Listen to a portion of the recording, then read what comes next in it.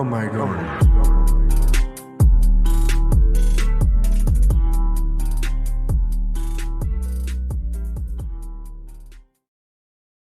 Hi, everyone. Welcome to ArtiFact number 20.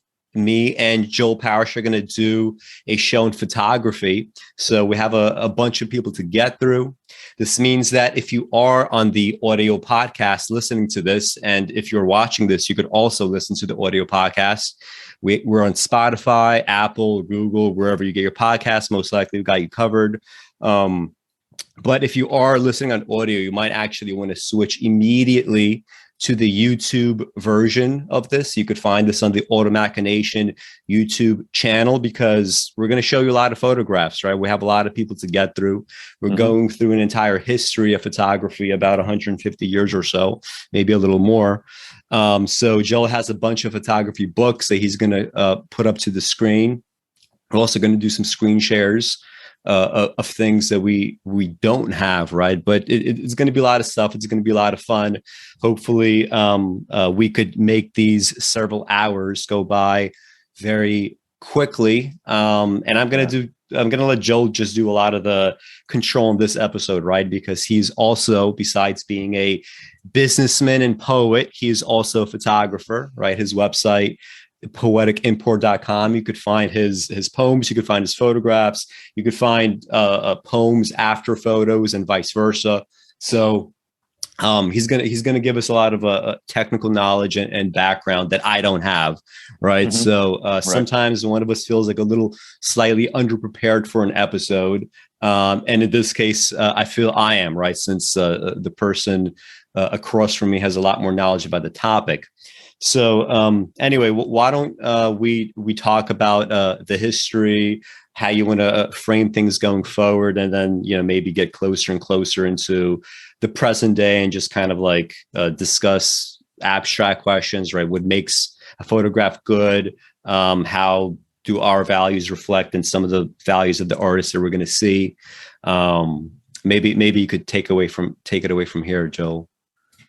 Sure. Thanks, Alex, for the intro. And yeah, absolutely. I'm excited about this episode, very much so. This is one we've talked about doing for quite some time. And I think we had a lot of other stuff we wanted to do too. We've got plenty of other things in the future that we'll want to do. But it felt like a good time to go ahead and do a photography episode. I think one of the main things that viewers and listeners will get out of this today is some nice parallax with some other art forms too. And hopefully Alex and I drawing on some other knowledge and experience really across the board to shed some additional light on some of these photographers and their work, and just the art of photography in general. Before we really dive in on some specific comments and then on to specific photographers and everything else, I do want to give a couple brief caveats that I hope everyone will be understanding of. I think they will be. So first would be to say that Alex introduced me as a photographer. I do consider myself a photographer, but let's say an advanced amateur, maybe. I'm not a professional photographer. I don't get paid to do photographic work in a commercial sense, or I haven't sold any fine art prints, at least to this point. These are, that in particular would be something of interest to me down the road. But this isn't someone speaking from a long, storied career or something in professional photography. So please just keep that in mind. Another thing would be, we're going to talk about a lot of photographers today, but by definition and by just the constraints of time, Alex and I cannot possibly talk about everyone's favorite photographer. So I'm sure that there will be some names left off today that maybe viewers or listeners would, maybe they love those photographers and their work. Maybe they'd want to hear us talk about them. But that won't happen today. It's not to say we don't value them and their work, or maybe on another time would want to talk about it. It's just that we can only get through so much. We've only got so much stamina. But also, one of my hopes today is to hopefully introduce folks to some photographers they've never heard of before that I think are still wonderful. And there are going to be some big names that we trot out here and talk about their work, just some seminal figures, but hopefully some lesser known artists as well that I think have just a lot to say to us. And the last thing that I'll say is I do have a good amount of technical knowledge on photography. Personally, all my work is done on film. So some of what I'm going to be sharing with you, and maybe there's even on my part a bit of a bias because Alex sort of let me control this list of photographers in a lot of ways. There may be a bit of a bias toward some film photographers, toward older photographers, which I mean by definition, most of them were working on film rather than digital at that time, or other alternative processes, which I can talk about a bit too. But I certainly don't know everything. And photography by now, after, to Alex's earlier comment, 150 plus years, is an expansive enough art form that it is an overarching medium, but there are so many different media that photographers have used to communicate. So I can't possibly know everything about those processes. I've worked with some of them, but there are plenty more I haven't worked with probably than that I have. But nonetheless, just from a lot of reading and accumulating knowledge and information over time, hopefully I can give people some interesting insights to what I understand to be some of the working methods of these photographers and how they achieved some of what they achieved. So that's all I've got in terms of caveats. Hopefully viewers and listeners will understand all that. But with that out of the way, do we want to just start in on some historical context? I'm also not a photo historian, by the way. I don't have like a degree in art history. I think that's enough I think that's enough humbleness for one. Enough humbleness and humility for one episode. Okay, good. So yeah, just keep in mind a number of the points we're going to make here about the history of photography are pulled from sources anybody can find, right? Wikipedia, Encyclopedia Britannica, some other books and stuff. But hopefully we can just frame it up well enough with how it's evolved that people get a good sense of it. So is there anything you want to say to kick in on that, or do you want me to Well, yeah, I guess the two things are related. Like, first of all, one thing I appreciate about the list, right, that you curated to discuss is these are not all, well-known photographers, and even some of the names that might be like very big in the photography world, lots of people just haven't heard of, right? Simply because they haven't, not all of this has penetrated pop culture, right? Richard Avedon penetrated pop culture, right? More people know him. So that kind of thing, Vivian Maier recently seems to have penetrated pop culture simply because, we had a movie about her. People just started talking about her like online, right? Which just tends to have these, ramifications for culture these days, right? Things that tend to start online and in the way that her reputation started online. But when you go back in time, one thing that surprised me about this list, we're going to start kind of like a little bit somewhat at the beginning here. Some of the earliest photographers, I expected them to be almost purely, mechanical and mechanistic in their approach, in the sense that they're doing like work to get paid for, maybe, right? But instead, like some of them are truly like great photographers, like as artists, right? Not just in terms of technical skill. There's lots of stuff that we're going to be looking at that I think is just, just really, really good photography by any standard, right? So, and one thing that tells me is, art tends to have a kind of like self-regulating function over time, right? Where, little by little, kind of like what implicitly art demands of itself and of others, it tends to come to the fore, right? You could discuss those things, you could pull them out. And with photography, something that started perhaps just purely as a means of, let's just call it just like replication, people really understood that, hey, there's things that you could do, right, to turn something that is mere replication, right, into something a lot more, right? Just like we did with painting, right? Just like, with painting, it's not merely about being hyper realistic, right, in a depiction. There's underlying realities that art gets at, and a lot of, even the early photographers seem to have really understood that, right? And this is reflected in their photographs. Right. Yeah. And we'll talk in a few minutes about some of the tension that came up, especially in the early days, between painters and photographers, and painting feeling in some ways usurped by photography. And we'll go on with that. But yeah, exactly. I think that there are some there were some seminal figures in the early days who pretty quickly latched onto photography, not just as a means to make a living, a number of them did, but as a way to express ideas and to communicate artistically. And so that then launched really into the 20th century, which was a huge boon for photography, obviously, and how expansive it became. So I think what we'll do is maybe first just give a little bit of the development of photography and some of its processes. And then we can start to talk about individual photographers too. And I will probably move approximately chronologically with the photographers that we're going to talk about. But Alex and I haven't drawn it up to be 100% chronological. Whoever we want to talk about, we'll pinball around and talk about as it seems relevant. But what I would say is that when you look at the history of photography, humans had for a long time an interest, of course, in image making, and that's why we had the visual arts from many, many centuries and millennia ago.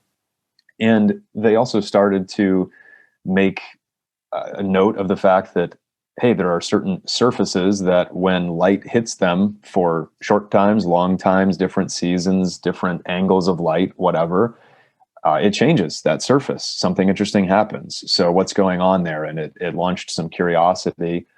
And over time, we had a move towards something like the camera obscura, which was maybe the first realization of what an aperture could do, right? If you let light in through a really narrow space and then let it expand again in a dark area, it's going to give you an image, and it projects that across from itself. And I think, correct me if you have any knowledge on this, and I'd be wrong, but for the most part, things like a camera obscura were sort of novelties. They were kind of something that people could come see and be entertained by, and it was an ooh and ah sort of thing, whether that's at scientific fairs or maybe just general fairs for fun that people could go to. But the camera obscura was really fascinating to people because especially when that works, and basically light coming in through a really small aperture. I don't understand all the science of this, but the image is inverted, right? So it's flipped around. And so when you see it on the wall opposite you, if you were to like walk into a tent as a patron of this, that would be another especially interesting thing. So I even would say in some ways, photography has walked in lockstep with science, right? And it's kind of had to, in order to have enough developments in the chemistry and the ways that light works and these understandings of all of that to get to where we are today. So it was maybe kind of cool and almost helped popularize some scientific curiosity among people. I'm speculating on that too, but I feel pretty confident that would have been the case. So you have this movement over time to where people are getting more and more interested by what's going on there, and eventually, once we start getting into the mid 1800s, there starts to be this desire to say, what if I could freeze that image? What if I could make that permanent? And what would that do? If we could have image capture that's literally a moment in time, how does that change the way that the world works and how we communicate with each other? So really the first permanent process that came around was the daguerreotype from Louis Daguerre, who developed that in the mid 1800s. And of course, a very, very involved process, right? I mean, anyone can just Google that and kind of see what's all involved. But you're talking about materials that have to be coated with light sensitive, basically, paint on, brush on type materials, whether that's a glass plate or a metal plate, putting that into a camera, which, the earliest cameras would have been very crude, of course. And so they also required a lot of light. So usually you're working with longer exposure times to get an image. And then you had to go through this elaborate process afterward to keep it protected from additional light, fix it, wash it, all this kind of stuff. And a lot of that still holds today, especially if you work in film or alternative process. But there was just a huge amount of effort and expense that went into early photography, right? So I think that naturally led to a desire for those who were going to delve into it to say, well, how could we maybe turn this into something that's economically beneficial too? And so you had things like portraiture,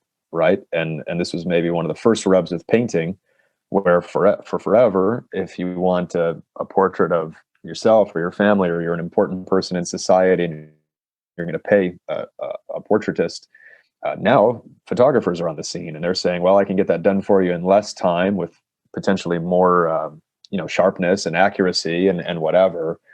And so it starts to become popular and gain a foothold, and there's now an economic side to the business of photography, and it starts to develop more and more. So really, as you continue to go along, we graduate from things like the daguerreotype to easier processes pretty quickly, things like the ambrotype and eventually wet plate collodion and all these other kind of things. And some of these processes are still used today and popular today for other reasons. Some of the photographers we're going to look at, they're alive today and they're using those processes, right? But anyway, that's sort of the launch of photographic interest society-wide, and it becomes something that people can do as a hobby in their spare time if they have the means and disposable income maybe to buy a camera setup and so on. But then I think beyond that, when you have this rub with especially painting or draftsmanship versus photography, there's definitely a period of time where it's not accepted as a particularly artistic medium. There were quite quickly artists attempting to make it into something that was viable artistically. But there was a lot of pushback, a lot of condescension maybe from the kind of the establishment in terms of the painting world, saying, well, okay, you're freezing a moment or a few moments in time with these chemicals and whatever. There's no expressiveness to that. There's not the labor that goes into making a painting. It's just not the same. It's not in the same class. And for what it's worth, I'll give you my own personal opinion. I mean, I still regard painting as potentially the most astounding visual art that we have. I mean, when you look at the work of painters, especially when you can see it in person, there's just incredible things that paint can do that photography can't do. Also vice versa, and maybe we'll talk about that more here in a few minutes. But there's this rub, and it takes people like early days, Julia Margaret Cameron or Robert Demachy, to come along and really start to push photography out into the public and have the photographs themselves be worthwhile enough, communicative enough, expressive enough, beautiful enough to really capture people's interest, to say, I would want to go see that in a gallery. Or if it's in front of me, I'm going to be arrested. I'm going to have a moment where I see it and I literally want to stop and take it in. And so that then kicks off the combined interest of some commercial viability with photography, and now more and more artistic viability. Obviously, then in the 20th century, photography starts to become ubiquitous. A couple things that contribute to that are just the global scene. When we have world wars going on, there's now this ability to, rather than via historical large painting or something that could even mythologize, wars of the past and conflict and these kind of things, we have war photography that gets born, right? And I think that's probably maybe even a way that's, we all know that, but in my mind, at least, it was another thing that really launched photography into the mainstream. Now news outlets can have photographs to accompany the stories that they're writing. It can be pretty directly from the front lines of some kind of local or national or global conflict. So that's going on as we go through, World War I and then on to World War II. And in the meantime, of course, there's still just the natural progression of photographers working in that medium to just create more and more excellent artwork, and commercial viability is expanding. The whole medium is getting much easier to use as we start to develop smaller cameras that are portable, more easily used film that can be processed quite a bit more simply without the same harsh or harmful chemicals. And you can do it yourself, or you can have someone do it for you, and it doesn't take that long, and you get the results back, and on and on. So by the mid 20th century, photography is in full flow, right? And you have almost an art unto itself that evolves around building wonderful cameras to use. So you've got companies like, Voigtlander and Leica and Hasselblad and some of these others that they're creating just beautiful machines that people want to use to take photographs. They're ergonomic and you can take them with you anywhere and so on. And so that really just kind of keeps the flywheel turning, right? And the 20th century was a massive boon for photographers and the whole art. There's also some seminal figures that contribute to it, right? So I mentioned Julia Margaret Cameron, Robert Demachy. In the 20th century, there's many, some of whom we're going to talk about, but especially people like a Richard Avedon or Steichen and Stieglitz, or Ansel Adams was huge, right? I don't think you can really talk about photography in the 20th century and the popularization of it without talking about somebody like Adams. So now today, obviously photography is so ubiquitous. It's built into every little gadget we have, and you can snap a photograph. Whether it's worthwhile or not is another thing. But I think that there's now maybe today a continued desire to, I see some of this, getting back to quote the roots of photography and trying to figure out how to create images that really have meaning, because we're so inundated now with digital cameras that it's incredibly easy to make an image. If you have a few $100s, you can go buy a digital camera this afternoon and begin making potentially excellent photographs with it. But certainly quick little snapshots, and within moments it's shared worldwide, right? So I would doubt that the photographers of 150 years ago could have even remotely imagined how much the medium would take off and now just pervade our lives. But I think it's a pretty good summation, of kind of where we were and where we've arrived at. And later on in the show, you and I'll talk about some of our conjectures about the future of photography. Obviously, the final thing we can mention at this moment, and then I'll let you jump in here, is the move toward motion picture. So as soon as cinema comes on the scene, again, in the 20th century, as that's developing from the work of people like Edward Muybridge and some others, as they go along and try to say, well, okay, now it's not enough for it to be a still frame. How can I make this thing move? Now it's obviously just an enormous part of our lives in every single way. So, yeah, I think that's a pretty good, quick little summary take. Anything you want to add on that? Well, I guess just a couple of questions. So, like to go back to when photography first comes on the scene, and there's going to be at least some people involved in photography that are discussing it as an art form. Pretty much immediately that like from the get-go, there's going to be even if you don't want to concede right away that it's art, like you're going to have to say that there is some sort of discretionary process involved, right? Where a human being goes around, surveys a scene, and decides this part of it, right? Like this piece of it has something that ought to be captured because it's, I don't know, either it's important in some way, or conventionally beautiful in some way, or exciting in some way. That like there is some sort of discretionary process, right? Which does have a kind of like art-like quality to it, right? Sure. And on the other hand, so like it's perhaps like from the start trying to put this claim on art for itself. Do you think like some of the initial dislike of photography, or just like not taking it seriously, how much of it was in fact like purely this isn't an art form, and how much of it was just this immediate recognition by many painters, right, that they could be in some way supplanted? Because there are great painters in this world. There's also painters that are technically good at maybe copying what they see, or maybe they're technically good at portraiture. And if just like mere technicality is all that you have going for you, like I would imagine that just immediately, like if this is your line of work, you could see this being displaced, right? Especially since you can't go like to the salons, right? You can't start hanging up your art, right? Most of these people are not artists in the way that we would use the term. Yeah. So like, what do you think might have been going on? Yeah. Well, I think there's a couple of things going on. First of all, early photography had essentially no color palette.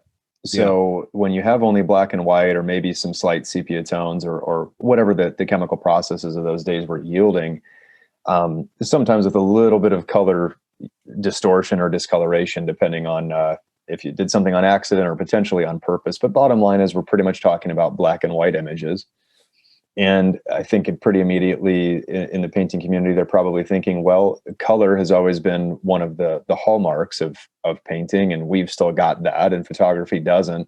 So if you're going to have a portrait taken, really, why wouldn't you want beautiful created lighting, beautiful skin tones, the ability to, if your garment is bright scarlet red, I paint it bright scarlet red, right? Okay, if a photograph comes in and renders that a slightly different shade of gray, why would that be desirable, or why would that be in any way better than what painters can do? And again, I think that this goes on for a while, and there's kind of that rub, both commercially and artistically, but it becomes pretty apparent quickly that there's room for both, and today there's still room for both. I think one key way I've thought about that over time is, well, we had wonderful developments in both of these mediums simultaneously. So as we're going through the 18th century, 19th century, 20th century, we've got painting still making strides. We've had some of the greatest painters that have ever lived that were within the past 100 to 150 years, creating work of still immense quality and value that we all want to go see. At the same time, some photographers got on the rise, and they're doing something different. And I think anymore there wasn't maybe so much of a threat, or even necessarily a competition, as a recognition that both mediums can accomplish some of the same things, but a lot of different things. And especially as you start moving toward things like the documentary style of photography, it can just do some things painting can't, right? If you're going to have some of the most famous images from the past 100 years that are truly moments frozen in time that were happening right then, that someone saw on the street or in a landscape or whatever, painting could imaginatively create something like that, but it can't do the exact same thing. So the other thing that becomes of interest to me is, over time you have, whether they would say it, publicly or not, we certainly now know there were a lot of photographers interested in painting or who dabbled in painting, and there were a lot of painters who had a camera around, right, and would take some photographs, or even maybe start to use that as a way to then do some sketches or prime some ideas that they could then execute on the canvas. So there's plenty of whatever you call it, like synergy maybe between the two. We get more and more of that as time goes by. Hopefully that answers your question, at least in part. But yeah, I think there's a realization of the viability of both mediums, basically. Yeah, and I also want to sort of like start zeroing in, around the time when photography was able to start pushing back, start making its actual claims for greatness, couldn't be really ignored. But maybe before that, do you want to just kind of like in a kind of high level way, bottom up and also maybe top down, like discuss what what exactly makes photography worthwhile compared to, let's say, painting or maybe any other kind of visual art? What makes photography work? What makes for a good photo? We should probably just define some of the stuff, since again, maybe lots of viewers will have different views on this than us, so that at least they see kind of like the consistency in what we're going to argue, right, for many of the photos that we're going to look at, right, and how we came upon some kind of let's call it like a little mini system, right, that at least gives you clues as to what different answers ought to be. So I mean, how would you like start answering that question? What makes photography worthwhile in general? Maybe you could start with that. Yeah, well, I think that one of the key things is that ability to capture and freeze these moments in time, and we never really had a way to do that before. So there's a certain amount of pre-visualization that can go into photography, whether you're doing something that's contrived, a still life or a studio portrait, or if you're out there on the streets or in a landscape. Any which way you cut it, there's definitely an artistic drive behind good and great photography, and a desire to either capture something out there in the world in a compelling enough way to draw you in as the viewer, and force you to sit there in front of it and really mull it over, or to, especially for the best photographers, develop your own style as time goes by, and be able to, I guess, communicate beyond just the mere documentary. If we're going to talk about in a while someone like Fan Ho, right, who you told me really struck you. Well, most of his photographs, I mean, it's just slices of life. He, in a lot of ways, was a documentary photographer, but he was able to infuse so much drama into a lot of those scenes by the choices he made, the way that he chose his camera setup, his film, the times that he was going to go to these places, whatever. And I think photography, like painting, you can benefit from accumulating more and more experience over time to, again, help you with some of that pre-visualization, right? So any of these photographers, especially who are out shooting in the moment, I'll talk about this in the context of Ansel Adams too, probably later. He spoke so often of revisiting the same scene dozens of times over his lifetime to then give you the one image that we know from that place that's iconic, right? Mm-hmm. So this is the work of an artist, right? This is someone who's constantly dredging up new ideas, thinking through fresh compositions, fresh conceptions of a place, time, space, person, whatever. I think that photography too, again, if you want to draw similarities to painting, it can create a lot of, if not all of the same kind of scenes, right? So anything from a portrait to a self-portrait. You can create a kind of historically dramatic set of photographs. You can, maybe one thing I do still think is unique to photography is like out there on the street, right? And just capturing something right then in the moment. But you can do landscapes. And now you can do that in color, right? So for a long time, again, there wasn't color involved the way there would have been for a Cezanne or a Monet or whoever who's out in the countryside and painting a landscape in their own way.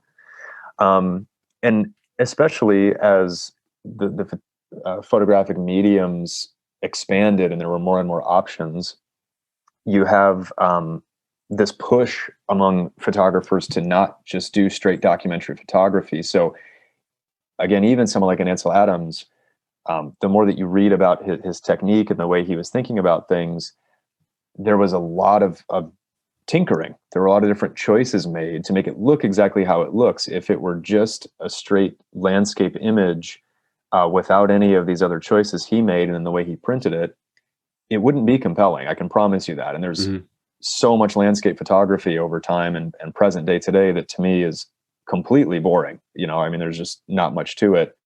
And I'd much rather see a painting. But there certainly are different techniques that can enter in that can make a photograph, different and heighten it. So composition is one of the key ones. I don't want to, go too deep into like 5 points of great photographic composition. There are like too many videos already out there or courses about stuff like that. I think a lot of it is intuitive, right? Like any art form, there's a certain amount of, you learn all those rules and then you learn exactly what the right way to break them would be to actually make an interesting image. Someone like a Michael Ackerman that we'll talk about later, I think is a good example of that. But no question, especially with black and white, which is still sort of the purview of photography. Maybe you can tell me if I'm wrong. I don't know if too many black and white painters, right, where they're working like exclusively in grayscale to do what they do. I'm sure there's some out there, but historically we had lots of. It wasn't always like this, right? But we had lots of black and white, ink painting in China, right? Sure. And some of those are legitimately great paintings. But yeah, generally speaking, I feel like with something like painting, if you're able to use color, like, the more stuff that you could use, right? People will oftentimes try to do that, right? Just Mm-hmm. kind of like, either out of actual necessity or perceived necessity, right? Because, and you see this kind of like in the overextensions in art today, right? Where people do so much and too much, and simply because they think that's kind of like the way to get at art, right? I mean, you could get at art with minimalism. You could get at art in far more complex ways, and they're both valid, right? So generally, yeah, like we don't have lots of like black and white painting, kind of for that reason. And in fact, I think compared to like black and white painting, you're probably better off doing what some early photographers did, where you could have a black and white photograph, and yet you edit it in a way where it almost looks like a Monet style impressionism. Sure. And that naturally like lends itself very nicely to because like on the one hand, like it has the veneer, right, and the assumptions of a photograph, and yet you're able to layer on top of it techniques that might be just kind of like harder to execute if it was just painting, right? So yeah, and also just like so for me, and I guess this is implied with a lot of what you said, but when I think of like what makes let's say photography worthwhile, right, compared to other art forms, what even makes it an art, I would simply say that it, like any art, it introduces specific rules and boundaries and things that are possible, things that are impossible, things that are difficult, right? In a technical sense, like it is difficult to learn how to pick up a paintbrush and to paint realistically, for instance. With photography, that might not necessarily be the case, right? You might be able to shoot, realistic photos, let's call them, very quickly, right? It might be a few buttons, and you might become very competent at it even after a few days. But that's simply because the boundaries, right, that photography introduces, they're not the painterly kind of boundaries that painting has. For photography, the thing that makes it tough, like of the various elements, I think the key one is the fact that with photography, reality is all around you, right? You don't go around for the most part, painting and creating your reality, right? If a scene is able to offer something, it can offer it, right? And if it doesn't, you move on to the next thing. But the problem is that unless you know what to look for, the reality that's all around you, most of it doesn't deserve to be captured, right? Most of it does not have any kind of poetic tension. Most of it is not, ambiguous in some way. Most of it is not, multi-layered in its implications.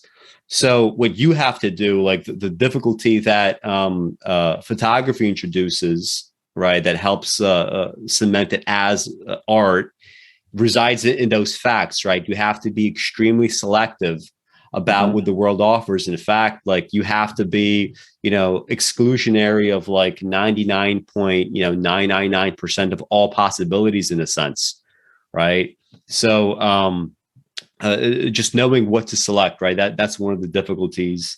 Another difficulty is that as you go around trying to select, these like sections of reality that are worth capturing, and in their like state, right? Because like that's another thing. Like things are constantly changing states, and one thing that might be worthwhile to capture a second ago might not be worthwhile, a second later, right? So that's like another thing. Like reality is fleeting. You either capture a moment or you don't, right? And that element of time could absolutely change what's possible or not possible for you, right? Depending on what you're trying to capture, right? So, that's another difficulty. And another one is that unlike painting, which, yes, you could like paint a scene, or you could come from your mind. For the photographers that that do kind of like stage scenes, right? They want somebody to pose for them, or they sort of do, maybe some kind of complex, some sort of more elaborate setup. If you do something that's overstaged in so many cases, it's just going to fall flat, right? You have to keep tons of naturalism intact. Like we're going to be talking about the Chris Marker film La Jetee, right? That film has so many so many great shots, right? That are just individually would be great, snapshots of reality, would be great photographs. And although ostensibly you have, two main actors there, they're so kind of natural, right? They, even if they were kind of like mediocre actors, you would eventually capture them, if you're a good photographer, in some kind of natural moment, right? So something that is too staged is also going to be a pitfall, just like you could have pitfalls in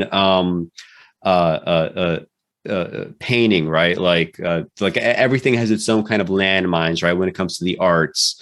And for photography, I think one of the things that could easily happen is you could overly stage something where it just clearly, then it becomes like, well, what did you do? Like you just kind of, then you did do that thing that I alluded to in the beginning, where you just got a camera, you learned how to press some buttons, and you just captured, something that's just like occurring, right? That's the problem of something being too staged. It starts to go back to that initial, is photography really of art if all that you're doing is just pressing a button? Well, in that case, you might have essentially done the equivalent of just pressing a button, simply because you overly sort of developed and staged something that needed to be natural. So anyway, that's kind of how I would discuss some of this stuff. Yeah, I think that's all well said. And one of the other things that we mentioned in the show notes, we've talked about it a little bit so far, is the ability for, over time, photographers to pull some of the ideas of painting into photographs. And then eventually a number of painters started pulling photographic concepts into their painting. So whether that be photorealistic painting or whatever. But to your point, with some of the earliest photographers especially, and this was partly due to some technical limitations, but also I think just part of the zeitgeist of the time, was early photography. You had a lot of pictorialist type photographs. Now, essentially, for anyone that's not familiar, what that would refer to is those softer focused or diffused light, or almost trying to mimic the idea of sfumato in painting with your photographs. And I think probably Robert Demachy and maybe Julia Margaret Cameron would be really good examples of that, but Steichen and Stieglitz have some of that in even in their best photographs. And so we'll begin pulling up some examples here before too much longer, probably. But what you see early days is that was really the push amongst photography was this pictorialist style. How can you go find the quote unquote the best possible light, or the most dramatic light that's occurring out there in the world, or sometimes in the studio, and imbue that into your photograph. And it was done with those alternative process types and the lenses of the time, right? We just didn't yet have hyper sharp lenses like we have today, where something can be in incredible detail. So they sort of use that to their advantage in a way to say, okay, well, if that's part of the limitation, then where does that lead me as an artist to go and to take these images? I think maybe the final thing that I would say, I put this in my show notes to you, is again, like, where does photography have its merit?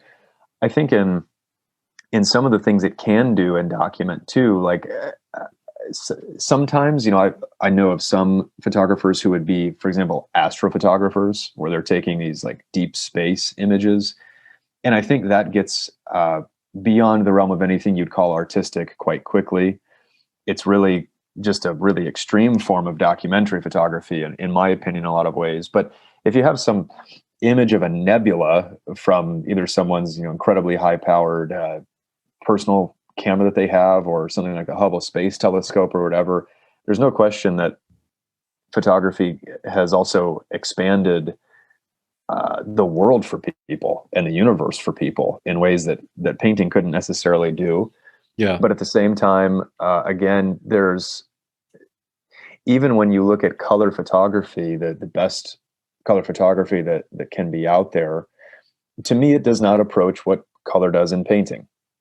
And that's me speaking as a photographer, right? I can't paint a lick. So that maybe that would be, quote, my bias is to try to look for ways that photography is just, better than painting or whatever. I don't think that's the case at all. I think when you're in front of a great painting, and especially for the great colorists from history, there's just nothing that a photograph could ever do that's going to match that, and the expressiveness and so on. Scenes from pure imagination or whatever. I think it's kind of interesting because, let's say you took a painter like Salvador Dali, who we've talked about on the show before. Even the most wild conception photographically could never approach a Dali painting in terms of what's on the canvas there, right? Mm-hmm. So I think there are some limitations. Then you have a photographer like Philippe Halsman, who was kind of whimsical and crazy and did a lot of work with Dali together over the years and photographed him. And there's kind of the well-known like water shooting across the room with cats with a chair, and Dali, is like up in the front of it and whatever. And it's all kind of like this circus performance. And to your point, those are kind of entertaining, but they're really well known and to a certain extent well respected. I mean, technically, I'm sure those are difficult photographs to pull off, but they're really just they're funny, and that's about it, right? No one would try to put that Halsman photograph in the same camp as the paintings of the artist that's in that photograph he took, right? Dali's so many light years ahead in terms of what he achieved artistically, in my opinion, right? So anyway, I think there's just merit to both. I'm glad that they play off of and draw from one another, and have throughout time, and hopefully will continue to do so. Yeah. And just one last thing, like, for the question of like what makes for a great photograph, Mm-hmm. like you can answer that question many different ways. Ask for like all art forms for that matter. But sometimes it's interesting to do it, through like a specific kind of lens. And I think one way you could answer it is simply by looking at film, right? So if we start from the assumption that one of the difficulties in photography resides in the fact that the vast majority of reality ought not to be captured, then what you do end up capturing is the filter. Well, we have cinema, right? And great films are their own kind of filter. They could be, anywhere from, 90 to 120 plus minutes, right? For a great movie, there's already been a kind of like selection process that it undertook, right? The director decided what shots are going to make it in, what wouldn't make it in.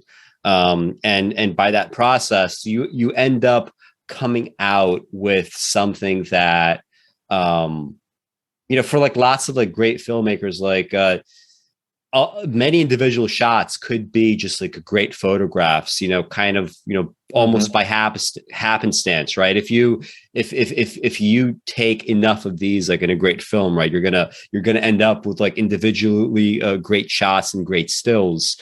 At the same time, like, since these are movies and we have actors, there's plenty, like, that's the reason why you wouldn't expect every still from a given movie to be like a great photo. It cannot be by definition, well, with the exception of, something like, something like the Chris Marker film.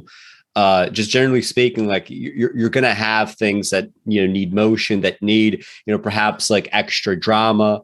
Like when you sent me that link on the stills that were selected by Scarufi in his site, he for Woody Allen, right? He decided to capture some of the kind of most famous images from Annie Hall, where they're kind of standing around waiting to get inside the movie theater, and then that scene with Marshall McLuhan starts. And he had like two stills from that particular scene. One of them has kind of like more naturalistic Woody Allen, and he's just kind of like standing around. He's kind of like annoyed, or maybe something's bothering him.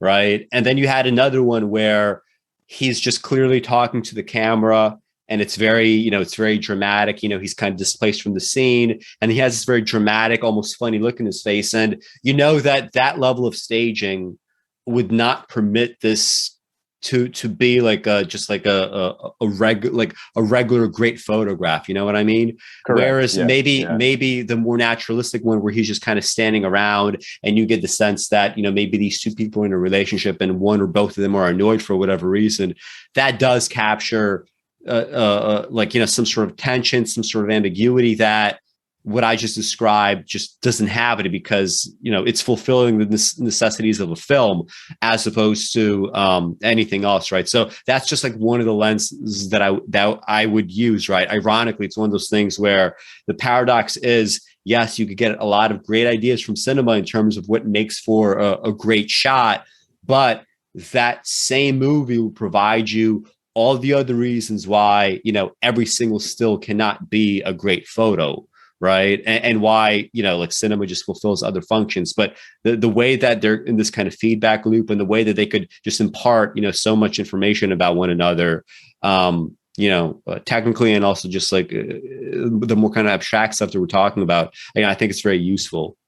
Yeah, I think you make a lot of great points there, and it very well serves your filter comments from earlier, where even in a film which has most of reality filtered out to begin with, from those pieces of reality that the film might be showing you, there's still now a lot of that wouldn't work as great still photographs. Mm-hmm. And so, yeah, they're obviously cousins, but still very different in their approach in the end, I think you'd have to say.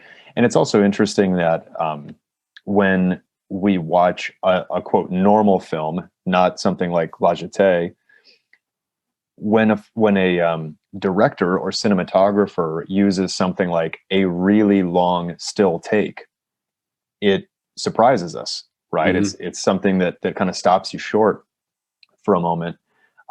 So when they really core into something, whether that's a Ceylan or a Bellatar or a Tarkovsky or a Kubrick, whoever it might be, it's interesting how that works and can be very effective when done well in the context of a film, is for a director to say, this still, you're going to sit there and you're going, when you expect motion, when you expect something to be happening, no, we're going to make you sit there and look at this still frame for, in a movie, a still frame that's any longer than a maybe 5 count can start to feel really long a lot of the time, So the directorial choices that get made on things like that, I think, are really doubly interesting for someone who's a photographer, especially, mm-hmm. because you'd sit there wondering, okay, I'm no film director, but if I were, is that what I would have chosen as the thing to core into for 5, 10, 30 seconds, depending. Mm-hmm. So anyway, they definitely communicate with one another. Film and cinema do that, or photography and cinema do, that way. Would you be able to tell us something about Alfred Stieglitz, the photographer, from, I guess, like the turn of the centuries, when he first started, right before the 1900s, actually? I think his most, let me see, maybe his most, mm-hmm. What was it? This one is his, I think this is like 97 or something. Yeah. The Last Joke, this one's called, right? Yeah, The Last Joke. Yeah. Mm-hmm. Yeah. 1887. It's up here. They give you the, I mean, do you want to give some sort of like background on him before we discuss some of the photos? I can try to. I'll confess that I haven't read Stieglitz's biography in great detail, so I don't necessarily know a ton about him. Other than, you see right there on the top of the Wikipedia article, he's married to Georgia O'Keeffe, so he took quite a few photos of her over the years, and their work kind of, played off of one another, influenced one another. He was definitely one of the core popularizers of photography and people who forced it to be taken seriously. I think he did quite a bit of curation for, maybe it was the Museum of Modern Art or some others. And I think he was one who was in photography's inner sanctum, so to speak, throughout his Mhm. life, right? So the quality of his own work is obviously what drove him there, to be, considered strong enough to then judge other work and begin to really kind of winnow down what made for good photography at that time. But that's probably about all I know of him personally. But in terms of his photographic output, I think he was also, as you see even from these first few frames, one of the most diverse initial great photographers. Mhm. So he wasn't one who was sitting there saying, well, I'm a portrait photographer and I'm going to take just dozens and dozens and dozens of great portraits. He certainly took many great portraits, but that wasn't his deal, right? So he went out into the world. He was in the streetscapes. He was in landscapes. He obviously was taking something like The Last Joke. Again, if you think about the cameras he would have had to be using at that time, he definitely, I mean, I don't know a lot about, or really anything about the story behind this photograph, but if I were just to happen upon it and you told me it's from 1887, as a photographer, I'm sitting there thinking, to a certain extent, how the hell did he capture this candid of an image? Because Mhm. this is something that you would probably see from like an Henri Cartier-Bresson in the mid 20th century and think was a great photo. But he would have had a Leica 35 millimeter camera, very easy to take a snapshot of this.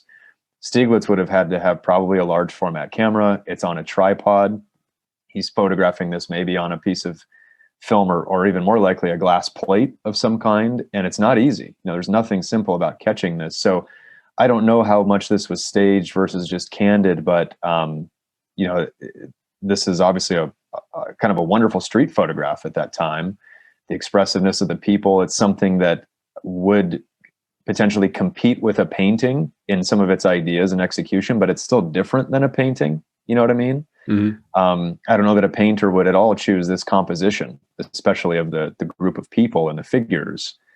Mhm. But here Stieglitz is, finding this out in the world and moving to capture it. So, when you go through some of the rest of his archive, you've got really beautiful landscape work where he's very content to obscure a lot of what you see and go with, the hand of man could give us maybe a little bit of sense of this. Technically, maybe this is a cityscape rather than a landscape, but here's kind of that soft focus pictorialist style that I mentioned Mhm. earlier, right? And we're going to see this with a number of the photographers from this time who we might pull up their work.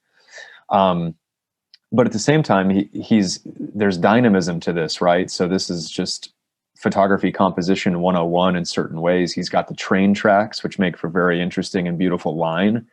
That would have been a decision he made, right? Oh, those tracks there, those actually look interesting. It's not just Yeah. two parallel lines. So just when you say an interesting line, right? I mean, this obviously has interplay, with like horizon, both in photography as well as like painting. What Yeah. exactly do you mean by line? Why and why would that be important? And what does this do exactly for that concept, right? Some viewers might want to check off some boxes and understand some things. So like, how would you characterize that? Sure. So again, what I would say here is he's in a composition like this. Isn't his greatest photograph, and it's not the greatest photograph anyone's ever seen. But again, just for a moment, think about the pre-visualization he would have had to have, right? Because he doesn't have a digital camera in his hand to catch this train as it's coming at him. So he would have had to probably scout this multiple times. He would have been in and around this particular area of the city and one day thought to himself, there's a composition there. I think that, again, that something like the way the curvature of the line with the train tracks here, right, the way that they intersect one another and then fade off into the distance, that makes for a very strong kind of bottom left quadrant of the Mhm. image. But then he's made other choices, like toward the upper right, he's got the roof line of that building. He's got in the upper left the telephone wires, right? These are a totally different kind of line. They're straight, so there's some juxtaposition with the beautiful curvature of the railroad tracks. He's got some interesting straight line choices here. Also, like the main telephone wire here is not totally straight, so that's kind of interesting, right?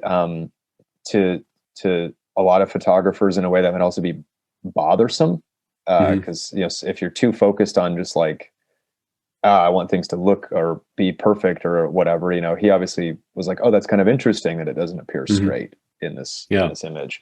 There's Uh, maybe a distant Yeah, smokestack or that would skyscraper actually be there. that would be a positive, in my view. Yeah. Like one thing that I noticed in some of the best photos that I've been looking at is just how much little subtle, like little inversions provide variety, not only for an individual photograph when you go from quadrant to quadrant, but variety across photographs from the same photographer.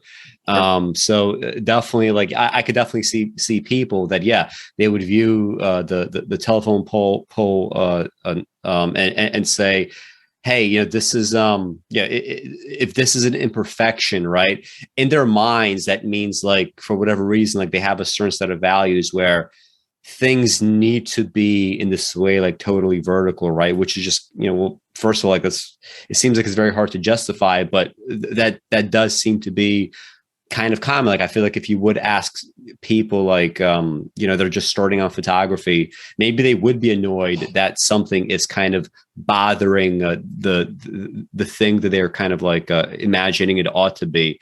But yeah, I mean, I agree with the idea of the lines. Like, I mean, even the title, right? To some extent, like you could say the titling is part of the art as well. Hand Yeah. of Man, and this at this point in human history, I believe this was like 1903. Like at this point in human history, this is probably one of the best shots that you could make if you wish to make some sort of argument about like just human manipulation of the world, right? Because Yeah. on the one hand, like you have like the start of like machinery, right? That works kind of on engines, right? That works in ways that were unimaginable, even a century before. Mm-hmm. You have the creation, like you said, of these lines that to certain viewers, right, they almost might seem a little bit like an abstraction, right? But this is like human manipulation, and this is what it would look like, right? It would look like these lines, they are intersecting, and if you're an animal looking at this, you don't even know the reason why you would have all this intersection. You don't see stuff like this in nature. You have this smoke that is just obscuring even much of maybe even the lens might have been affected by the dust, right? You have this like no tree cover at all, right? You just have kind of like things that used to be trees. Yeah. You have dust on the ground, right? And you have this like haze as a backdrop that this is all clearly like all human intervention. And there's I feel like as far as like anything that he could have captured, this is one of the best looks at what he's trying to get to in the title, right? So, even as far as that goes, right, this is this works on those levels as well. Yeah. Yeah. And a couple of final comments on this one. So you mentioned the smoke coming from the train there in the middle.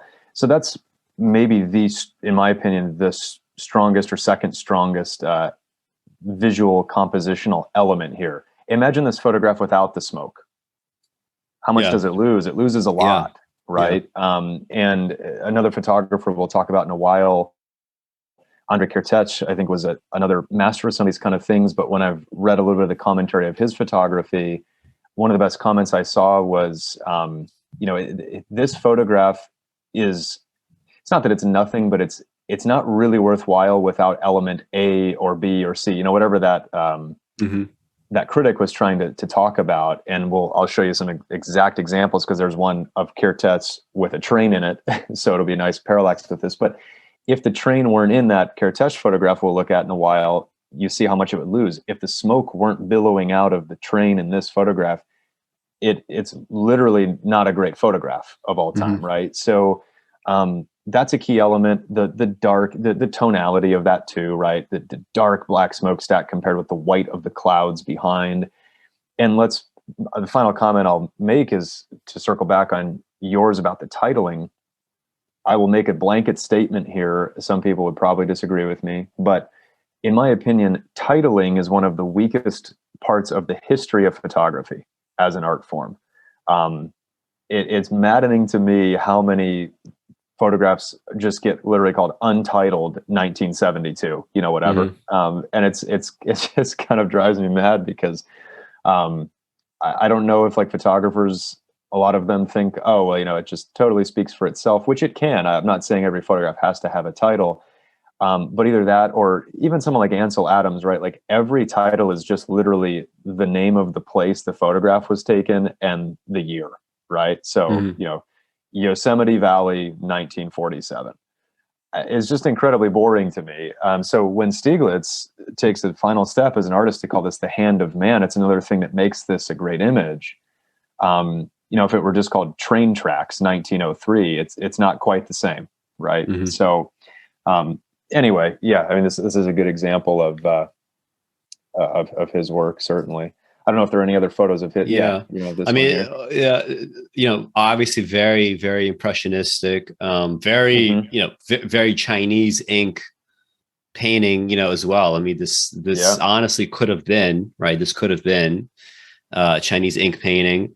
One of those things where he probably recognized right away, like, look, you could do things to manipulate these pictures where after you do your discretionary selection process, there's a bunch of stuff that you could do to kind of expand upon that, make it further and further discretionary. You are no longer truly and fully and only at the whims of reality as it's sort of dictated to you by the reality around you, or rather by the facts around you. You could sort of hone in on some sort of underlying reality, right? By editing a photo. And I mean, very, very, very well done. Just by the way, there's a few things you could say about it, I guess, but even just on account of the way it bleeds and blurs into impressionism, painting, right? It's just it's just very good, right, for what it's doing. Well, and yeah, exactly. This is a photo of his I'm not sure I'd seen before, but reacting to this in real time. A couple other comments I would make. Yeah, perfect. You just zoomed in on it. So I'd say again, think about the things that make this a quality photograph, that if they were missing, it's not quite the same. The beautiful reflection on the wet road, the wet pavement from the trees is kind of a core element to this, right? Yeah. Imagine if that's not there. We lose a lot, right? The reflection from the horse and carriage.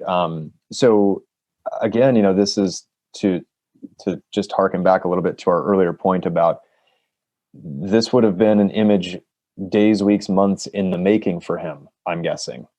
Maybe not. I mean, it's certainly possible he was just walking around with his camera and happened upon this and was able to set up. But he probably more likely thought to himself at some point, okay, I want to go back there when it's rained, freshly rained. It can't be raining because in those days, your equipment would probably get ruined. So it has to have been kind of fresh off of a rain. I need some kind of interest in the street. So, okay, what would be good? Well, a horse and carriage, but I'm going to obscure that. I don't want a hyper realistic image of it. I want the trees. Can I find a composition with trees that curve a little bit as they go upward rather than they're straight? Can I find beautiful reflections that lead back toward the start of the image, right? All these kind of things, I'm assuming, and feel pretty confident assuming he would have been thinking about ahead of time to make this come together. So, yeah, I mean, even this is a detail, right? You have seems like a light pole, right? I mean, it's just adding some variety to what we get as trees. Here you have like a pretty thin tree, I guess. That's a little bit of variety, but this also makes it much more street-like, right? Where it could be a horse and carriage, maybe like on a country road. This kind of does give it, a sense of perhaps it is in some kind of city, right? So just like, even as a subtle, like little kind of setting placement, right? This is a good detail to have, right? And I mean, you could imagine, like in terms of the realities that you choose to depict, right? Going back to the discretionary elements of all this, you could have easily just been like, all right, I'm going to, get a bunch of trees without this thing. Or, like you said earlier, like imagine omitting the horse and carriage, right? Or imagine that it hadn't been raining, or maybe I'm not sure, was this like a spring shower? So it is specifically rain. There's no like river around either. like, yeah, all these things would have been lost, right? And this might not have been weeks in the making, but afterwards, I mean, the editing process is probably when he, maybe he looked at it and seeing it as it was just wasn't sufficient, right? It needed to be obscured. Something had to happen to it, or else it would have been, even with these like nicely composed elements, it would have been just kind of much more generic, right? So that's also possible. So I mean, here's another one. This is a winter on Fifth Avenue. Yeah. Yeah, so this it's interesting, especially compared to the prior one, because this has a lot more sharpness to it, right? Yeah. So maybe in this case, he thought those lines in the snow, or the way that looks, it's important to get that in the image and have it be sharper and so on. There's still that kind of nice atmospheric fade out. Obviously the use of perspective and letting those lines lead the viewer kind of all the way down the street and so on. Again, I admire this shot. I mean, it's to be out there in what looks like driving snow, to take this, is there's obviously some commitment on his part there and so on. But yeah, this also prefigures, like some later work by other artists where tracks in the snow are like really key visual element of theirs. Kertesz used this a lot too. So yeah, solid image there. Maybe not quite as strong as the others. This feels a little bit more straight documentary to me, but and I mean he just allowed the snow to kind of just be its own impressionism, right? And like the manipulation here does add an element that this is going to lack a little bit. Yeah, I mean, here's another interesting one in terms of, again, going back to this idea of lines going to horizons here. Let's just thicken it out, make it, just all reflective, going back, against the edge, right? This being a kind of like a de facto road. Obviously, this is supposed to be Venice. But also, like it is kind of a documentary style as well. But I think one thing that you could say, right, for photography is, given the nature of kind of like some of the more physical difficulties, whether it's going out in snow or going to, a location that maybe few people get to see. I mean, you do get a lot of like things that are captured, as a pure texture, right? You get like the physical texture of the buildings here, right? You have everything, being obscured down into the reflection. You have like far sharper reflections, right? Being the boats being closer, right? So these shadows, as it were, are much sharper, right? They give some variety to the more kind of like hazy stuff you have going on in the bottom. You have like a source of illumination at the very top, right? You see it by the buildings that are just kind of obscuring away and away. Here, that's being also in the bottom, right? You have that because of the light. Again, you have this greater whiteness and obscurity the further down you go. So, I mean, something this is also a good shot, and even if it is just kind of like also a little bit more purely documentary style, clearly, he's thinking about things that are relevant to art, right? Like it's just more, and you're just adding more and more discretionary layers on top of this, right? As it goes on. See if there's anything else. Yeah, another one here. I guess is also kind of snowy. The terminal. Yeah, snowy, but it's also probably kind of.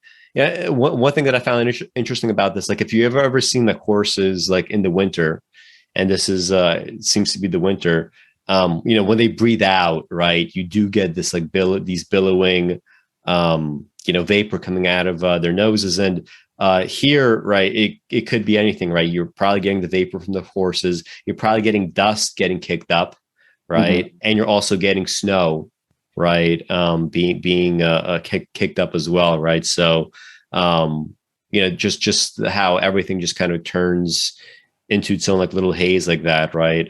This like little confluence of haze. You know, I found that interesting, but also just still kind of like a little bit documentary style.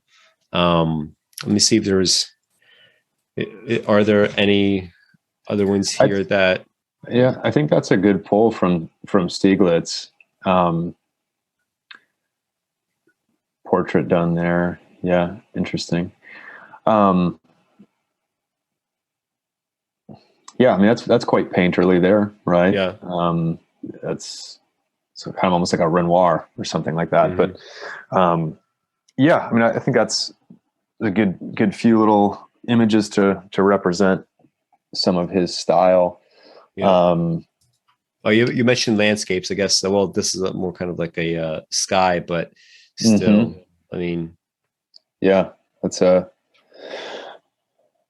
beautiful image. You know, I think that's just interesting with the cloud cover and the burst of sun behind that, and plenty of ambiguity on that one, right? Yeah. So this was another thing that, you know, maybe photographers in the early days had to begin to think about and conceptualize, was what to leave up to the viewer to try to draw out or to imbue, because they, you know, you can tell it very, very directly with a camera. So, you know, what choices do you need to make in order to leave some element of interest and mystery to what's going on?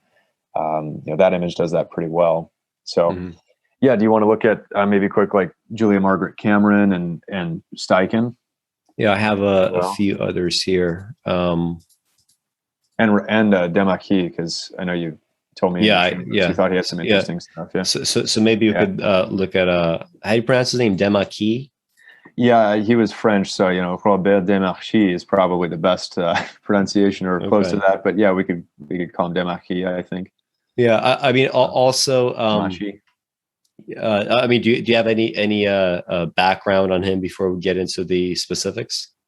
Sure. Yes. So he's kind of an interesting, a little bit of an interesting biography, just briefly, because he was one that really tried to seize the reins pretty quickly on photography as art. He was insistent on that. He came from a wealthy family, I believe it was a banking family in France.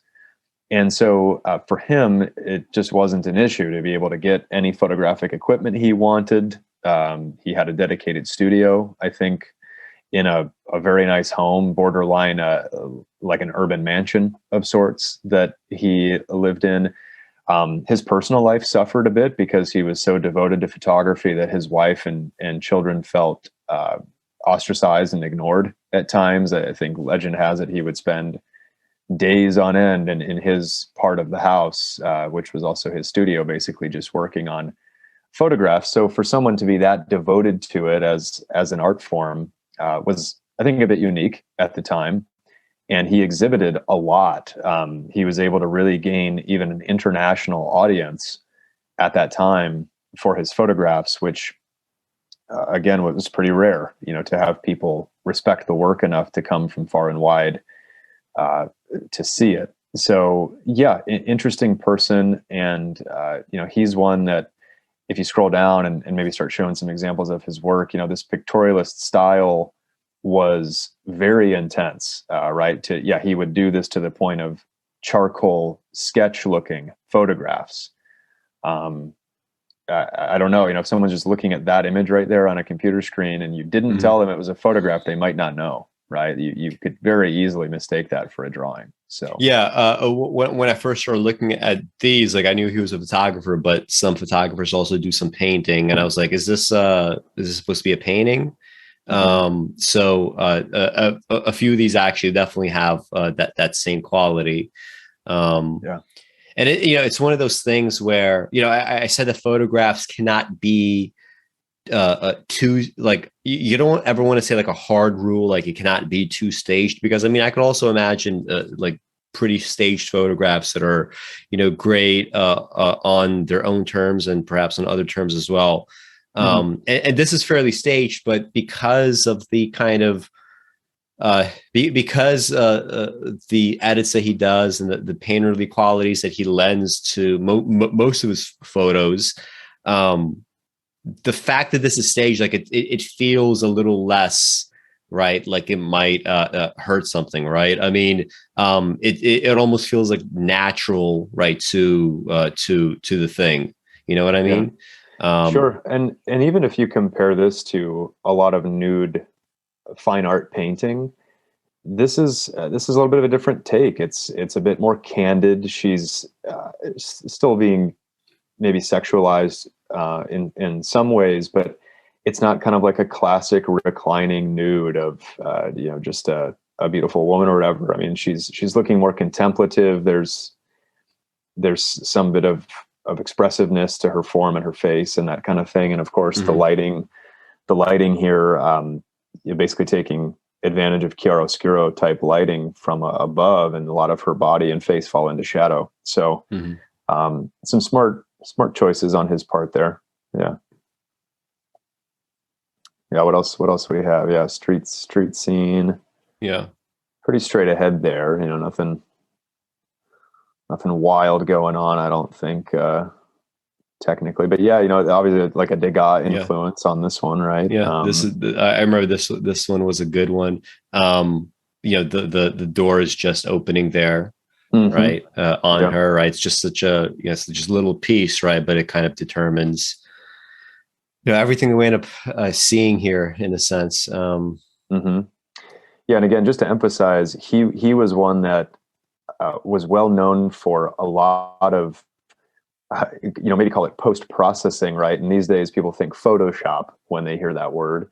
The old school version of Photoshop would have been, he was very much a tinkerer with chemicals and with printing processes, and was trying to be consistently on the vanguard. Again, he had the money to do that, so that was a bit unique to him, maybe, or the money combined with the will to a certain extent, and he could always kind of get his hands on whatever he wanted. But nonetheless, I don't know exactly what kind of print this would have been, but to get this effect, I'm sure there was a pictorialist element to the original image, the original negative. But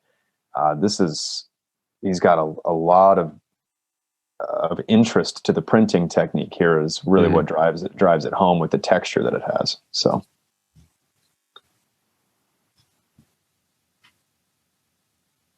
Feel like there was this one has like very much like an Edward Hopper feel to, like just like in terms of style, in terms of like the subject matter. This could have been a car from the 1950s, like if you were going to be like extra, if you had an extra old school car. You might have something like that. But it definitely has a Hopper feel. Like even like the lighting, right? You oftentimes have just like one specific kind of point of light that is, almost unnaturally bright. And everything else is just kind of obscured. Everything is a little bit more sad. Everything is a little bit more, ambiguous, right? And same thing here. Like you're wondering about the function of that exactly, right? But definitely when I first saw this, the first thing I thought was that Hopper painting of the it's the gas station and the road, and you have the tree. You have the trees on the side. So let's see. This one here is a pretty famous image of his, from what I gathered researching before this. And I don't know that this is necessarily any better than the ones we've already looked at, but this is hearkening back, like a couple of those Stieglitz photos, to that more ancient Chinese or Japanese ink type drawing almost, right? With look how thin those trees are. And maybe they look just like that in real life, who knows? But yeah, to inject this kind of mood into it, and maybe he took this near twilight. It kind of looks like a late evening or twilight image to me, just by default. Could be wrong about that, but nonetheless, he gave it that mood and that atmosphere. Interesting choices there. I mean, it's a pretty simple photograph, right? It's a little bit of fence line and some trees, but there was this one was also very much processed, right? But just interesting in its own right. I'm not sure how staged this was. Is this some kind of you know, Yeah. some sort of like religious kind of, is it like a monastery or some sort? Like, I'm not sure what Yeah, who this would knows? be. Also, very Edward Hopper like, I thought when I This saw one, yeah. this. Yeah. Yep. Um, Yeah, yeah. I would agree with that. Yeah, I mean, like just beyond some of the kind of like photographic techniques. I mean, this has characterization, right, of people, Mm-hmm. right? This is that in of itself is well done. Here's what we're looking at the top. Oh, this was a great snapshot. Yeah. Yeah. I mean, an interesting portrait for that time, I think, right? You know, this I agree. Very, moody, very modern. Like, you would think this would be like several decades after it was done. Correct. Yeah. You know, this kind of choosing a young child, but then a moody, you know, framed by her own hands, and all this kind of the choices made there. Yeah, that's, I don't know. I saw this one initially looking at his stuff, but that's a good photograph. Yeah. Yeah. And also just very, just very dominated by, you know, the light all the way at the top, the darkness, you know, at the bottoms here. Mm-hmm. Right. Very, very strong contrast, very, you know, very, very emphatic at trying to get at, like I said earlier, right, beyond any possible reality, right? You're also trying to get at something underlying that reality, right? Something underpinning it. Mm-hmm. But this, in terms of his portraits, this is probably my favorite of his that I've seen. Mm-hmm. And there was one. Let me see. Was it him? No, it was it was someone else. Okay, so I guess we are done with Robert Demachy. Unless there's something else you want to, was there like a specific one you wanted to discuss? Any specific? No, I think that covered it pretty well. Yeah. And again, just one of those important figures in the history of photography in terms of popularizing and legitimizing the medium. Let's say that. Yeah. Yeah. And I mean, it's crazy. You know, you used to have to get married to see a photograph like this, right? But now the internet democratized everything, right? Everything is accessible now. This is one I wanted to discuss. Edward Steichen. Mm-hmm. Very well known image of his. Yeah. Do you have any background of his that you think is relevant, or we could just get into the photos otherwise? Yeah, I think Steichen's life is pretty well known and documented. Again, kind of an inner circle, great early photographer, someone who mentored a lot of other people, brought others along for the ride. But yeah, you know, Steichen, there were a number of different interesting things he did photographically. I do have a monograph of his next to me, so I might pull a couple of those out too. But he really delved into it's not particular to this image, but organic form. He was one of the first to really start to take that kind of to the next level for photography, and we can show some examples of that. But yeah, this image is really well known of his oeuvre, and I think it's one that's interesting because there's several things going on here. So first of all, you know, choosing to do this at night, again, I have to emphasize how long the exposure time would have been on this, you know, just from a technical perspective, knowing how slow the speeds generally were of the kind of you know, image making material that was had at that time. Even today on film, you know, this would have to be a many second, maybe multi-minute exposure, or a digital camera too. I mean, whatever, right? But to get it kind of properly exposed, you need a long time if it's just as the moon is rising. And so he obviously, again, would have scouted this. He's going to come there at a certain time. He thinks to himself, I want just the very top edge of the moon to start appearing over the horizon. So I need to be there and set up early and so on. But then some of the compositional choices here, to use the reflecting pool, gives this, you know, very like meditative, but also melancholic, you know, type feel to it. this sets a bit of a precedent for someone like an Ansel Adams and so many other landscape photographers later to really zone in on things like reflections and the power that can have in an image. But somehow, and I'm not sure what the story is behind this, there's someone who probably know better than me, he gets a little bit of color in here, right? This blue coloration, I mean, unless this particular version that we're looking at, but this is from the Museum of Modern Art, so I have to imagine it looks pretty darn close to the actual photograph. So I'm not sure if he did, some post-processing to try to draw this blue twilight color out of the sky a bit, but I think that was also unique at the time. Yeah, I mean, anything you want to say about this one? Yeah. This is the one that immediately was a standout for me. I mean, there's a lot of interesting stuff going on. We have, we have clearly the horizon line, right, where the moon is going to be, but it's a horizon line that is just kind of probably built up on account of these are just hills, right? It's not like necessarily the most natural horizon line. We have a curved version of that here, right, with the pool, right, starting here, going back up there. Then we have multiple other ones going the other direction, right, just kind of interfering with that before you get to the actual horizon. So, in terms of composition, that's definitely pretty different. The fact that we don't get to see the tops of the trees, right? They are cut off by the photo. And yet, because we have this reflective pool of light, we do get to see the tops of most of these trees, or at least half of them, being reflected in the pool, right?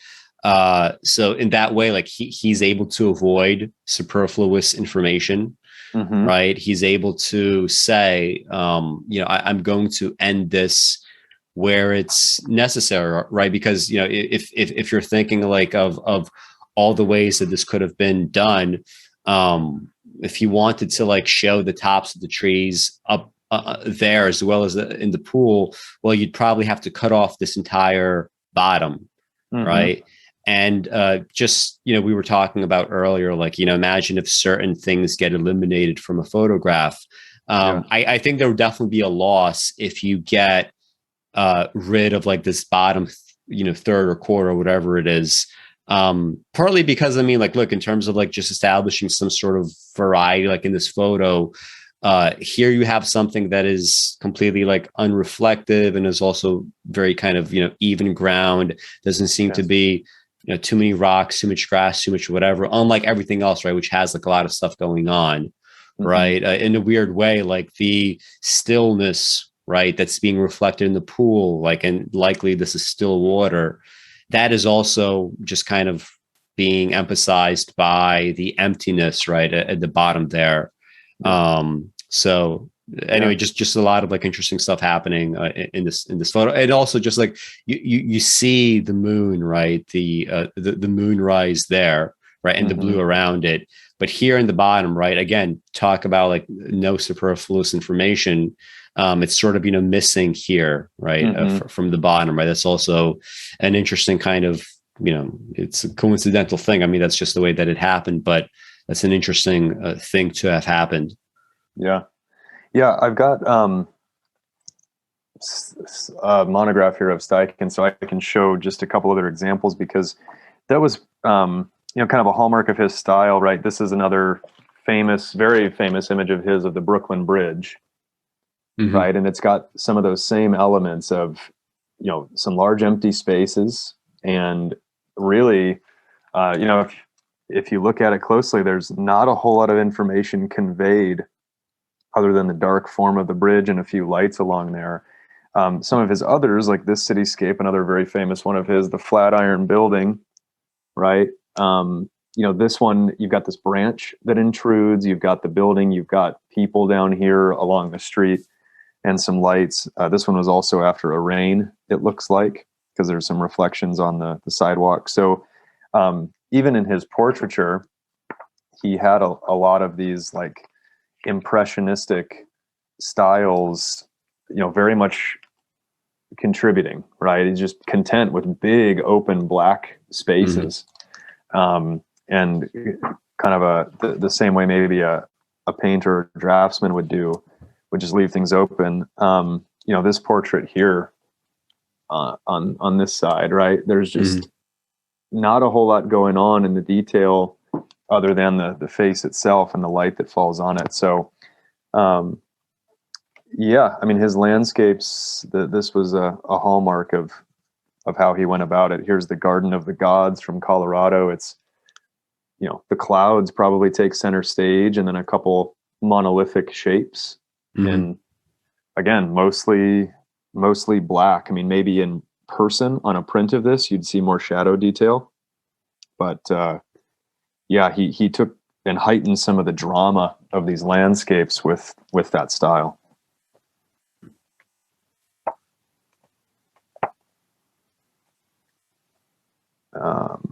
Anything else you want to say about him for the moment? Let me see if I can find. Let me see if there's anything on the site other than this one at MoMA. Yeah, because I'll show a couple examples of his organic form photographs too. Let's see.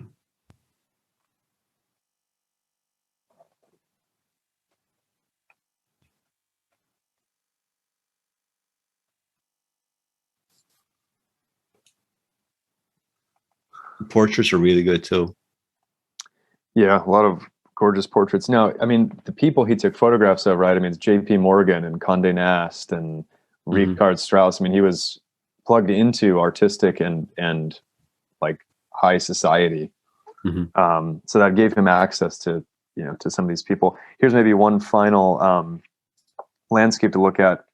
This was at Versailles. But again, look at how little information is really imparted there. I know there's a reflection, but like, again, almost entirely black except for that mid-ground white of the building and then some of the gray in the sky. It's just a different take, I think, than a lot of people had at the time. I mean, he's doing portraitures of presidents, right? He's got Theodore Roosevelt and Howard Taft, right? So he was out and about, certainly kind of a photographic celebrity of that time.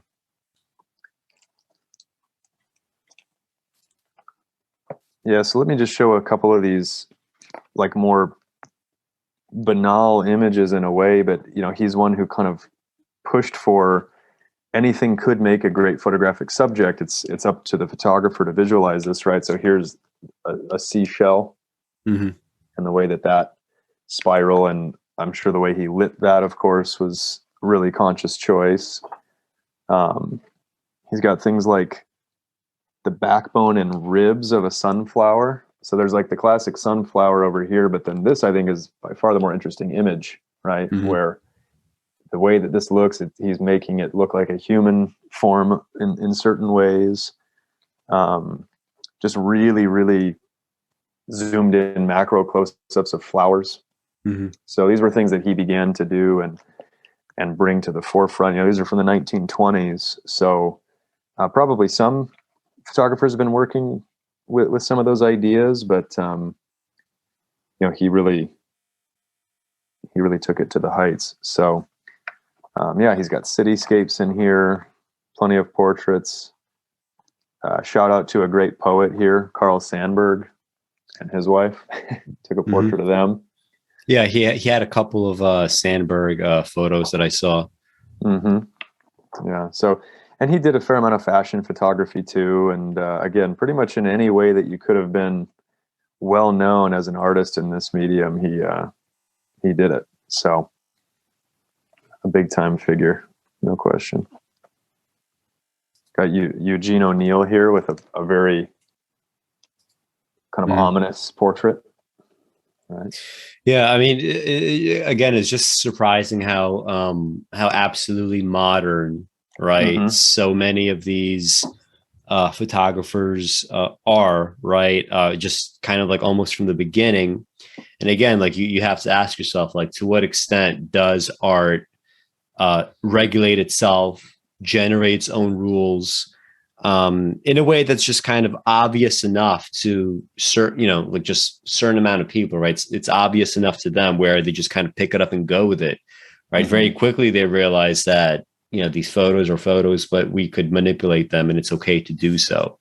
right? It's okay to be even, more strangely selective in your discretionary process, right? Because again, what we primarily have is essentially everything that we exclude, right? And everything that we include. This is kind of exactly what the boundaries are for this, since, the thing that's preventing you is just whether or not you click a button. Well, after this, I have a Fan Ho that I wanted to discuss. Yeah, we can jump into Fan Ho. He comes kind of into the mid 20th century, but so now we'll basically start cranking through probably a number of different 20th century photographers, right? I mean, maybe we can kick off with his stuff, and then there's quite a few others that are going to get featured here. But yeah, jump on in. I mean, of this collection on this site, I personally favor the Living Theater. I think that's probably the best overall collection. But the Hong Kong Yesterday is solid as well. But yeah, whatever images you want to pull from. I don't have a monograph of his, so we'll just rely on the screen share here. Yeah. So I was looking at Fan Ho for the first time last night. I believe so. He's a Hong Kong photographer who I believe he died in 2016. Yeah, fairly recent. So fairly recent. And so I had never seen his work before, and what immediately struck me was just the fact that pretty much every single photograph here, like, is a great photo that you could just say a lot about, right? And they're conceptually interesting. They're interesting for technical reasons. And a lot of them just flat out like just great photos. There's this one, Life in a Slum. And you showed that great photo of Versailles, right, where everything is just kind of blackened except for what he thought was relevant. Here you have this entire, I guess if this is the slum, right, if this is the entrance to it inside further, the entire thing is blackened. But the fact is, like, you do actually get sufficient information. You get the light coming, at the brick here. So you get to see exactly what the shape is. You get to realize that, it's unfinished, like whatever this is leading to, whether it's a sewer or an apartment or something. Exactly what the rest of that texture most likely looks like. Right. So the fact that you get a lot of information purely by implication there, I think it's nice. Right. I think it's a nice way to kind of, deal with space. Right. I'm just going to give a little bit while in fact giving so much else. The light is kind of, I guess, sort of unexpected, right? In terms of this, the title is Life in Slum. Is the light, in any way, is it ironic? Is it merely illuminating? Right. There's different things that you could say about that. And I mean, just like, this is like the first photo in the collection, and it's already like immediately arresting, right? Yeah. I think you hit on a lot of the key points there. Compositionally here, a lot of great choices made. Obviously, the figures are critical.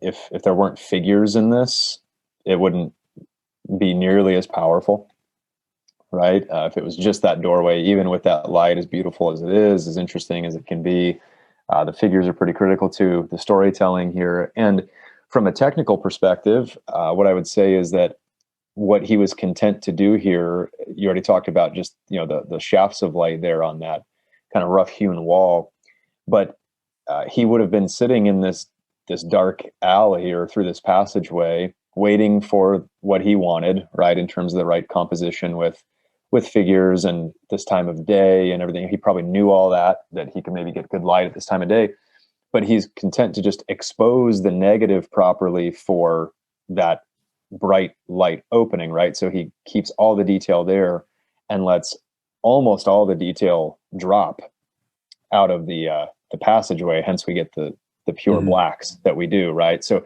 some photographers might have made a decision to try to illuminate more of that, or I want more of that to be exposed such that you could see shadow detail and so on.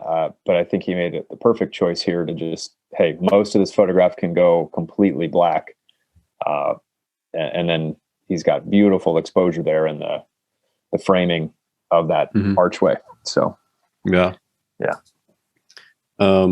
Here's the next one. I mean, also just immediately, right.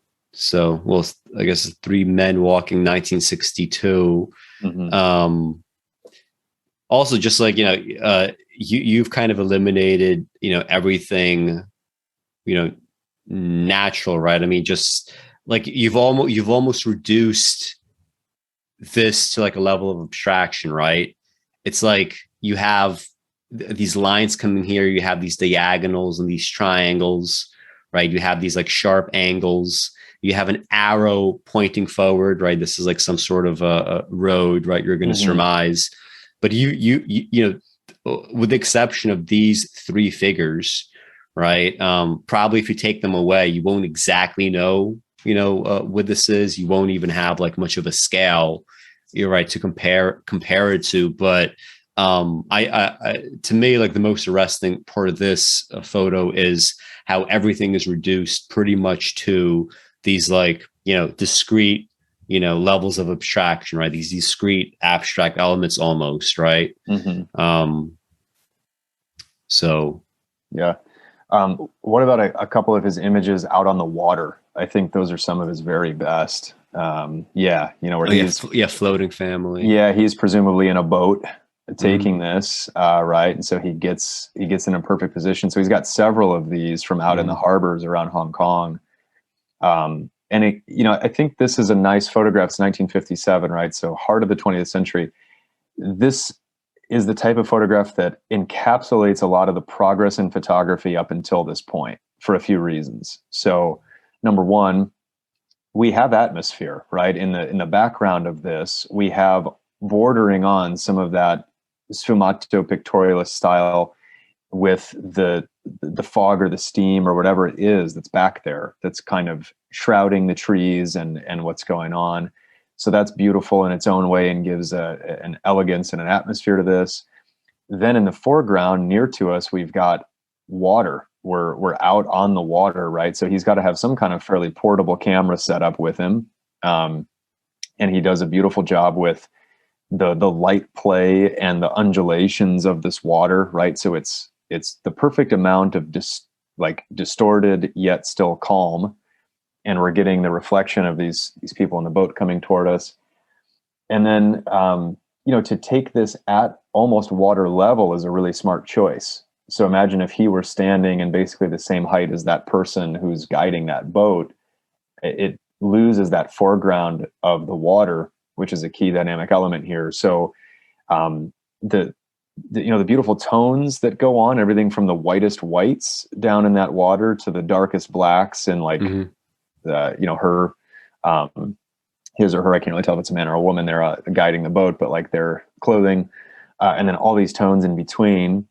And just also, it's a documentary photograph, right? There's nothing staged about this. This is just him out in the harbor that day, finding it, and also taking a fairly sharp photograph overall, right? I'm guessing this would have been a 35 millimeter camera, maybe a pretty portable medium format. Who knows exactly? But anyway, there's just a lot of wonderful elements to a composition like this at that time. So. Yeah, especially from a distance, right? These white spots are just really distinctive, right? They're almost like Monet's water lilies, sort of like floating on a little bit. Everything else around, they just kind of it's kind of like more obscured, right? But that's because like that's just kind of the interplay of the light. So yeah, I mean, I agree. This is another one of his distinctive ones. Here's one that he titled "Another Dimension," right? And it's just let me capture the shadow, the light, right, and by making the legs upside down, right? There is going to be kind of very foreign, exotic quality to it, right? Like how would you, get at something at the level of, almost like sci-fi type of abstraction without doing any kind of like real editing? Well, I mean, here's one example, right? You could always find, sub quadrants in reality that have that very kind of distinctive level of abstraction, right? Even if it's just kind of like getting a, like a completely found, right? It's just a wall, right, with a road, right? But simply having these three people walking upon it, that makes it seem very exotic because everything else is just kind of, just shapes, right? And suddenly three people emerge, right? So, and he does a lot of this kind of stuff too, right? Yeah.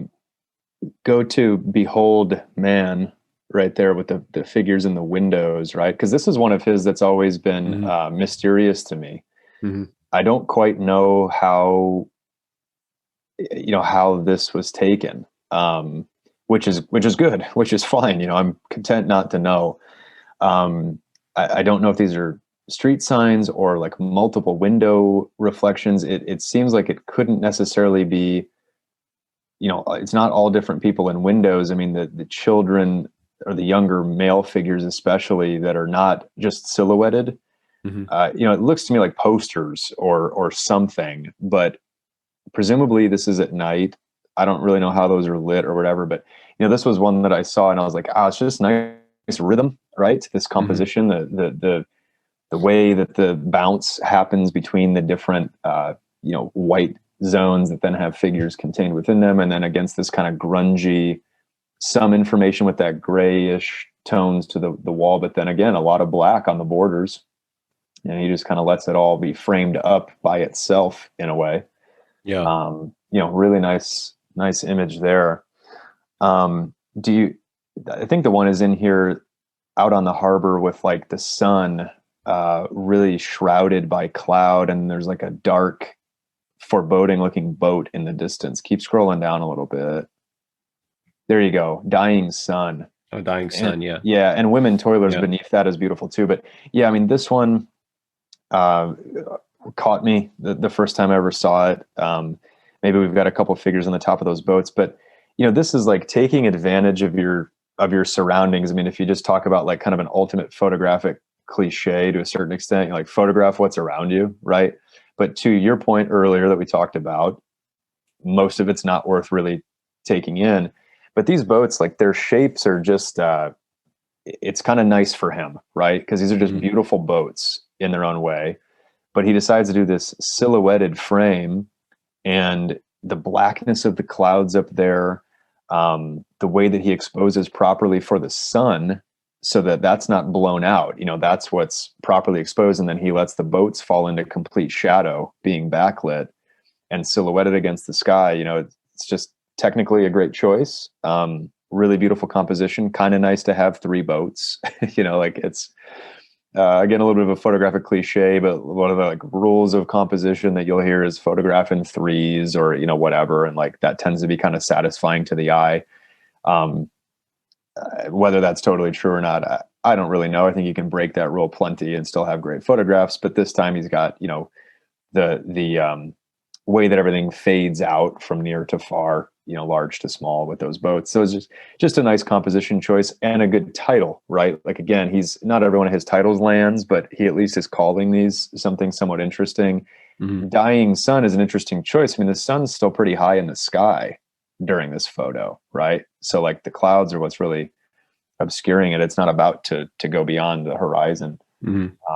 So yeah, interesting choice on that one. And then women toilers right beneath that, again, another great example of silhouetting with the sun behind. That's just a gorgeous image for reasons that should be apparent to anybody that's looking at it right now. Like, imagine if he chose to expose properly for their faces so that we get all the detail of their bodies and stuff. It's not that couldn't be a good photograph, but to me, this is just like so powerful. We don't need to see every detail of their clothing, their face, everything else. It's really told from the outline with the yokes and the buckets and their hats and all this stuff. I mean, that's a great picture.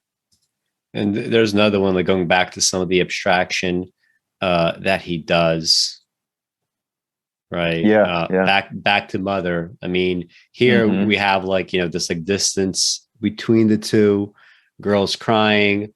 But like interestingly, like you have these like jagged teeth like on the way to the path to the mother. And also, I mean, this photo is taken so that it would be like very, very kind of long across, right? So it's almost as if like this is an almost like insurmountable distance in a sense. Right. For a child. Combined with the teeth and the danger, right, to go this far. I mean, another kind of very, very interesting use of abstraction and space. Let's see, there were a few others that definitely. Bamboo Man is interesting. This one here with, again, it's kind of like a pretty classic, straightforward documentary photograph, but to choose to take it on the diagonals instead of straight ahead, great choice. I mean, that makes this photograph. That's pretty simple, but just smart all around there. Children's Paradise. Beautiful picture. I mean, he's so good. Probably in the same slum, right? He could have like taken that, and they're kind of like running, and like the paradise, right? I mean, like you have all that light coming there. They're not necessarily like running towards it up there, right? But they're just kind of go back and forth, right? They're clearly enjoying this moment, whereas like for everyone else that is most likely viewing it, right? If you could imagine most people in Hong Kong in 1959 in the position to view this photo, right? The laundry, right, is a clue of something else, right? These kinds of, totally exposed, weathered walls, right? They're a clue as to something else, right? But to everyone else within it, this is not a clue to anything other than this is just, an everyday kind of, routine existence, right? Here's one, like little thing, but I mean, it also stands out, right? I mean, this thing, this duster is very distinctive. She has, the striped suit. You have these like 4 black stripes going down, interplay with the bottom, the sides, this thing, her hair, her stripes, hers are going down as well, but the other like back to back stripes are horizontal. And also like if you want to think of it as also just like a documentary, you can, this is a woman cleaning in Hong Kong circa 1950, right? It could be. Let's see. Oh yeah, right here. Yeah. So from Hong Kong yesterday, all kind of like sepia tone. This is maybe his most famous picture. So I mean, like with the way that he described it, right? He said that he's trying to capture like her, in her kind of a current state of existence, and this shadow, right, is the future, right? It's age, it's death.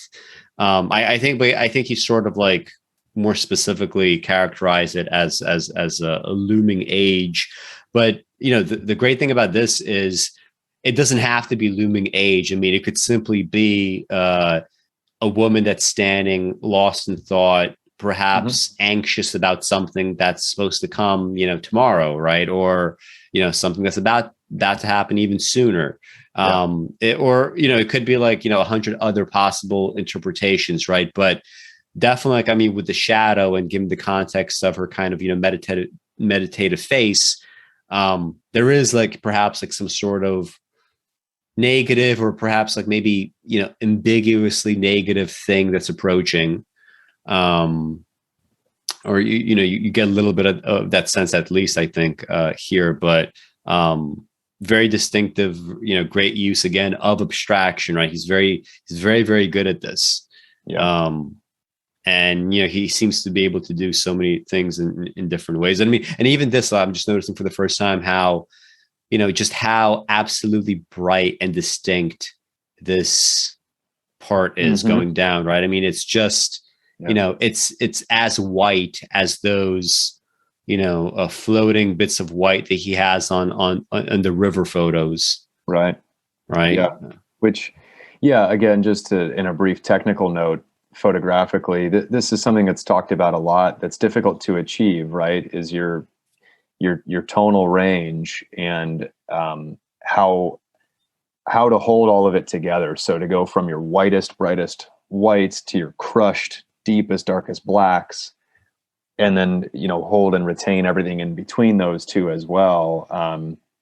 And some photographic setups allow you to do that. Some you just really have to kind of make a choice on which one you want to emphasize. In his case here, there's nothing that's, her dress, I suppose, is quite dark, but this is, it's a simple photo, but to your point, there's more underneath the surface, right? Yeah. The longer you look at it.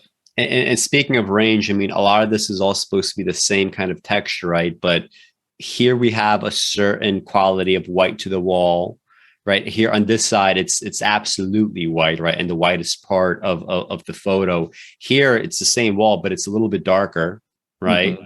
And here, it's even darker than this side. Here we get like the ground that is about as dark as you could get, and the darkest thing is her dress, right? So again, like it is a very good range, right? Mm-hmm. And it just does so much with just having these shapes aligned, and the geometry definitely works quite well in that regard. So yeah, that is definitely a great photo. Similar idea, right? It's the same kind of boats that are all kind of obscured by black. Sure. A little less arresting in some ways, because they're not as totally black as those other ones, but similar kind of idea. Yeah. Was there anything else specifically in this? This one, childhood. Uh-huh.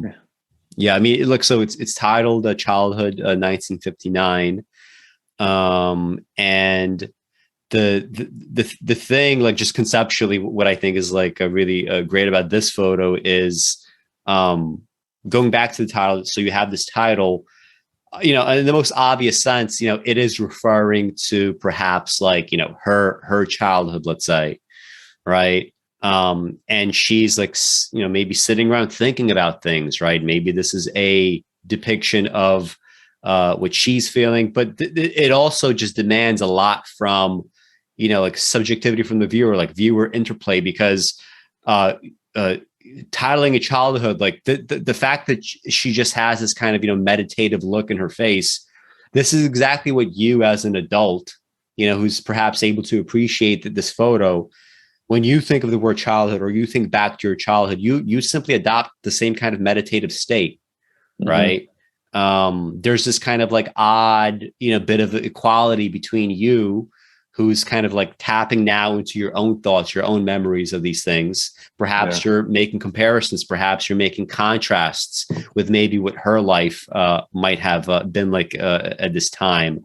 But it immediately like gets the viewer to start doing all of that, right? To start going through a similar kind of process that is implied by the title and by her own look. Sure. Right. And like you have like, this little apron, right? It's kind of, off kilter here, kind of, turning over a little bit. It seems to be kind of dirty, right? She's like sitting with these maybe potatoes or sweet potatoes. Yeah.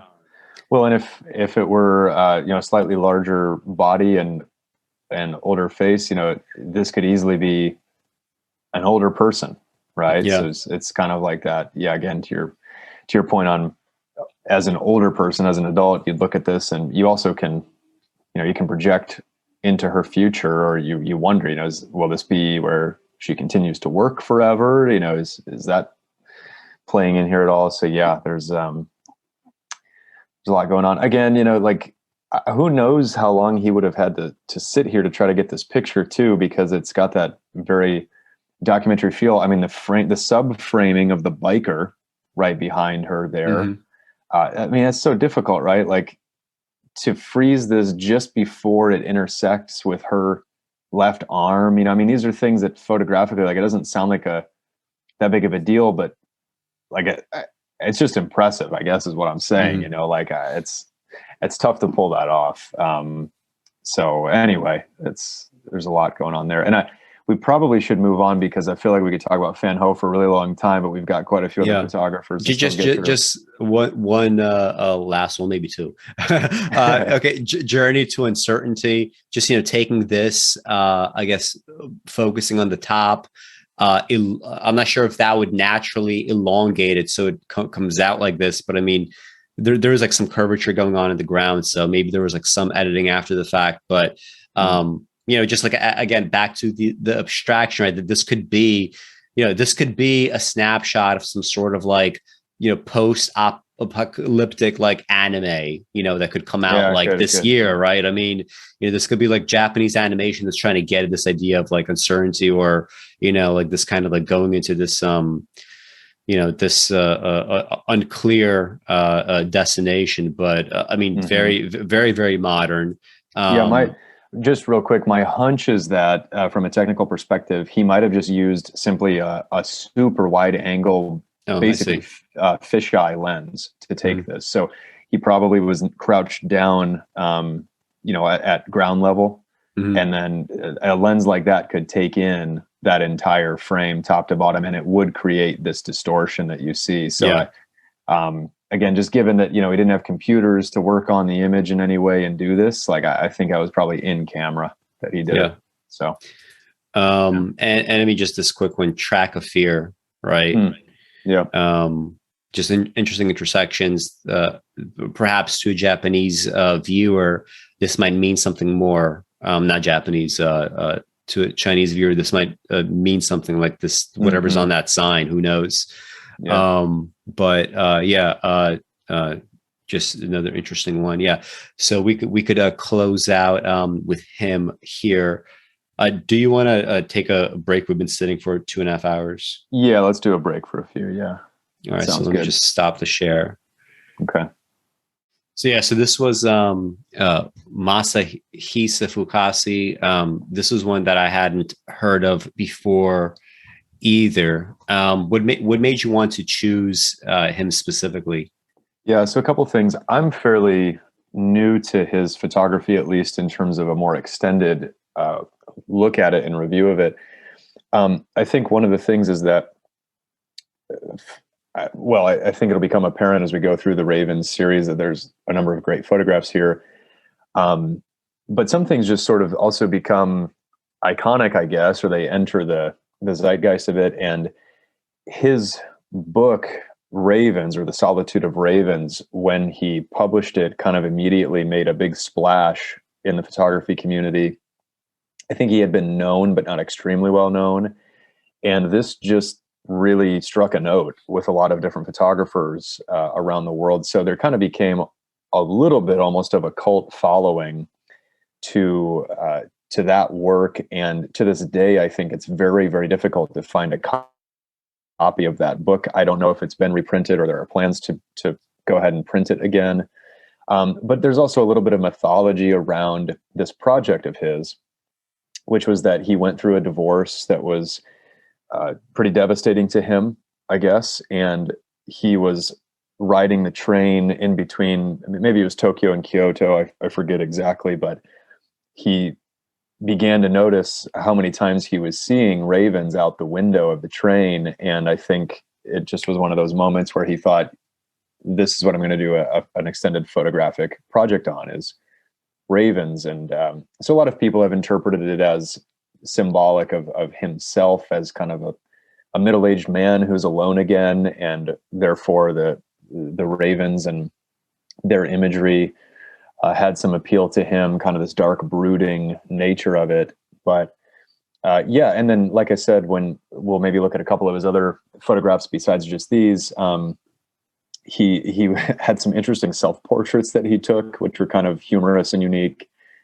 He took a lot of pictures of cats. He took a lot of pictures of the women that he loved or was involved with or was married to as well, that weren't always particularly flattering. So that was also kind of an interesting trait of his. But anyway, this is by far his best known series here, is the ravens. So.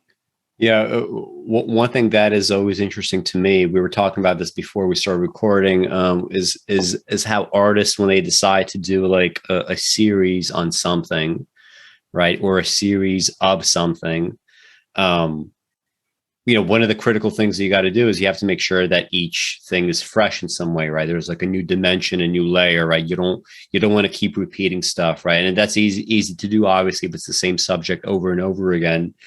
And you notice that, like, when you have like a great artist that is doing some sort of like sequence like this, when you think about like what makes for a great photo or like a great anything, by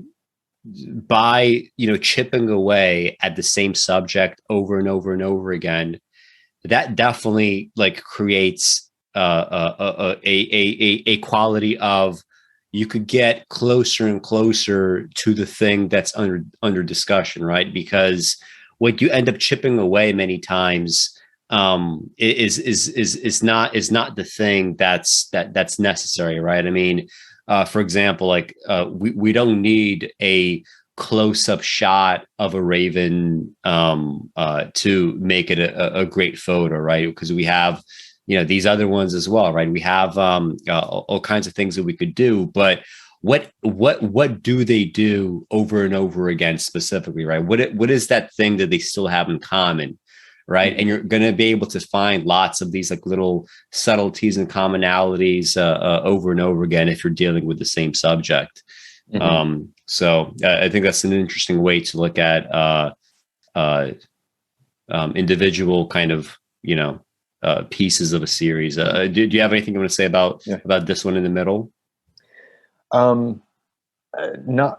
necessarily, other than again, it's just kind of my nature to look at a lot of these somewhat technically.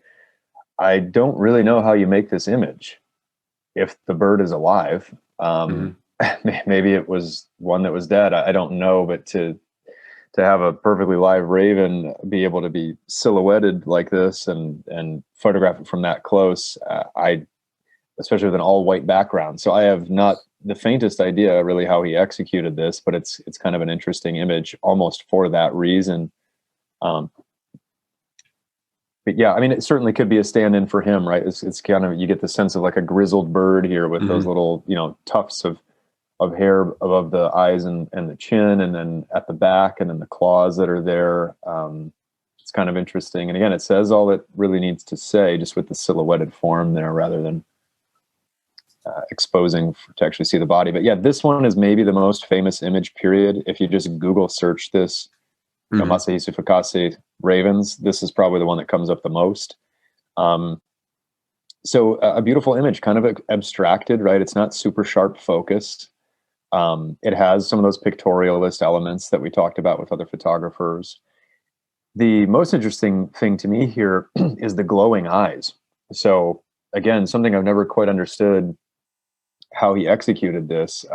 If there was some kind of light that was somehow reflecting their eyes, but then I'm like, how would that be that it wouldn't illuminate the tree more and the rest of the scene?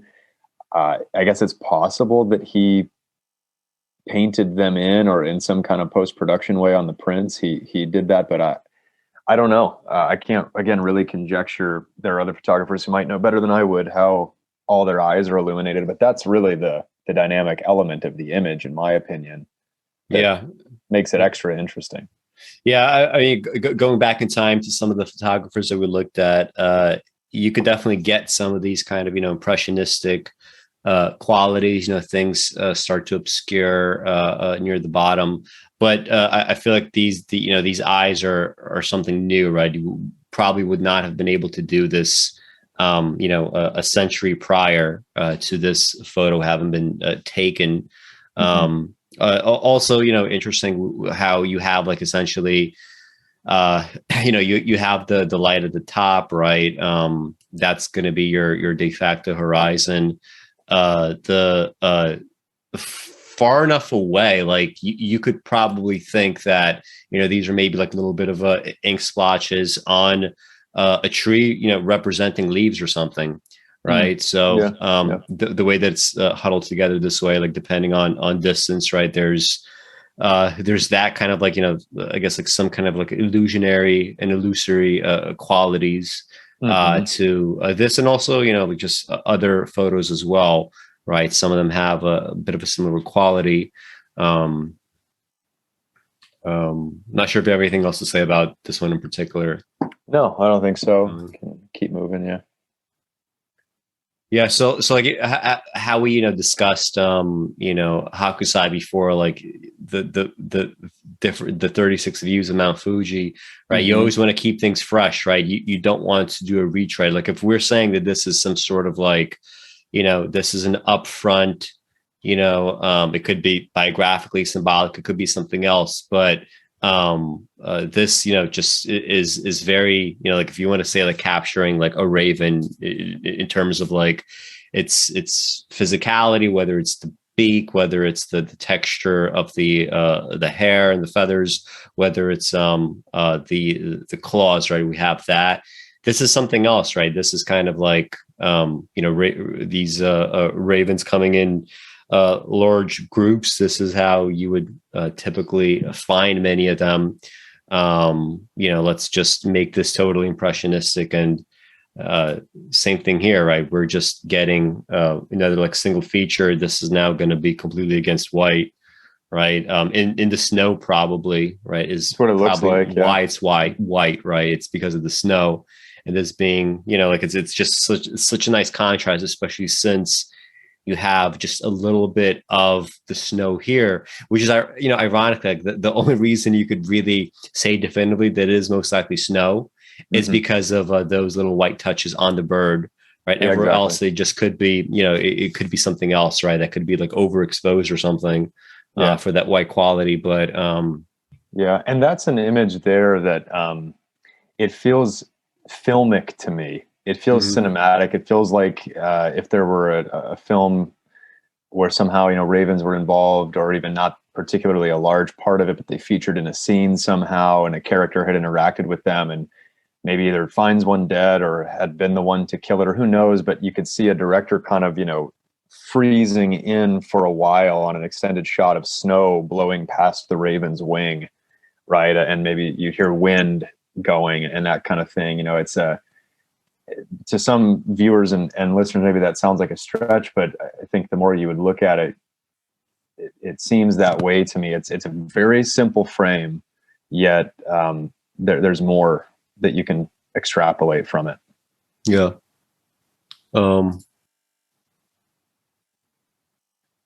Yeah, this one I don't know that there are any ravens in it. I never understood that. In fact, I don't know that this is part of that actual book. Might not be. The next image too, this is a famous one of his of like something being blown up over a wall or something. Maybe this is part of the book and he just did it to like have other dark shapes looming in a frame to juxtapose with the ravens. But the next one is also one of the most famous images from, I think, the whole collection, with this kind of swarm of them around that that fence or whatever that series of posts is. Yeah. What's the next one? Is that I think this was one where he would have used flash in a blizzard. So he's out at night and there's driving snow, and he used flash to go ahead and get all of that there. So kind of a nice juxtaposition where it's white against a dark background, mimicking the ravens or mirroring them in a way. Interesting. Yeah. I wonder if this is just like supposed to be what is the scientific name for a group of ravens? I don't know actually. But just a flock of ravens, perhaps. And this again, like we want because I mean, look, we already have a flock, right? So this, like, we had this flock, right? What will you do? Same thing here. Like we have, like, let's call it essence of raven. Well, here we could have essence of raven. We have a flock here, right? How would that flock look different here, right? What are you going to do that's different? What about this like implied flock? Let's say it is true that this is like supposed to capture, raven motion. This is another flock, right? Again, almost, purely impressionistic as well, right? This is how we do it. Maybe it's one bird, maybe it's multiple birds, right? But this is like another way of getting at it. This is also another way of like, how do you capture essence of raven? Well, let's go back to the claws, right? Let's go back to the feet like we had in the first photo. And let's recreate it this time on the snow, right? We just keep slicing off like little dimensions of reality, right? Like different ways to just look at the same thing. Yeah. 13 ways of looking at a raven. Yeah, I know. I was going to say, when I first came across this series, it made me think of that Stevens poem. Yeah, and that would be an also kind of a constructive kind of thing that viewers could do, right? I mean, Stevens's 13 ways of looking at a blackbird, also just like different angles, right? And because it's poetry, right? You're able to abstract it even further. You're able to put images and implications in the head of a human being that it's just very different than photography. That's also like, if you're just wondering like how do you deal with a series, right? How can a series little by little kind of like show something, right? And is that something really the thing that's truly under discussion? That's another thing, right? I mean, because this is about ravens, right? But there's clearly something else going on, right? The raven is just more or less like the plot line of a novel, right? This is just kind of the plot line, but what's important is some of the other stuff that we've discussed. So this is what I have from Fukase. Do you have anything else you want to talk about with his stuff? Yeah, real quick, let me just pull up one or two of his self-portraits. Yeah. Okay. So like here's one example of him. So he did a series where he was in this like hot tub or maybe a pool or something. And they're just kind of self-deprecating or strange, So here he's blowing bubbles underneath with a towel over his head, which is kind of odd. This one here, where he's all the way under the water and you get the reflection of his eyes staring up above. I mean, having your eyes open underwater and stuff, just really strange and quirky. So again, a very, very modernized version of the self-portrait, to do all these, like, it looks like maybe his eyes again reflected in his lips. He's got a bowl on top of his head. So almost like he's some kind of court jester. There's one in particular, this one here, where he's got like a Sherlock Holmes hat on and then he's smoking. Like anyway, just really kind of an interesting character. Here was another one from that Ravens series in the snow. Yeah. So yeah, we can move on, but that was Fukase. All right, who do we have next? I think we've got. Well, I had Vivian Maier next. Yeah, go ahead and pull up Vivian Maier. She lived her life kind of like a bit of an eccentric, right? She was a nanny for most of her life, and on her days off, right, everybody that she worked for, they would just say like, oh, she would just kind of go off walking, right, in the city or different places, snapping photos. Seems like she was also like really into film, really into books. Had this like quality to her where she could be like very loving to the children. She could also be abusive in some ways. Relevant to her photography, however, I find it amazing that it seems like the vast majority of the photos of hers that were discovered, they were undeveloped, right? So she had just kind of taken them. She didn't develop them. And they just happened after getting developed. They just happened to mostly be like really, really good or even great photos, right? So like she probably didn't get that much of a kind of, selection process beforehand, right? She just kind of, went with it, put them into storage, and they turned out to be as good as they were. Right. Yeah. So, who knows to what extent that she maybe threw some stuff out, but again, she wouldn't have been able to truly inspect them in the way that we're inspecting many of her photographs while she was alive. So yeah, that's an interesting like little bit of information, given her kind of like just absolute consistency, right, from photo to photo across her work. Yeah. Well, and she's interesting in a couple other ways. I think, first of all, she was not in any way a technical tinkerer. Mm-hmm. From what we know, she basically photographed with the same camera and the same film stock all the time. So she had a Rolleiflex twin lens reflex camera, which takes these square format shots. So anything that would be cropped differently probably is just done by the editors or whatever. But I think she pretty much just stuck with that setup the whole time and knew that camera well and felt like it was portable and kind of sneaky, because with that one, you look at it from up above. Mm-hmm. So she could sort of keep it almost behind her coat, right around waist level or kind of belly button level, and then just look down in there and snap a picture if she saw an interesting composition. So I think that also, for the more candid scenes that she has, I'm sure that contributed. That most likely the person or subjects in the photograph had next to no clue. There's some portraits that she's got where it's very clear that she had asked that subject, "Can I take your picture?" And they said yes, and she either did it in just candidly or posed them in some kind of way. But I think a lot of her best shots, it's obvious it's just straight documentary right from the street level, and she just saw what she saw and she kept documenting it. So with this one here, I feel like it might be, if not her most famous, one of her most famous photographs. Like you always see these like this one associated with her, whether it's like books or documentaries. Like this often is part of the promotional material. And I mean, like one thing that is especially enjoyable, I think, for many viewers is the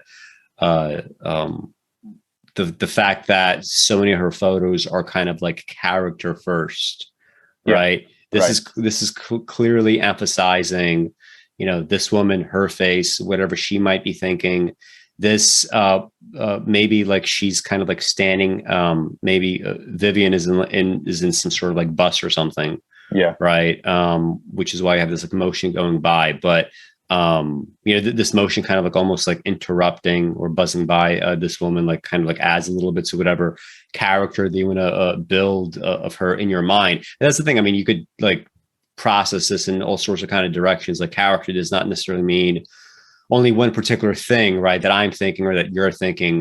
There's a lot of stuff that viewers can view here, but there's a lot to like go off of and to help make a lot of that happen, right? I mean, that would be the important part. Maybe we could like run through a couple of these. Yeah, just keep clicking through, and like you said, the character first nature of a number of these is really what drives them home. I think her staged portraits are strong, but these type, where where it's just that person obviously doesn't know. Yeah. Or I shouldn't say obviously, but it seems quite likely they have no clue that she's taking a picture of them. Those tend to be her strongest.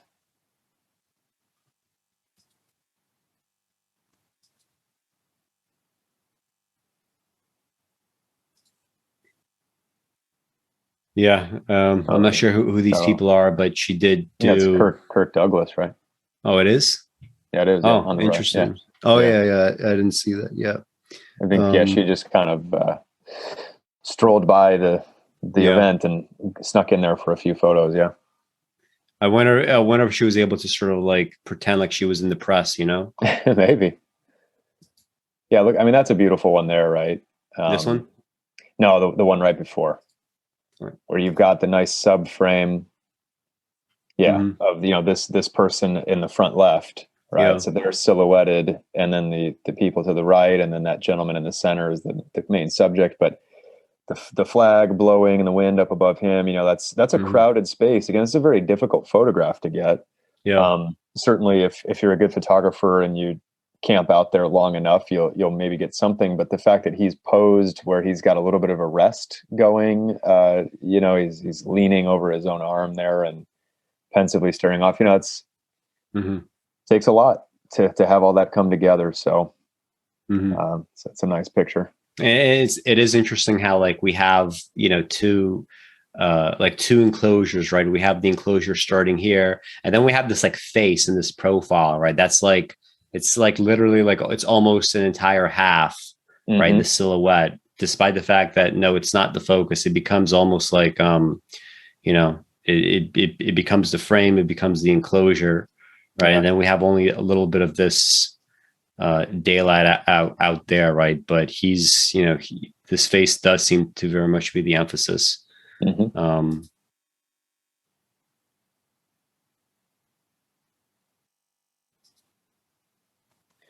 Yeah, if we can find, I don't know which portfolio it's in, but a couple particular ones. One would be the image of a gentleman who had been a clown out on the street or acting as a clown. That's a beautiful picture there too.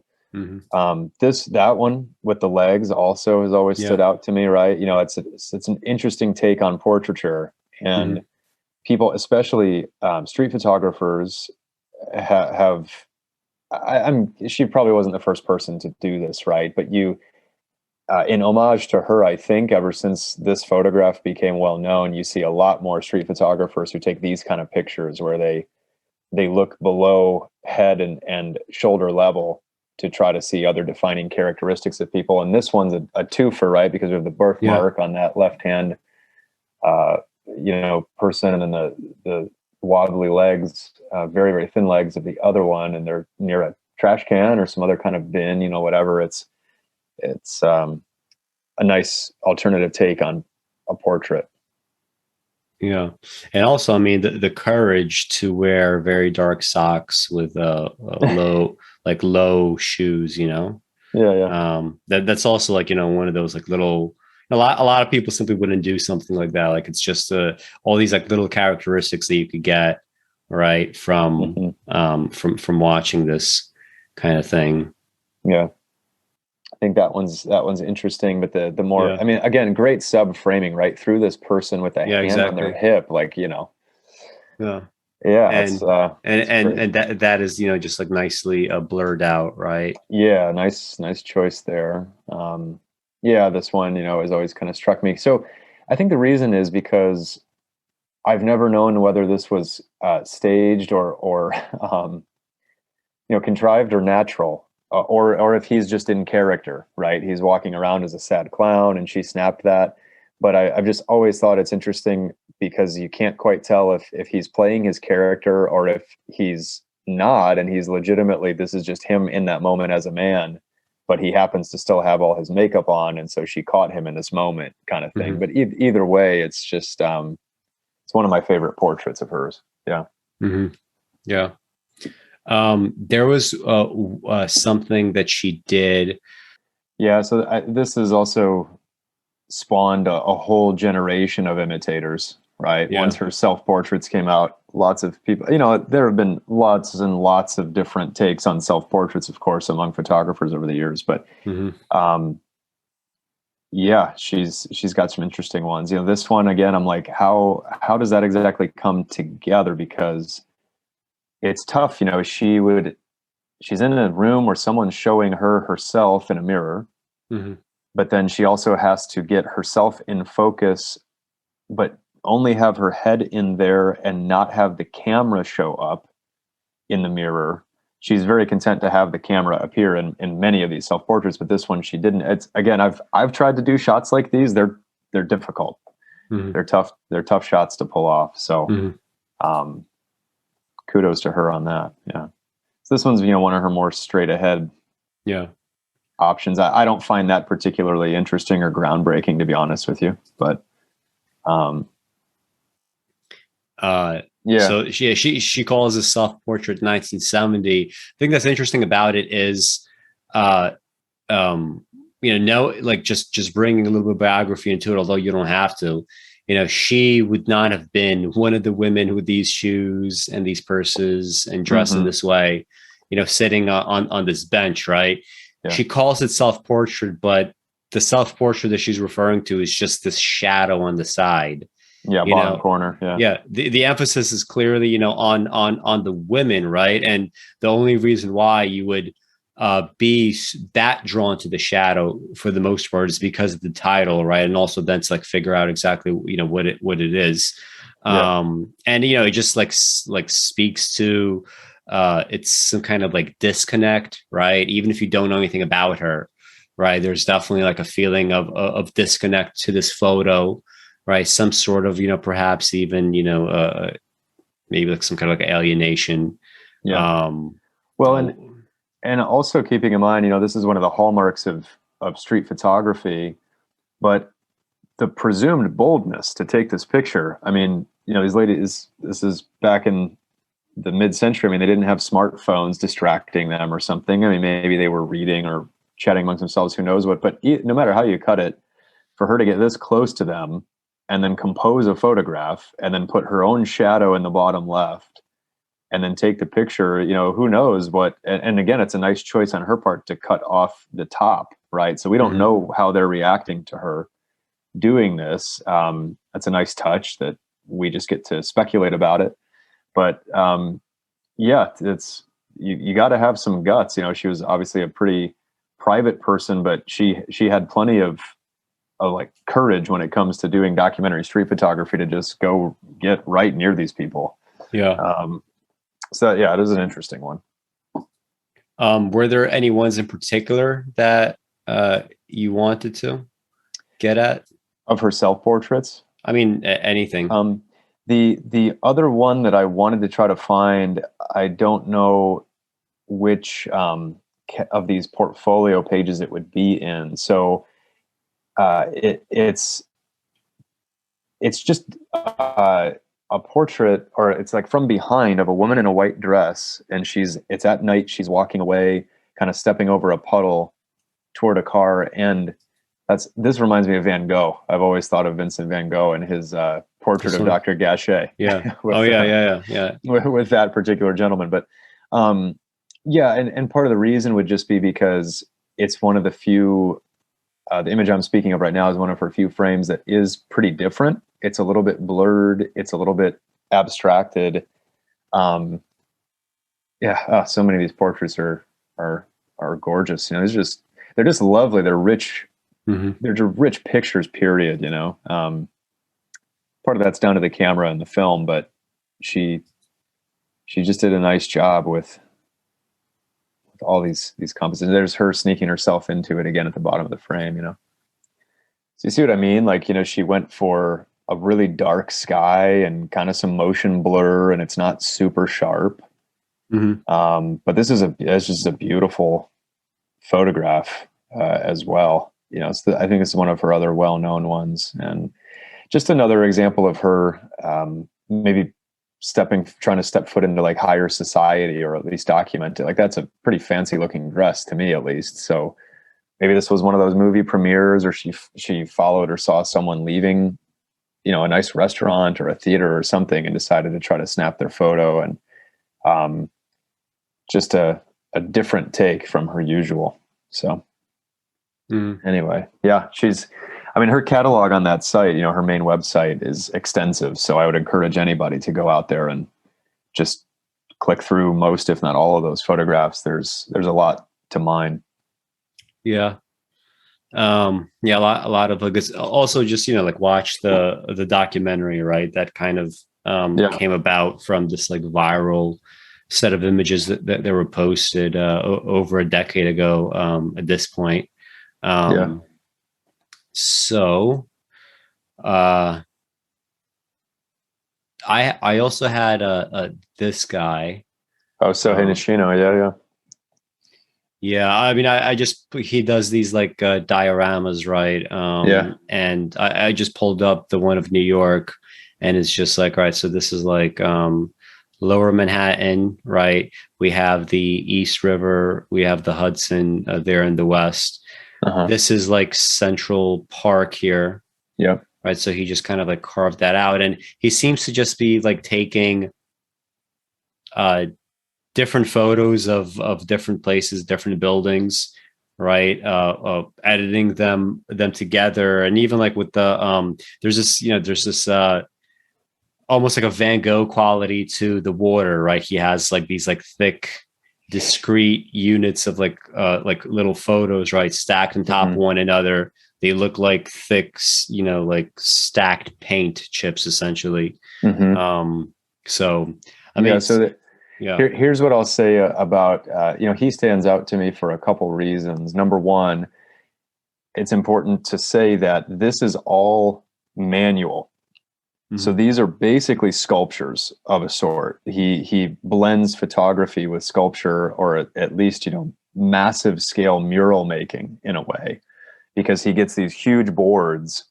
And what he'll do to create all these dioramas that he's done is go to a city, reside there for up to a month, maybe two, and walk around every single day. And he typically ends up with, I forget in the interview I watched of him years ago what he said, but somewhere in the realm of like 15 to 20,000 photographs of that place.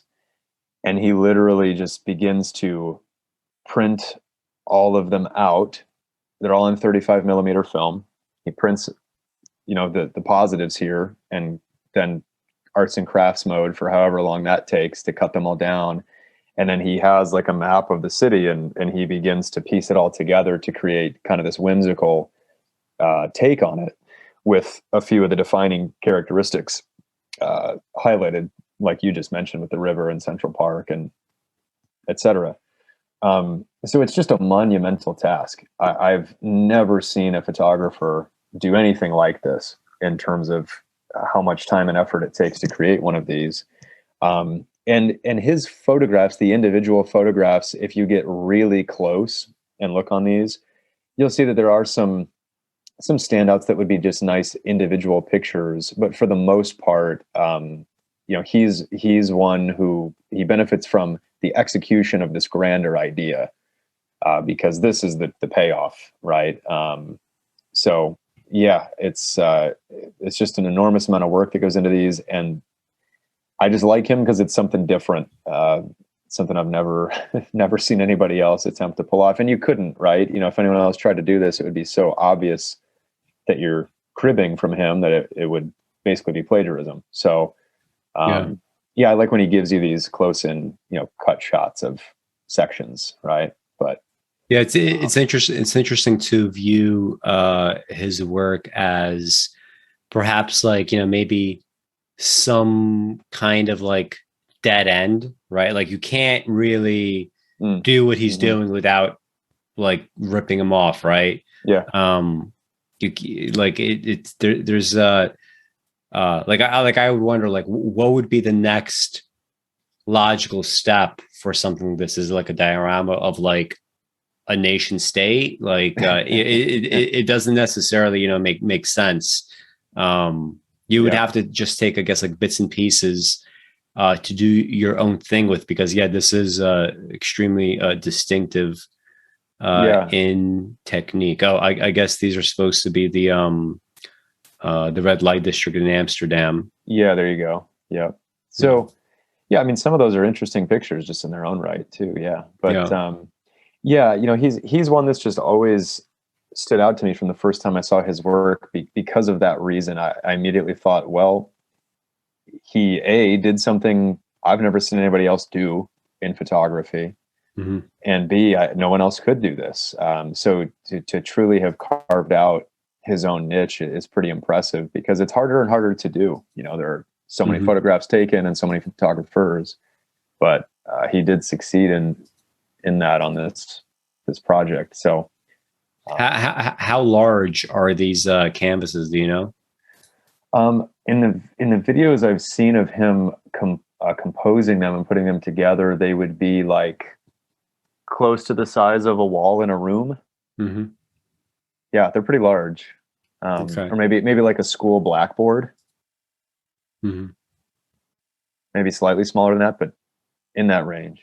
Does it give dimensions? Yeah, it does. So you see right under there toward the top.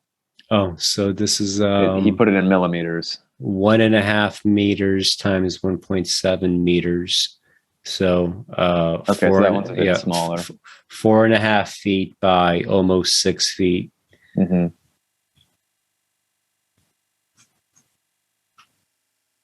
Yeah. So he's got an interesting little corner of the photographic world carved out for himself, and he's done a lot of these. You see how many cities are there. So I mean, it's just years and years and years of work. I certainly don't have the patience to sit there and when you watch like the time lapse videos. I follow him on Instagram, so like you'll see his time lapse videos of sitting there at a table, cutting all these out, and then plotting where to put them, and then gluing them down. It's just a massive labor of love, really like weaving a tapestry or something like that. Mm-hmm.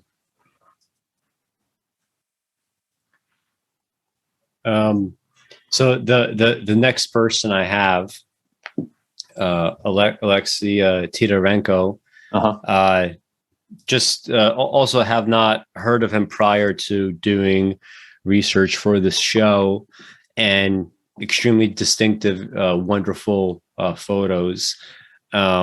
He started in the Soviet Union, and the earliest ones were from 1985, right? So this is like all on the cusp of right before the Soviet Union collapsed, right? So you sort of get some of the kind of odd logic, right? Just a few years before the collapse. And then you start getting some of this like more melancholy, darker stuff like City of Shadows. So yeah, I think City of Shadows is his strongest work overall as a series. But yeah. Let's just briefly just look at some of these, right? So this is just more kind of like, it's like Soviet, you could call like iconography, right? This is like signs, right? Masa ryba, like meat, fish, like communist propaganda, that kind of thing. Yeah, these look like composite images to me. Yes, yeah. Exactly. He's taking more than one negative and printing them, which we'll talk about a bit more, especially when we get to Edmund Teske here in a little bit. But yeah, they're interesting, kind of that fusion of photography and collage. Yeah, some of what he's doing. Yeah. But I agree that the strongest one is so City of Shadows, right? 1991 to 1994, right after the collapse, right? Very strange things started happening.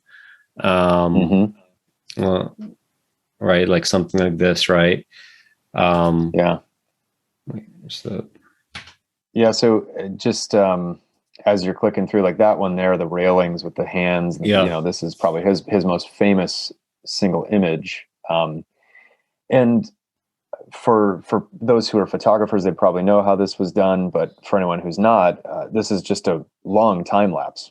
So he set up his camera in one place, decided on the strong diagonal element with the railings there to be the anchor of the composition, and then just let dozens and dozens and dozens of city goers, maybe this is a subway station or some other crowded place, right? And if you do this, you make an exposure of maybe 10, 20, 30, 40 seconds, a minute more, whatever. If there's enough people coming by, you get this blur effect where they still show up, but no one's individual features are visible. And then if someone had hands, on the railing in one place for long enough, that will also show up on the image. And so, this is just a really beautiful shot, and the ghostly hands and everything, and perfectly executed, to where not a single individual person is identifiable, but their hands are still there and everything else. So, also, just in terms of like making a somewhat political statement without it being political, right? Like really, really nice example of that. Yeah, I was going to say that, I do think that Russian cities are kind of very conducive to, these kinds of comments, these kinds of, even if it's like small p politics, right? It's just, they're pretty conducive to that. You have like, the poet Mandelstam, that poem Leningrad, that kind of captures the same kind of idea, right? These like ghostly figures, this like present that always feels like it seems to be like like non-existent, like some sort of like recrudescence from the past, right? And this does that very well. Like you don't have to know though that this is a Russian city, right? You would know watching this that this is not like a positive appraisal of like whatever life is supposed to be here, right? Yeah, I mean, you get that right away without even having to look at the title. And this is a metro station. Okay, yeah. So yeah, similar thing going on here. Yeah. Right. Also, just and that one had, I think, a pair of shoes in the bottom left corner. It's kind of an interesting touch. The one you were just on. That one, this one there. Oh yeah. Am I right? Yeah. So like that's an element that's there's so many people walking by and not claiming those shoes, so they stay in the frame. That's another great touch on his part to include that in the composition. And who knows if one of these people was the one that lost these shoes. There's a possibility. Yeah.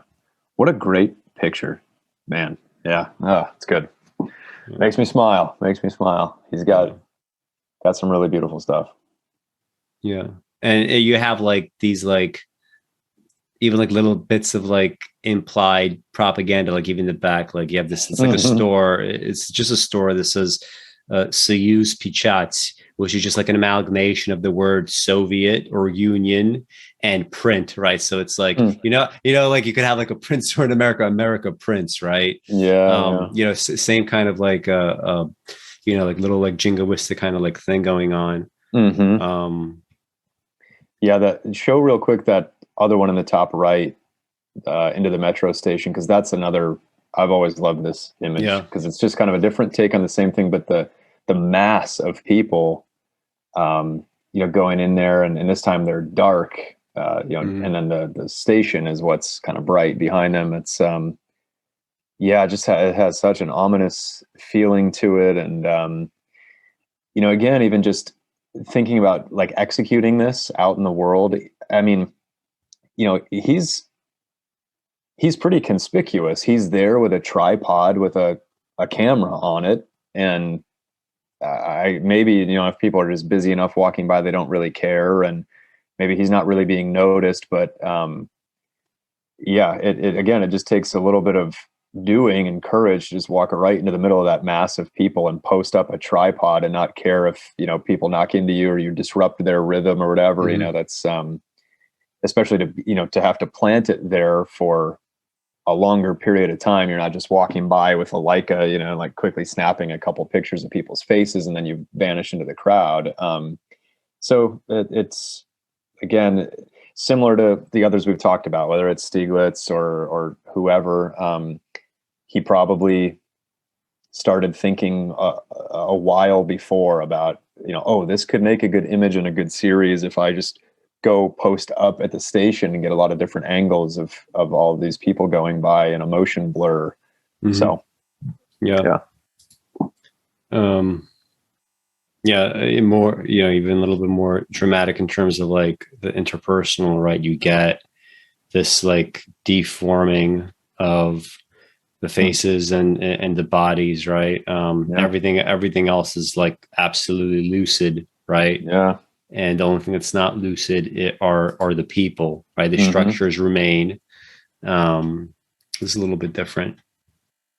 Yeah, I'm trying to. So he's kind of shooting through or around a couple people standing closer to him, or they were for a moment, because when their features are ghostly like that, again, it means they were there for enough time to land on the image, but not long enough to be solid. So, that's an interesting one. Not quite sure all the technical side of that, but interesting. And what's the most? Was this all Yeah, I guess this is all black and white, no color at all. No, yeah, he in his more recent series, like the Havana Cuba series and a couple of the others, he does this little light painting touch. Yeah, New York, Venice, where it's kind of taking on these gold tones. So he keeps it, very kind of luminous black and white, and then yeah, these slight hues that he injects in. So I don't know exactly how he's doing that. If that's a certain printing technique, because I feel like it's a good idea, like in terms of like building on some of the like he did a bunch of like St. Petersburg photos specifically. Like so he goes to Cuba. This is like a good way of doing that, because I mean Cuba is also similarly like very much has been in decline. Like you don't even have to like adjudicate like the why. Like I mean, it has a similar kind of like twilight quality, right, to the Soviet Union, right? And here, but the difference is that with like Russia versus Cuba is like ostensibly this is supposed to be like a tropical paradise, right? Whereas Russia isn't, right? Russia is kind of like metallic, it's cold, it's dark. And here though you get just like the hint of the light, right? But it is dilapidated just all around anyway. Like this, it's kind of like a little bit unsettling, right? Like in the sense that it's kind of like perhaps like some kind of storm, right? Looks like a wave crashing up against. There's also just a lot of moisture like around here, so maybe it was like raining at some point, but still you got the same kind of ghostly effect like you have in the Russian photos, right? And the tropical backdrop gives it also like it's also an ominous quality, but it's definitely it's a different kind of, it's almost like an ironic little bit ominous quality, right? I mean, you still have the little bit of light. Yeah,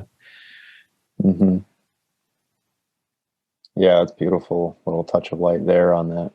And just how oddly like if you look at a lot of the architecture of Cuba, right, and also like the cars in Cuba, it all has this kind of frozen in time 1950s feel, like we did our revolution in what was it was 1959. So this is like the snapshot of reality that we're just kind of, but everything does age regardless, right? I mean, it all does age, it all does crumble. Eventually the buildings do look like this. Eventually the cars do go out of date, right? This was 2003, right? And yet, this does not look like a 2003 event. Right. Yeah. Ever since I saw these series of his, the latest ones, with the way that these are lit or printed and some of the luminous tones he gets, I have no clue how anybody would do it, but I've kind of wanted to see someone make a film with this sort of look to it. Because it's not just a straight ahead, it's a black and white movie that was either shot in digital black and white or film black and white, because it just doesn't ever look like this. It's got this style he's got going on here, just from a tonal perspective is unique to his work. So yeah, I feel like a film could look really beautiful in this style if it were achievable. It's probably not, but yeah. And I mean, just think of this. It's almost like this. It's like a twisted play on like Spanish castles, right? Yeah. I mean, you had this like woman that's like exceptionally old. It seems like racially, right? She's she's not white, right? You have this like what would be the technical? I guess you just call it balcony, I guess. Yeah. But it looks like it could literally break in half. Yeah. At any moment, and the thing that she's holding on to could just like break off at any moment. It's like this. It's like a twisted like take on Moorish castles, right?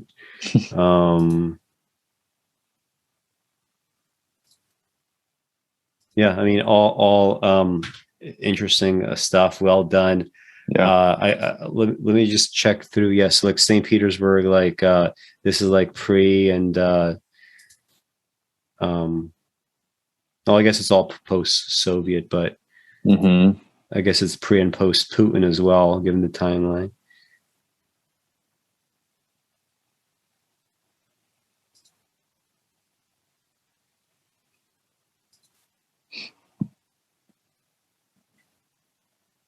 Like almost the canal, that famous photo with Stalin walking down next to the water, and then the guy that he assassinated was removed from the photo. Almost looks like that. Almost looks like that canal.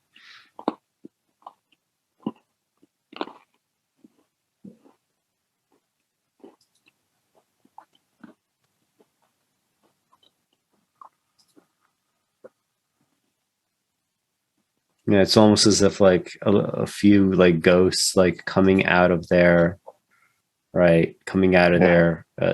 sleep. Look at this one, just like the barest outline. There. Yeah. Yep. It must have been like the only person that walked by, or maybe it's like two of them. It looks like there's like two or three people, maybe. Yeah. Oh, that's a good one. Yeah, same thing. That figure in the bottom center just barely makes it in, but and like given the fact that even if it's not snowing, I mean things are the snow is still windswept, so the fact that the snow would be moving back and forth, right, creating these streaks across the photo. Yeah. There was also some like more kind of like direct portraiture I think that he did. I think it was this one. Like this one, for example. Yeah. Right. She's captured here. Everyone else is like walking by. And as you can see, like, one of the interesting things about like doing this kind of technique, right, with this implied passage of time, and also knowing exactly where the motion was, it does give it this kind of cinematic quality, in the sense that your brain does start to automatically piece together before and after and the implications of that in a way that lots of like other kinds of more standard photographs maybe wouldn't do. Like, for example, here you see, based on the motion of the people and what's going on, that they seem to have carved out this little niche for her.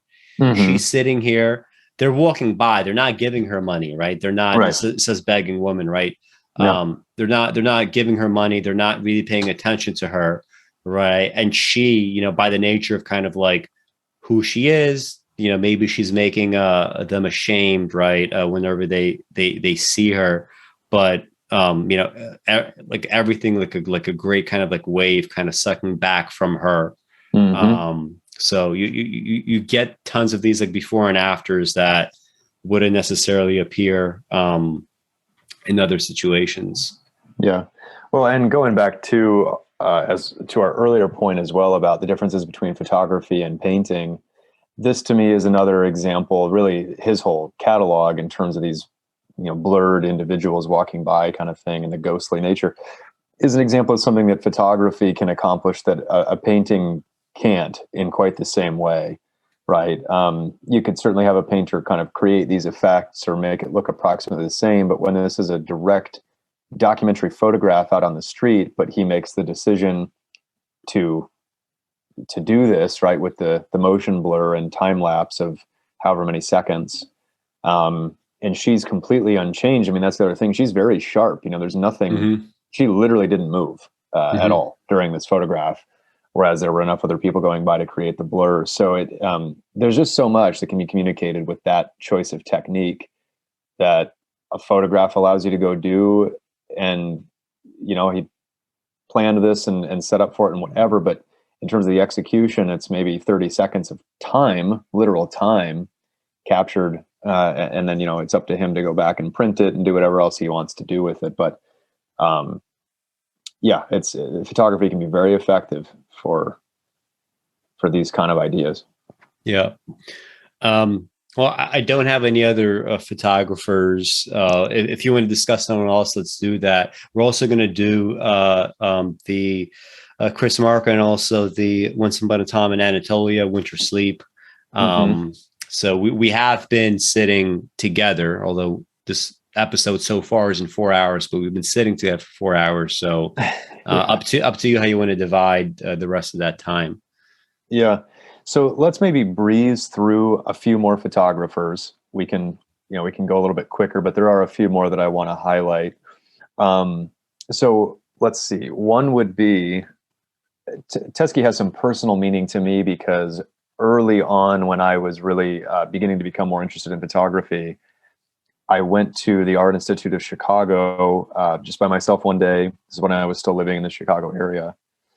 And I went down into the photographic gallery, and of course, there's work from quite a few different photographers down there. But I had never heard of him before, and one of the images that was hanging up as a print on the wall was one of his, and it just really captured my attention. And it wasn't this exact photo, but it was a similar one to this, where it's a composite print, right? So we've got a portrait done, but then it's juxtaposed or imposed over another background. So I was like, oh, that's really interesting. I just hadn't quite seen any technique like that before. So I kind of made an effort to learn more about him and his style and everything else. So, he basically lived and worked in Los Angeles for the longest period of his life, kind of an eccentric and a recluse. He basically only made enough money off of his photography to, have this really kind of spare, dilapidated studio and eat a little bit of food every day and buy film for his cameras and chemicals to process it, I guess. So prior to that, he had lived in Chicago for some time, but I forget exactly the way it came about, but eventually he got to know Frank Lloyd Wright. And so one of his commissioned projects was to photograph some of Wright's buildings that he had made, like Taliesin West out in Arizona. And eventually he also created this like sort of epic of Frank Lloyd Wright's life and put together this really large composite print project. I want to try to find it in here and show it as an example. And then he also just had some interesting takes and techniques that, again, the more I delved into it, I hadn't really seen anyone else do it. So here's the Frank Lloyd Wright, An American Portrait is what he titled this one over here on the right. So I don't know how well you'd be able to see that. But it's just a really intricate composite print. There's so many different images individually that he would have taken there. You've got people on the street in Chicago. You've got a portrait of Frank Lloyd Wright himself. You've got his falling water building. You've got a blueprint. You've got some ruins, trees, all these things. So he put that all together into one, which again is just pretty compelling and interesting to me.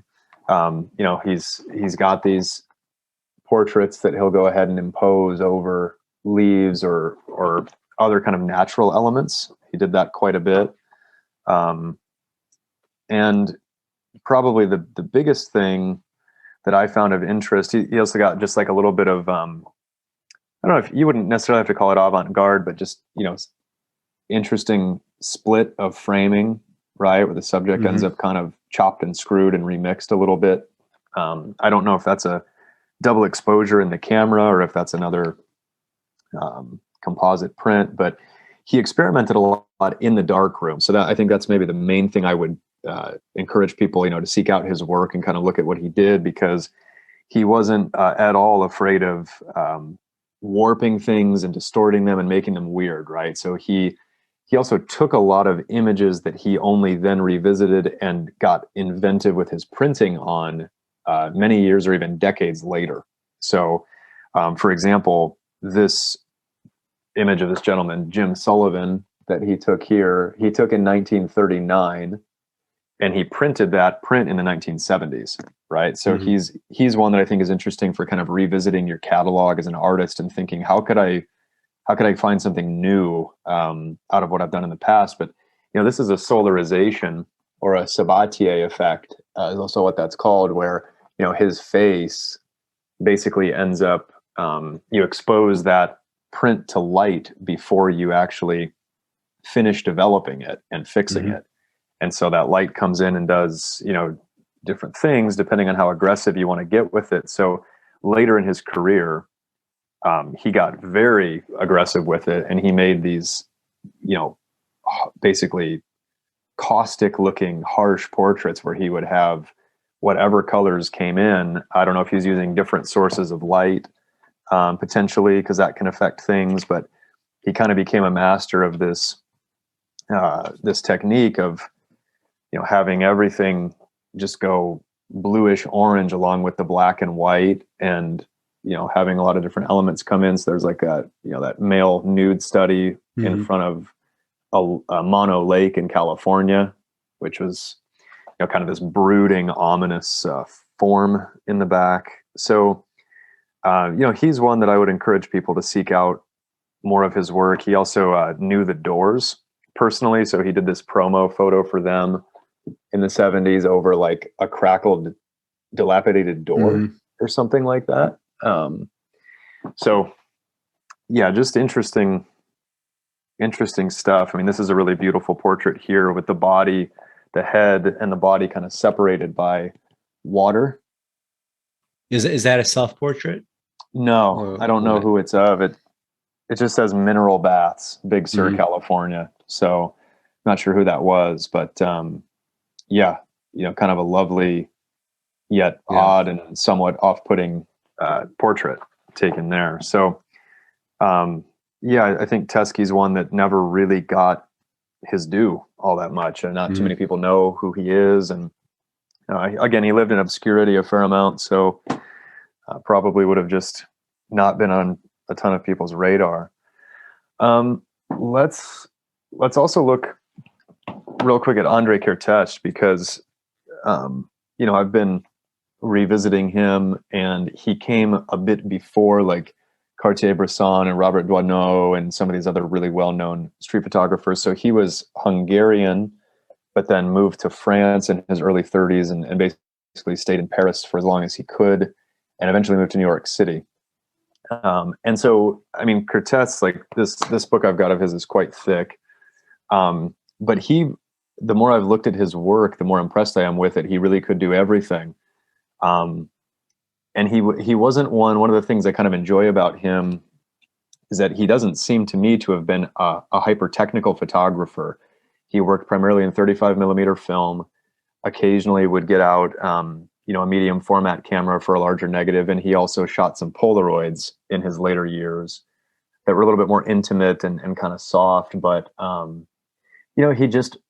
he would use like zoom lenses, which in the photography world, a lot of the time, like today on digital cameras, zoom lenses can be hyper sharp and, whatever. But like on older cameras and technology with film, it's pretty easy to get, like a little bit of a hazier, fuzzier image. It's not tack sharp and this kind of thing. And I just don't think he cared about any of that. He was interested in finding interesting compositions and correct, moments to try to expose for, and then just taking that image.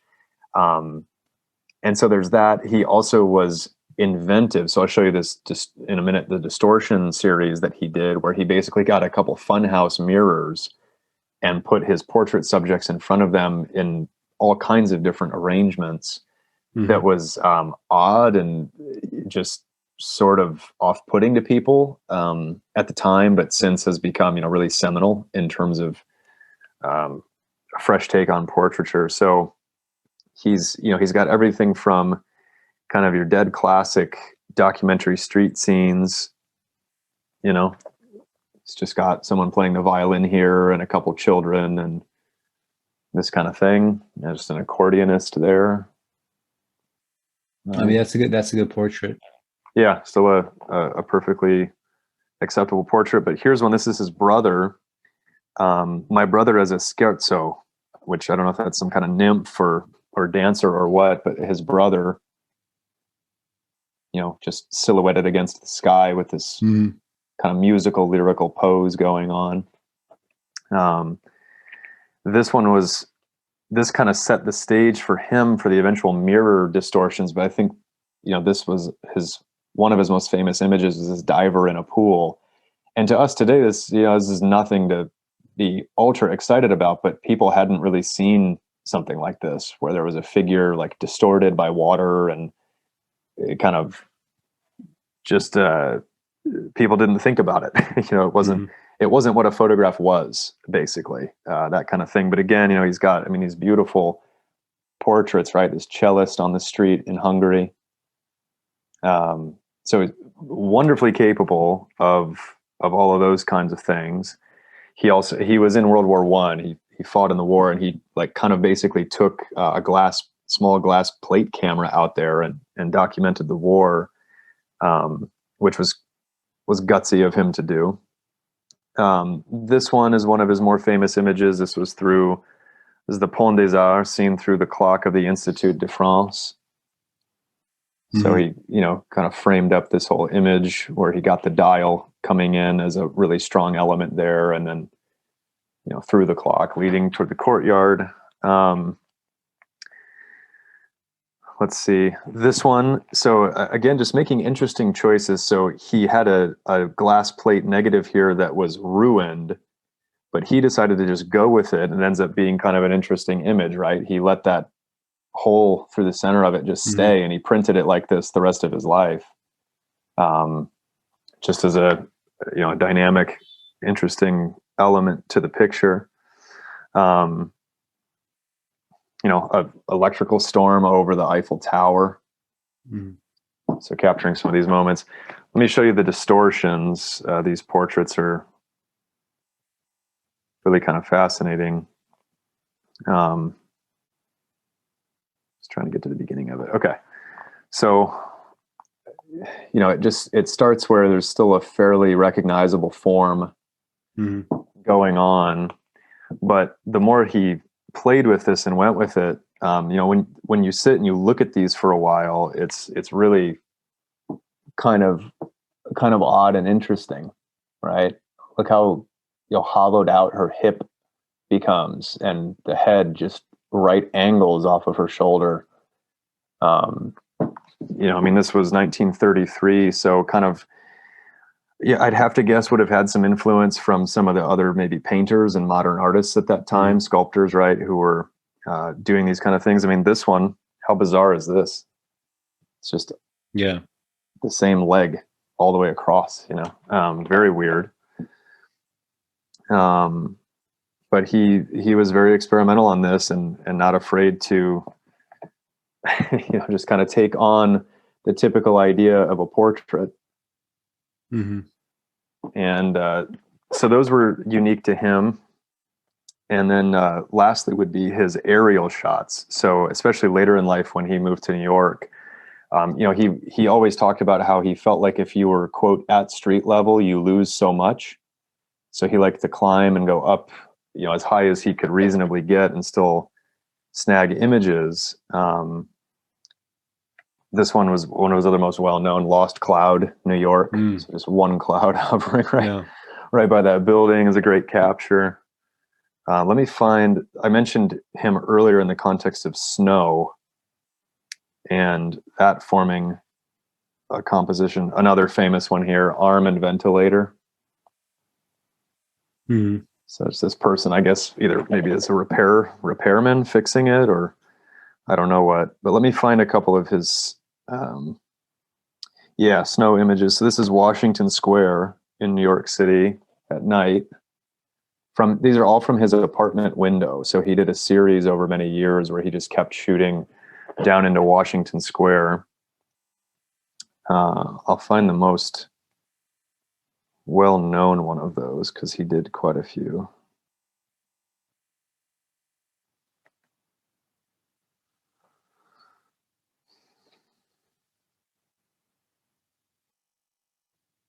He also photographed chairs a lot, and like silhouetting and that. So here's another one of Washington Square with all the tracks from the autos circling around.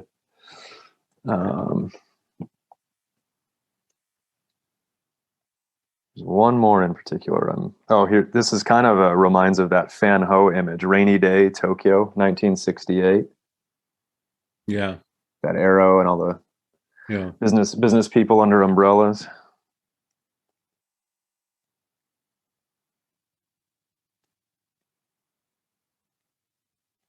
Oh, where is it? We spoke of Hopper earlier in the context of, I think that was Demachy. This one was always reminded me of Hopper a lot. The Balcony, Martinique, right, with kind of that surreal break of the ocean and then that figure behind the frosted glass. There's one more I'm trying to find of his, and then maybe I missed it. But at any rate, Kertesz is one that my admiration for him has grown the more of his work that I've looked at. So I would strongly recommend. Would you say that he's the most diverse of photographers that you've seen? He's one of the most diverse, in my opinion. Yes. So just, unafraid to take on any type of subject or material. Mm-hmm. He felt like anything was fair game, and he would give it a shot, and I think proved successful in just about every facet. So there's for anyone who's interested in like a little bit more of a deep dive, there's a video. If you just go on YouTube and type in Andrei Kertesz, it'd be one of the first videos that pops up. It's like a Masters of Photography documentary from years ago. This would have been like the 70s or 80s or 90s. But all they really did was kind of follow him around for the day and ask him some questions. And just for some insight into like how a photographer thinks about being out in the world. You talked earlier about your plan to go to Montreal and just walk around, right? And see what you see. And there's a scene in that like 30-minute segment that's maybe 5 minutes long, where he's got like his long trench coat on, and he's got his 35mm camera underneath the trench, and he sees this courtyard, and he kind of leads the person interviewing him over there and says like, I want to be here for a while and kind of see what's going on. And then he gets the camera out, and he just gradually, starts to take a picture, but then he sees that moment disappears. So he puts it away, and he walks and sits on a bench, and then he gets back up. And then once or twice he actually picks the camera up and takes a shot. And then there's this moment where you think that he's about to kind of follow this woman down a corridor and take a picture of her, but he kind of decides at the last minute not to, and he never says why, but he doesn't take the picture. And then he turns around and he looks at the camera and he just says, "That's it for here. We're done." And basically he's like ready to move on. So just interesting to get some insight into, to him, all of a sudden he's like, nope, screw this place. Like it doesn't have what I'm looking for, and I'm going to move on and take advantage of a different moment some other place. So yeah, very, very wonderful photographer. Who else? Let's do one or two more, and then we can go on. How about we do last two? These are more modern. So do you have it on your screen? I'll get it up in just a second here. Josephine Sacabo and Alec Soth. How about we do both of those? So, and maybe like Michael Ackerman. I think I got to give him a shout out quick. So hold on one sec. Let me get to Josephine's personal website. Okay. So, she's got quite a few different series on here. If you just click on this photography link in the upper left, but, she's another one. So kind of similar to Teske, with a lot of this, composite imagery going on. And, she, I think, either was born in and grew up in, or certainly has spent an appreciable amount of time in in Mexico. She now lives and works in New Orleans, last I knew. So she has kind of these like sometimes mystical qualities or dreams that she says these places that she's lived and worked has influenced her. There's a couple in particular that I want to try to find. I forget which exact series, because she's got quite a few photographs on here. I actually really like her site because it's extensive. Even as I'm scrolling through, people will be able to see kind of what she's got going on.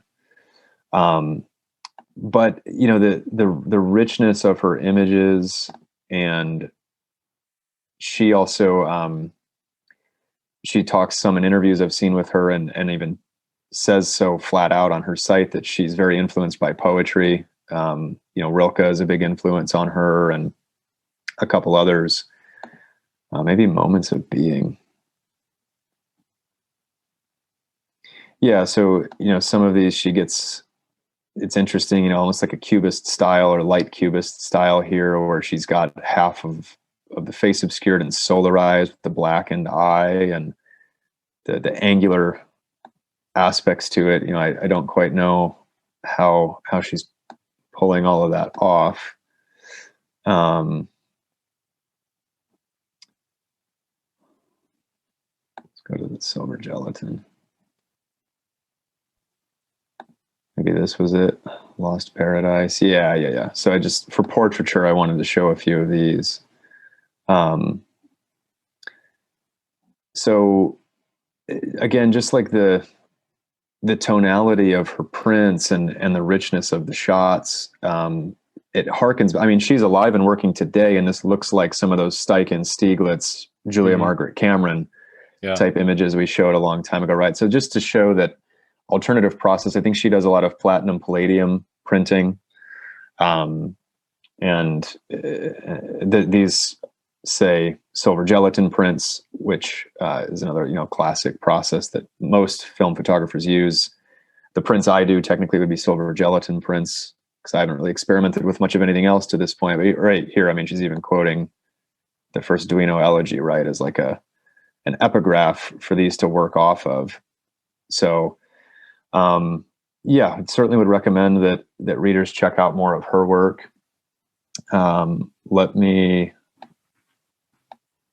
find Alec Soth, because he's another one who is alive and working today and is quite well known. I want to pull him in just because we really haven't looked at any art photographers working in color, and he works in color very beautifully. Another one who's been influenced a fair amount by poetry. So like his most recent book and series, I Know How Furiously Your Heart Is Beating. I guess that's a line from Wallace Stevens. So he pulls that in, and he's, I think, a master of interiors. So in color. So you'll see, just these tones and the moments he finds. Just this little bird here, maybe that's a pet parrot or something. But with the books at the window, and it's very sharp, very crisp and clear, all shot on fresh, huge format film, basically. But this portrait, with the gorgeous color going on, and it's obviously through a window, so we get some of these reflections, and yet we still see her face, clearly in the center there. These interiors with the purple and blue tones, and these books up in the corner of the room. It's such an odd kind of place for these books. Some of his stuff is fairly straight ahead. I think these portraits they're quite modern, right? This is about as modern as a portrait gets, where it's in beautiful color, it's ultra clear and crisp. It's clearly in a modern setting with modern people. But this, this owl, taxidermied owl in a bedroom with the line here, maybe that's a telephone line, or we don't know, and the clothing, right? Multiple mirror images for this woman. Kind of a split frame, again, with a reflection that sort of distorts what would have otherwise been a dead normal picture. This one always struck me. Just kind of turning the banal into something more interesting, right? So by having her lie down instead of look at us, and then the striping and beautiful color of what are probably like bed sheets from IKEA or something, and then this printed blouse she's in, but then the cat, kind of looming up behind her. So I find his color work to be really lovely. Another one interesting, shot choosing to frame him so narrowly here with a lot of other things going on with the color. So this one, kind of frightening and very direct. Older gentleman with his shirt off. It's just odd. It's kind of making you think a little extra. So that's him. And then let's do maybe Michael Ackerman last. try to get up here. So Ackerman, I think is kind of a good place to end in a way, because he's a recent discovery of mine.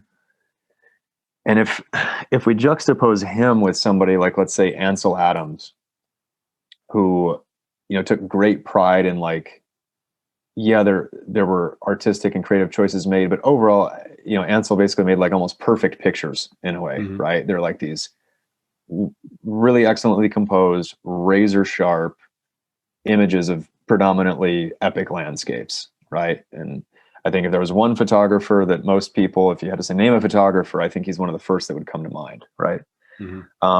Certainly helped popularize the medium to a huge extent through the 20th century. And then you have someone like Ackerman, who he works with like predominantly plastic or toy cameras. He shoots on almost entirely expired film. Everything's very warped and distorted and weird, and it's almost the antithesis of someone like Adams, right? But they're both photography. And so if we look at something like his Half-Life series, and his site's sort of interesting. If someone goes out to it, you have to kind of scroll to the right here rather than have any discrete images. So it almost kind of works like a photo book in that way, which I like. But he does a lot of these close cropped square format portraits, particularly of men.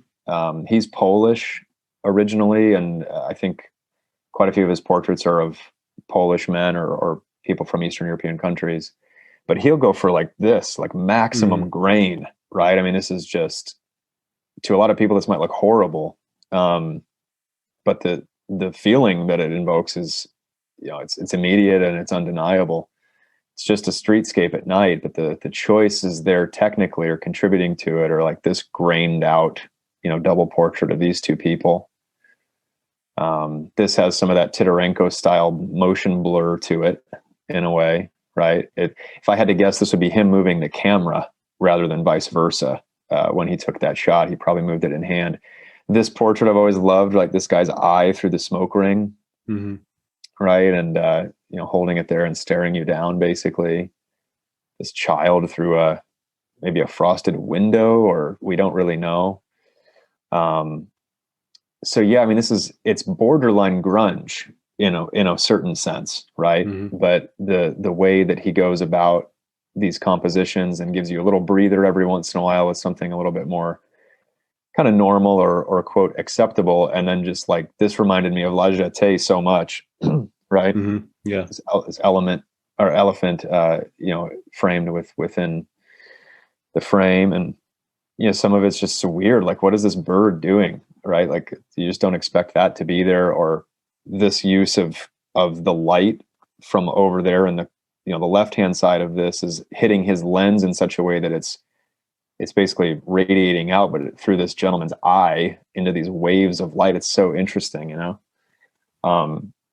So he's one, to me, I think is just a kind of a beautiful image here of this woman with the lights in the background, that shows that like you can distort and warp a photograph a lot, even if you compare him to someone like a Fan Ho with really pretty much crisp, clear pictures that have very much a character and a feeling of their own.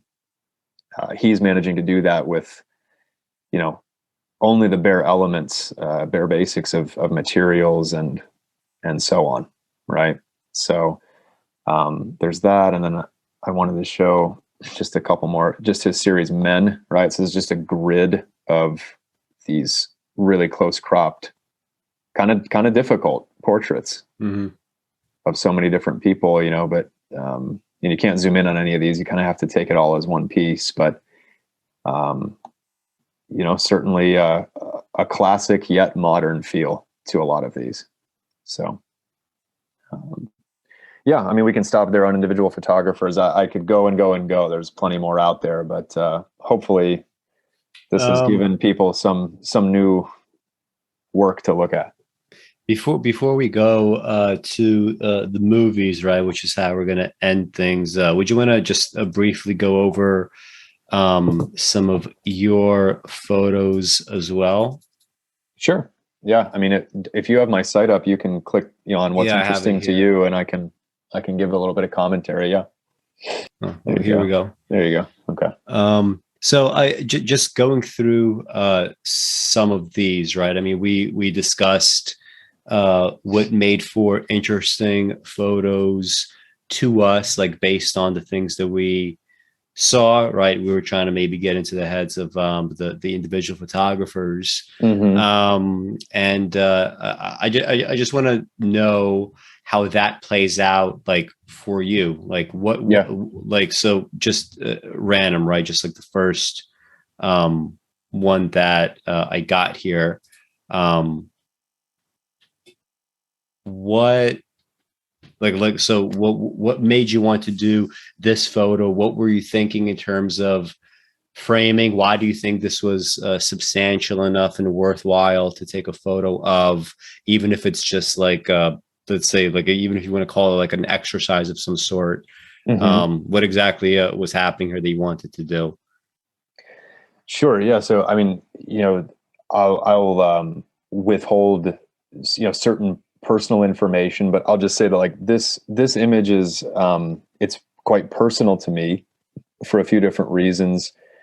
But mainly this is completely staged. All right. So this is a bowl of olive oil and balsamic vinegar, right? On top of a comforter.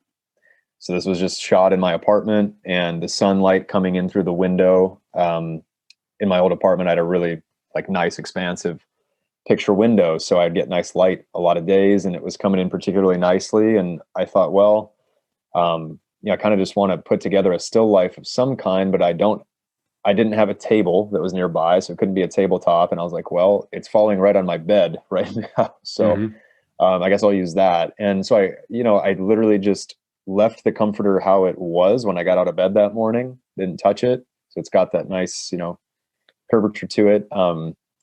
This was shot after my separation and divorce. So this actually used to be my old bedspread when I was still with my ex-wife. So I was, it was the time of my life I hadn't bought new stuff for myself yet, right? So I was like, okay, this is kind of interesting though to leave that there. It's like a relic from this other chapter of my life.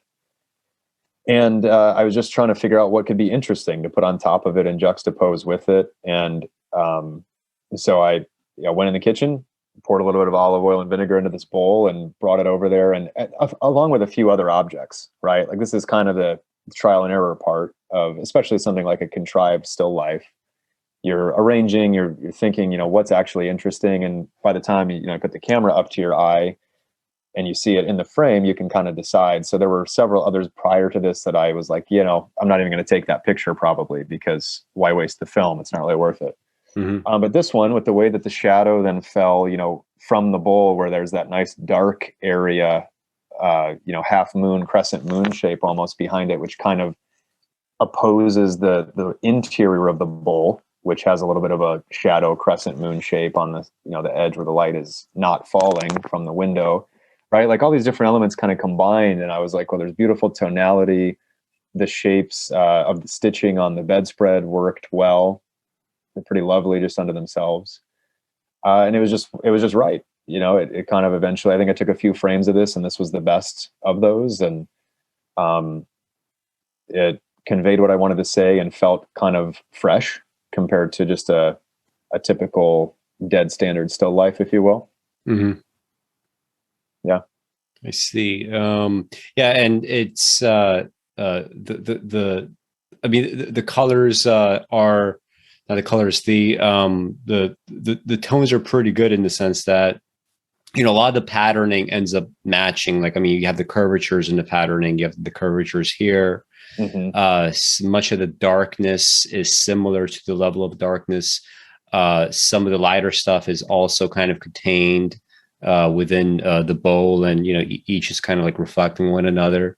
I think in all those kinds of technical respects, like, this is well done. And also, again, going back to the idea of photography being limited by reality, right? In the sense that not all bits of reality are worth capturing, right?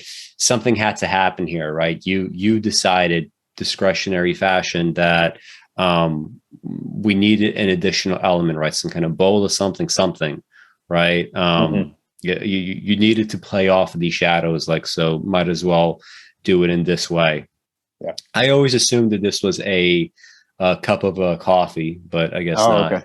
Yeah, I could see that. Yeah, you could assume that, I suppose. Yeah. Did you dip any bread into this mixture when you were done? Probably. I love olive oil and Good, vinegar and bread. So I probably did. Yeah. good. It didn't go to waste. So you have these two that are very close to one another. Yeah, it's a pair. Yeah. Yeah. Yeah. So, I mean, this is a good example of to anyone who is a photographer out there or aspiring photographer, just using your surroundings. I mean, this is literally taken inside my office building.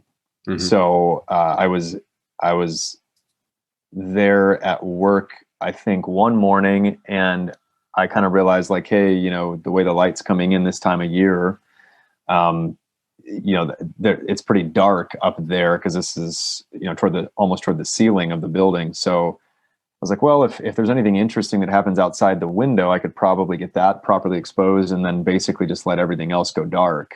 Yeah. And so the next day I brought my camera in early in the morning when I was getting there at first, and there was this bird on the telephone wires outside. And so I snapped it and then kind of kept the camera to my eye, and it flew away, you know, right after. And I was able to luckily snap that too. So it's kind of just a nice diptych, yeah, of a fleeting little moment, but, you know, nice element with the curved metal bar at the base of the window and the palm tree outside and the cross hairs, you know, in the window itself and so on. Yeah, this definitely has, especially side by side. This definitely has a La Jetee quality to it, right? In the sense that you could imagine, like, you know, the over voice saying, "And there were birds, mm-hmm. live birds, right? Birds, yeah, right." You could see that happening. I just see some other ones.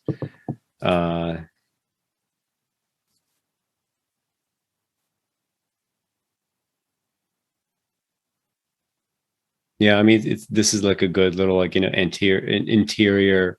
Mm-hmm. Right. A lot of the more kind of like more domestic things, like it's just little, like interior quirks. Yeah.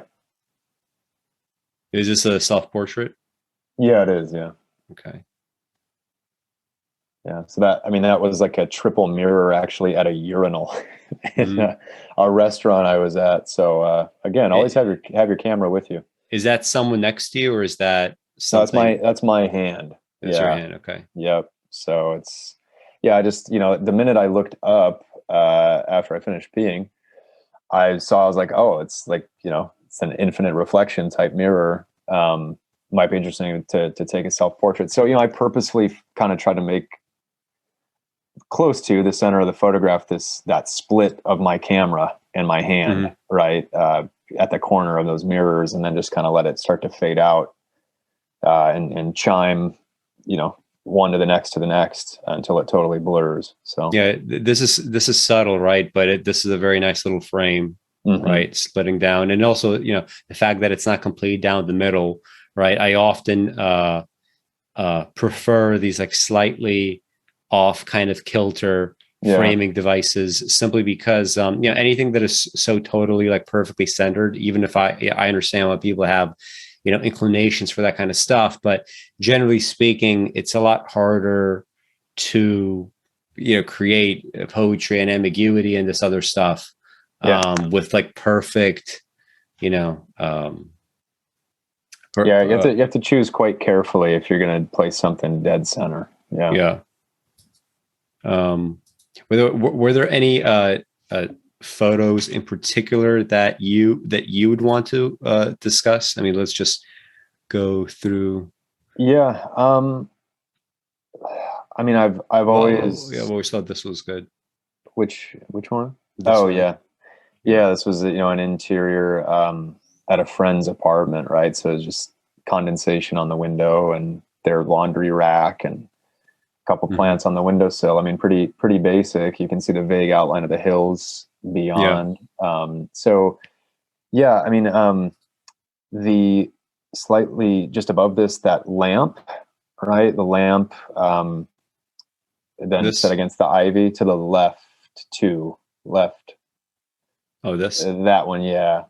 So like, again, just to show that you can contrive things and I still think they can work, right? So this was my backyard, and obviously the lamp was from inside the house, but I'd always thought this lamp was, it had potential to look interesting if thrown into an odd environment. And so one day it was, I just kind of thought, well, what if I take it and put it against the ivy in the back? What would that look like? And so I just enjoyed the way it framed up and went for it. It's got a lot of odd elements to it, but yeah, I mean, I think it just kind of continuously shows that you can take fresh approaches to time-honored classics, like something like a still life or an interior. So I called this one an interior. I guess technically it was taken outside, but basically just off my deck. But dominated by an interior object. Correct. Yeah. If you keep scrolling down on this one, I mean, there's probably a couple others I could call out, but this is the bottom. Yeah, it's the bottom. So let's go to Creaturescapes. If you scroll up and go there, and then maybe I'll highlight one or two of the exteriors to wrap up. But yeah, so like this first image there, right? My hand like holding this prism, and just kind of I was holding this in my hand one day, and the way that it broke up where my fingers landed, when I looked at it, I thought it was interesting. But then from there, you have to make some of these technical choices, right? So instead of doing a sharp photo of it, I thought, well, it might look better or more interesting if I go for that like grainy, a little bit more, charcoal drawing almost style pictorialist look to it. Mm-hmm. And again, I experimented. I did a few different versions of this shot, but this one came out the best. And I think it's just kind of an interesting, self-portrait of, in a way. I mean, no one would ever know it was my hand, I guess, unless I tell you that. But I think it's just kind of an interesting concept. The plan for me, going forward, just personally, is I want to keep delving into conceptual photography more, because I think there's a lot to be mined there. There are quite a few, great conceptual photographers who, kind of set up different scenes or put things in weird juxtapositions with each other that it still works. I've never been, super drawn to like street photography and just going out there and doing, like your Henri Cartier-Bresson type stuff, or even Kertesz. I mean, he resonates with me quite a bit more, but I think I can do that kind of work. I just, to this point, I haven't been super drawn to it. So if you exit out of this one quick,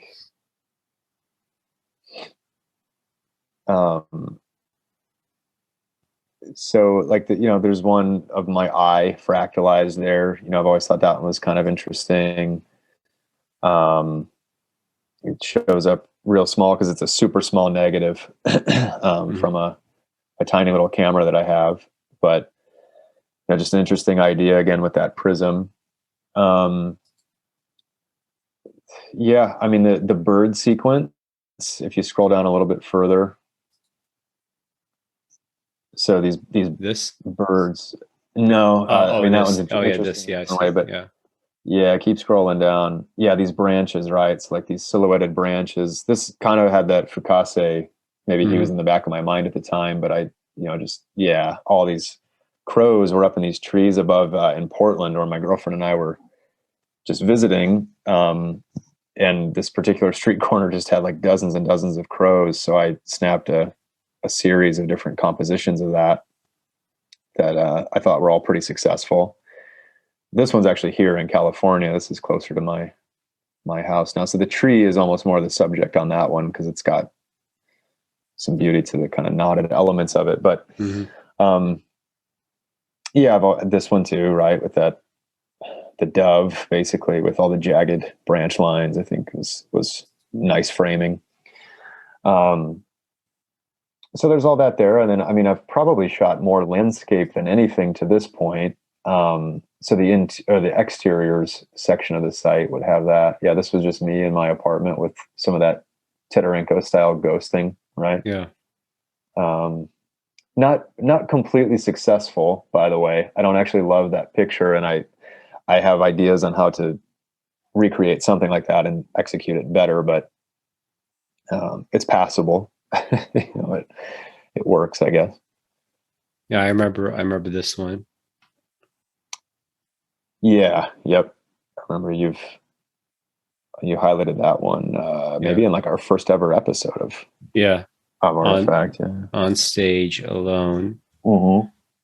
Oh, look at this. Oh my goodness, where is this from? Oh, I've never seen that before in my life. Yeah, it was a Buddha statue at the St. Louis Art Museum, I believe it was. And we haven't been talking about them, but I mean, you have some pretty good titles for your photos, right? This one is called "Now You Feel How Nothing Clings to You," right? You know, playing off of some of the kind of, you know, Buddhist kind of, you know, implications here, that kind of thing.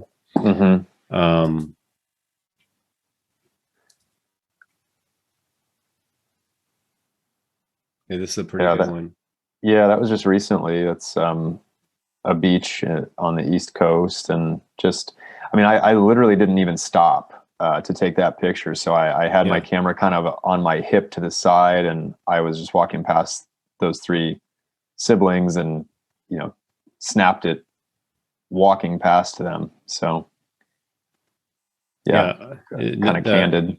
Yeah, it's called Tilted Beach, right? It's a good you have the horizon line tilted, and they're all, you know, different degrees of tilting here, and also some, you know, some of the kind of like more material tilting, right, with the waves. It looks like you know, if you're just thinking purely in terms of the lines, right, they kind of come up, right, they gives texture to the tilt. Yeah, the only disappointing thing about that image to me, and I didn't really have any choice on the day, is it was a flat, dull gray sky, completely clouded. So I would have liked to have had a little bit of cloud interest in the sky, but, you know, you got to play the hand you're dealt. So that's how it was. Yeah. Yeah, that self-portrait there against the window. Yeah, I mean, there's plenty there to look at. And then the exteriors, I think a few of my landscape shots are probably among my strongest stuff. You know, the star trails there with that tree with the motion blur. I mean, this is one of my favorite pictures I've ever taken. Hopefully it pops up there in a second. So to do this motion, like what exactly do you do? Because I mean, I've seen this kind of thing before. What do you do to make the stars look that way? Yeah, so this is just a long exposure. I was out shooting with a friend, and you put your camera on a tripod. You try to get your composition right at dusk or before it goes pitch black and you can't see anything. And then you wait around, and as soon as it gets dark enough, you open the shutter, and I think this was an hour-long exposure. So you know, literally the rotation of the Earth, you know, contributes to the way that the stars streak across. And it was a little bit windy that night, so the trees on the upper right there, that's why they've got that slight blur effect to them. And then this was kind of over a lagoon, right? So you get the reflection in the water there.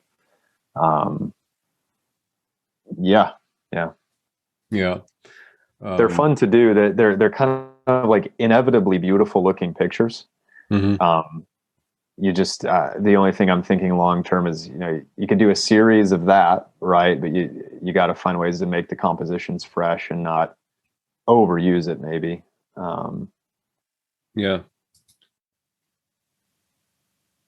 This one's a good shot. Yeah, I mean, this was just these telephone wires. It was like a really cold I say really cold. It was a cold California winter morning, meaning it was like 44 degrees outside. Oh, that's beautiful. That's jogging weather. Yeah, just lovely. For I guess I've grown soft now that I lived here a few years, but no. But yeah, this was like almost invisible. Like the visibility was really low. It was kind of misting and spitting rain. And these were kind of out in the blue haze off the road, and I just pulled over and took the shot. So yeah. There was, I'm not sure if it was in this one, maybe close to the bottom, where you had this kind of, you had like some kind of structure, maybe the streetscapes. Mm-hmm. You like this stuff. Yeah, this one,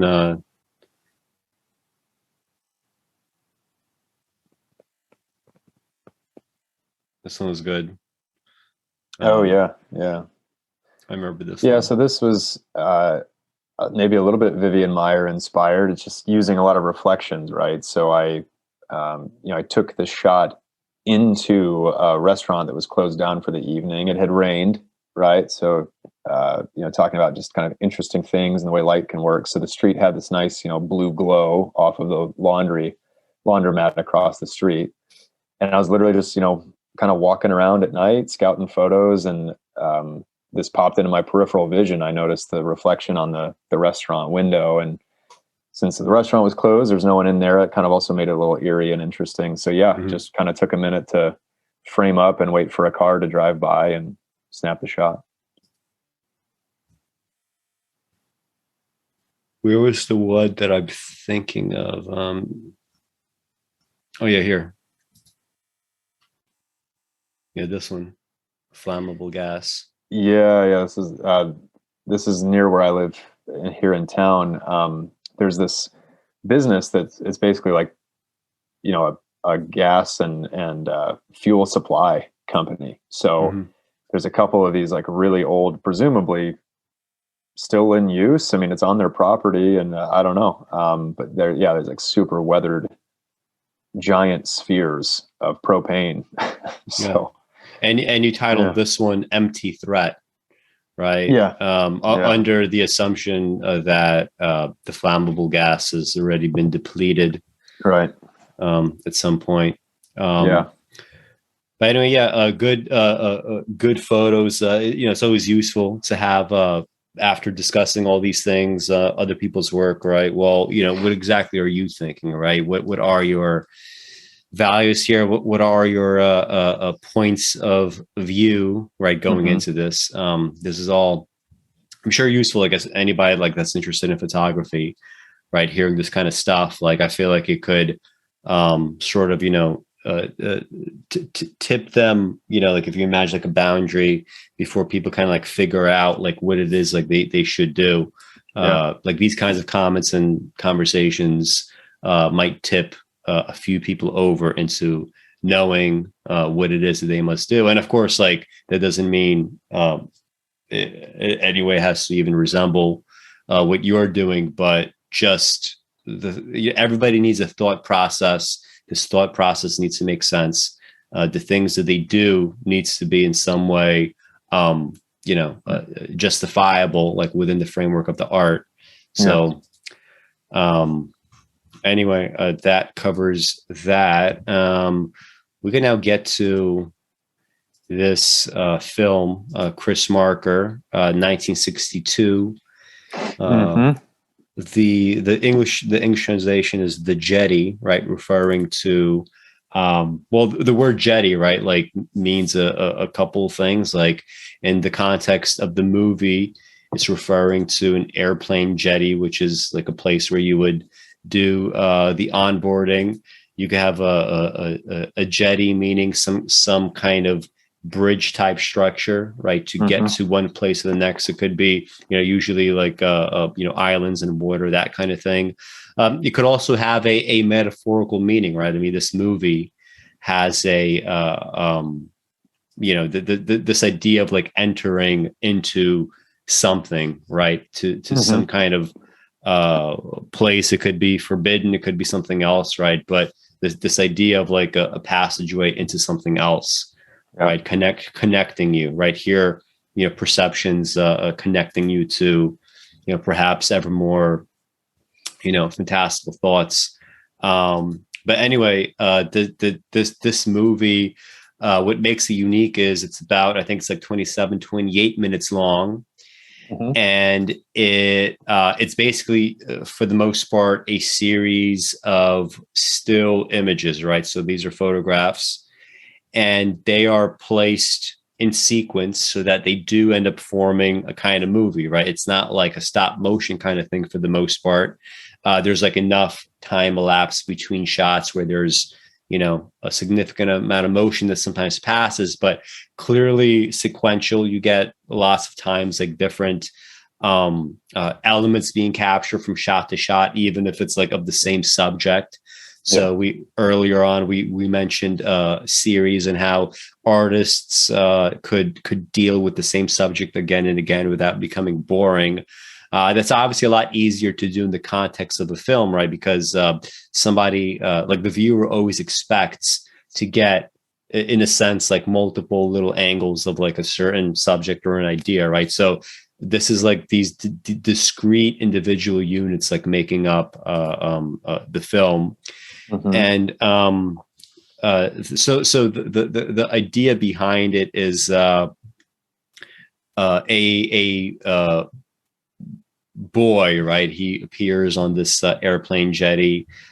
He has this like memory that he keeps returning to his entire life again and again, and he can't quite put his finger on what it is. There's a woman that he remembers, and there's perhaps some other things that he remembers. And soon after that, there's this kind of like World War III situation. It seems implied that there's nuclear fallout. So everybody goes to live underground, and this new kind of hierarchy, I guess, of like the new power structure decides on various experiments to send people back into the past, back and also at some point into the future, so to get some kind of technology to deal with their present state. Right. Yeah. And one man is selected to do this because he has this attachment, right, to this one image from his past. And it is this image that we see in front of us. And eventually he goes through these experiments. He falls in love with this woman. He wants to stay there. He asks the people from the future that he meets, I'm going to bring this back to the present, but please send me back so I could essentially live my life with this woman. He gets sent back here, but it turns out that he is his own memory that he is so fixated upon, right? Because he notices this man at the end, right, that was mm-hmm. sent from the past, or rather sent at that point from the future to kill him, right? And that's the man that is falling on the jetty, right? So it's this kind of loop, right, that kind of starts where it started, right? So that's kind of the conceit of the film, and the way that it does this is the way that I described. And one thing I'll just point out is, so many of these would be like great, photographic shots outside of the context of a movie, right? Mm-hmm. Like that would be a very strong image gallery unto itself. Yeah, exactly. Like something like this, right? I mean, this is, even if you want to call this like, oh, this is, like just mostly documentary style stuff. I mean, there's still, a lot that you could talk about, right? This is still distinctive. You have, like the portrait that we're seeing, something like this, right? There is like a bit of a naturalness to it, right? I said earlier that's something that is too obviously and overly staged, might not work. This is, something that you could imagine, like a celebrity photographer taking a photo of, right? Like, mm-hmm. The first lady getting on board, right? Air Force One or like whatever. You could imagine some kind of context like that. you have these interiors, right? When you go underground in the film, where it's, it's kind of like it's forbidding, right? It's supposed to be its own kind of like a society unto itself. And like there's a lot of like myth making and world building going on in the film, despite it being so short, right? It still does that a lot, right? Like shots like this, right? This is like one of the first, I believe, when you're told where the action is going towards. And as a portrait, I mean, this would be a great portrait, right? For many different reasons. And like we were talking about, like different tonal variety, right? We have light, middle, dark. The darkest being the shirt, the face having kind of elements of all. So like always lots of stuff that can be discussed. And here's the one photo in the movie that has she's this like you're tempted to say like this, because the way the movie presents it is the protagonist has a memory of this woman, right? But this cannot actually be, his memory of this woman, because he's never seen her, right? Like he's, as a child, like he could not have seen her. These are not the contexts under which she would appear. Like she's supposed to be appearing in the context of the airplane jetty. But in this image, you see her blinking for, I think it's like 5 or 6 seconds, right? So it's like the only time that's like really continuous. I think you mentioned something about like some other ones having kind of like a little bit of a footage effect as well, and that might be true too. Here's the famous scene with the couple, right? They kind of like sort of become a couple at this point, and they are visiting this, like, I guess it's the equivalent of New York's Museum of Natural History, with lots of animals that are kind of either animal models or they're stuffed.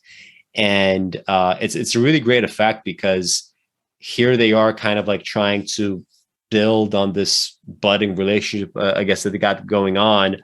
But they're essentially frozen in time. You know that they are because of the context of the film, like where they are in the film, what their function is, but also just technically, right? Obviously, these are all photographs here, frozen in time that way. But the animals are kind of even more frozen, right? They kind of like mimic what the human beings are doing, or perhaps the human beings are mimicking what the animals are doing, right? Because they have been frozen in time for thousands of years, right? If not longer. Yeah. So it's a really nice like confluence of factors, right? That creates like a new kind of level of texture and ambiguity in the movie. Well, anyway, I guess that's my introduction to La Jetee. I'm not sure if you have like what else you want to say about it, because I mean we have lots of notes. There's actually a lot that we could say about it. Yeah. Well, I have a couple things. So first, the style where, like you said earlier, each individual still frame is focused on for a few seconds at a time. So you do get a chance to take that in as the viewer. It is not stop motion. It is not flying by. It doesn't linger for very long, but you are able to fully take in what's on the screen with each new frame. And like you said, it does generally move along in a pretty straight ahead narrative way. The confusion or any sense of where exactly are we in time comes more from the narrative and the storyline and the voiceover, right? So that's another important thing. The drive in terms of us knowing what's actually going on is the voiceover narration, which is ever present throughout. It's very spare yet strong and poetic. You had a few lines that you pulled out from it specifically, as did I. And like, for example, time builds itself painlessly around them, is one line when the two of them are together at a park. And she's asking him something about, how is he still there, or how does he keep coming back? And the line that the narrator says is just, he invents an explanation. Mm-hmm. Right. Yeah. So it's just little, like, strong, short, sharp lines like this that make the movie, they really elevate it. Because you had asked me in your show notes, if there was no voiceover, would this still be a good or a great film? Would it work? And potentially, there's still enough there that maybe it could tell a story. Again, if you considered it almost like a photo book that's being showed to you in a slideshow, you could still say, "Oh, that's an interesting film. I'm getting a sense of what's going on. It seems dystopian. It seems odd, and like we're moving back and forth in time." And you'd probably figure some of that out, but it's really the combination of the two that makes it so powerful. To your point, the images are very strong all by themselves. I think one other reason maybe I was so drawn to Michael Ackerman's work, who we just talked about a few minutes ago as a solo photographer, is when you watch this film, and please watch it if you haven't watched it already. Again, it only takes 30 minutes of your time and you get a great film.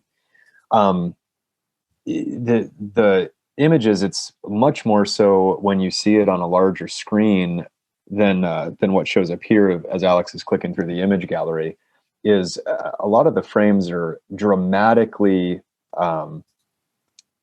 in contrast, right? Yeah, I mean, that's a good example, right? It's complete pitch black and then a little bit of white light that's showing on some faces, or it's high contrast in terms of the film that it's shot on. It's pretty grainy and almost, destroyed and borderline grunge. And again, that's a nice touch because it contributes to the feeling of this post-apocalyptic place that we're in. But the individual framing, especially of the portraiture, is really wonderful. And there's some of the weird ones, right, with like the doctors when they've got those goggles on that are so strange looking and off-putting. And then there's the expressive ones and emotional ones of like the lead actors. Mm-hmm. And so all of that goes together really well. That one in the bottom middle where he's been shot out on the jetty as he's trying to run and finally be with this woman forever. This shot that's often used as promo for the film, period.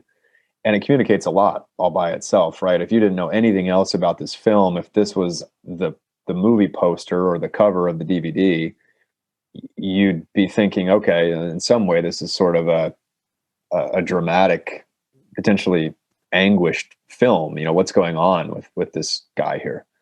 And so by the time that we get to this frame toward the end of the film, it's a really excellent, close to final image, and the expansive sky behind him, and this promise of a good, even if technically untrue, artificial life that he could have had, and it disappears on this jetty. So anyway, just a really wonderfully executed concept, and certainly worth anybody's time.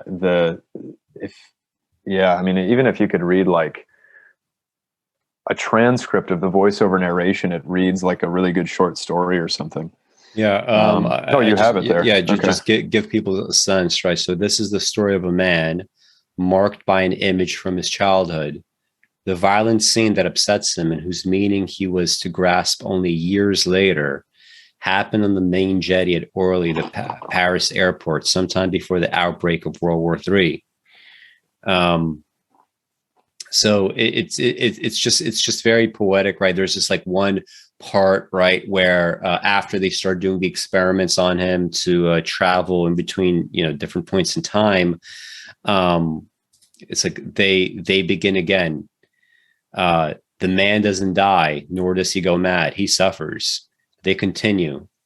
On the 10th day, images begin to ooze like confessions.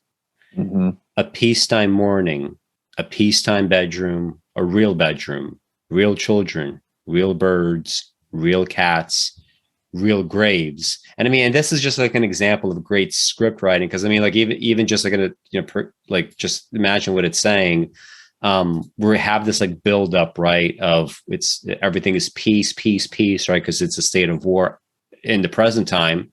And then we go from peace to real, right? A real bedroom, real children. These are all supposed to be positives, right? Real as opposed to the artificiality of perception or of memory, or however you want to talk about it.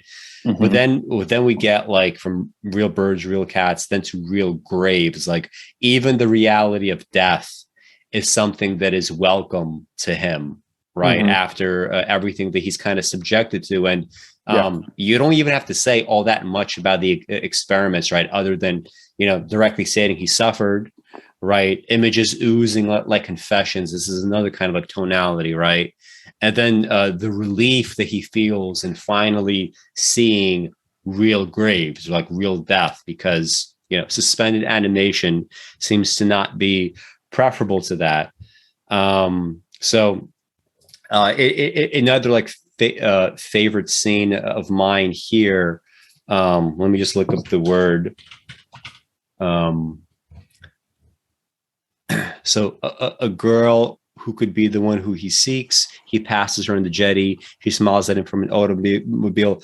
Other images appear, merge in that museum, which is perhaps that of his memory. So this idea of like this museum of memory and perception, we get a bunch, like when the experiments are happening, we get a bunch of images that look like this, right? Mm-hmm. We have images that look like this, like that. And these are supposed to be like, Roman or like Romanesque or like whatever statues, like some of them are crumbling. It looks like we're getting pieces of, the kinds of stuff that we could find in museums today. And the way that it's characterized is like, it's just like these ruined artifacts, right? That it's just like a good metaphor for not only memory, right? But specifically to perceptions that get kind of like rearranged, right? Because you always do stuff to memory, right? And you always do something with your perceptions. You build upon them, you allow them to unfold into fantasy, right? There's a lot of stuff that happens in between, and you have this like kind of like, center kind of a sequence with these pictures that really capture the logic of how all of that goes and how it works. Which was quite not nice. And nothing that I would say is like, even if these actors were like mediocre actors, I think it probably wouldn't have mattered as long as you had enough time to take enough photos. Because I mean, even with a mediocre actor, you will eventually have kind of like very naturalistic expressions and moments to be captured, even if they're not like even, like working on the movie, even they're just kind of like talking to one another or like whatever. You'll capture these kinds of moments. And in fact, I'm sure as this was going on, like a lot of these photos were not taken in the stage sense of like, okay, now I want you to do this or that because this is going to be this or that part of the movie, right? They could have just been like sort of preparing or standing around and boom, that's it. That's the scene. I got it. And then of course, other ones clearly are, probably going to be like kind of, more staged, you have like more things going on. Yeah. But, I feel like even with mediocre actors, with a good enough photographer or director, you would have had, like stuff like this that falls out purely by happenstance because, naturalism is just, it's just what human beings are, right? I mean, you would be able to get at it and also the undercurrents of this naturalism, simply with like enough kind of brute force time, right? So, yeah.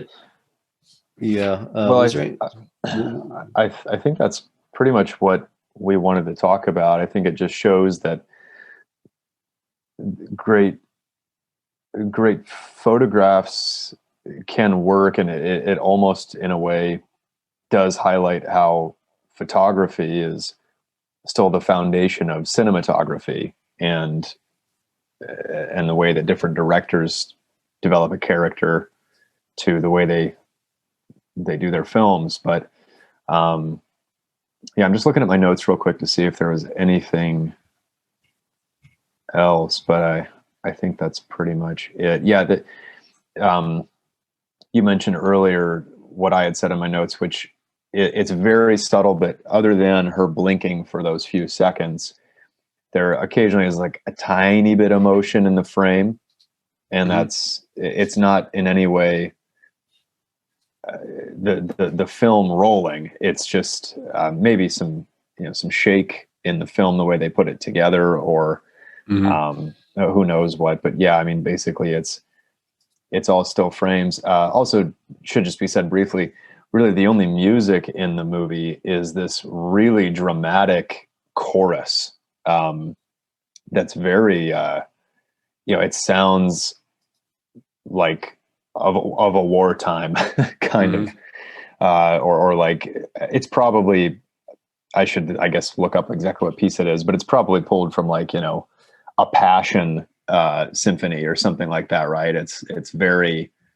large and grand and dramatic, but that also is a nice choice on Marker's part, because it does contribute to the mood of this post-apocalyptic world, but it also just works well when juxtaposed like that. It's for the opening credits, and that plays in the background with this chorus like belting out this song, and really all we're looking at is a picture of an airport. Like it would be kind of banal. It's probably one of the weaker frames in the whole film, like all by itself, but the credits roll and there's a frame of the airport. It's that first one right there. I mean, this is, there's nothing really to write home of. It's a fine picture, I guess. But, even so though, like it works in the context of like, I mean, one of the narrative tricks, right, is like you're sort of like made to forget the initial, like if you read like Dan Schneider's review of this movie, like he makes the point that, you're sort of made to forget what happens, at the beginning versus connecting it to the end, right? Like it's supposed to surprise you at the end. And, starting off with just kind of like, if you want to call it banal or just like purely documentary style shot, that kind of sets that for you, right? It kind of like you build off of that concept like into the rest, right? So anyway, after this, you want to do Anatolia, Ceylan, Winter Sleep? Yeah, let's talk about Ceylan, and then we can kind of wrap up. I mean, I think that Ceylan is interesting to use here as a way to kind of round out the show, because in his earliest days, and if you go to his personal website, you can see his straight photographic work. So he did do a good amount of photography of different kinds. Some of it's conceptual, some of it's documentary style, some of it's just kind of unique portraiture.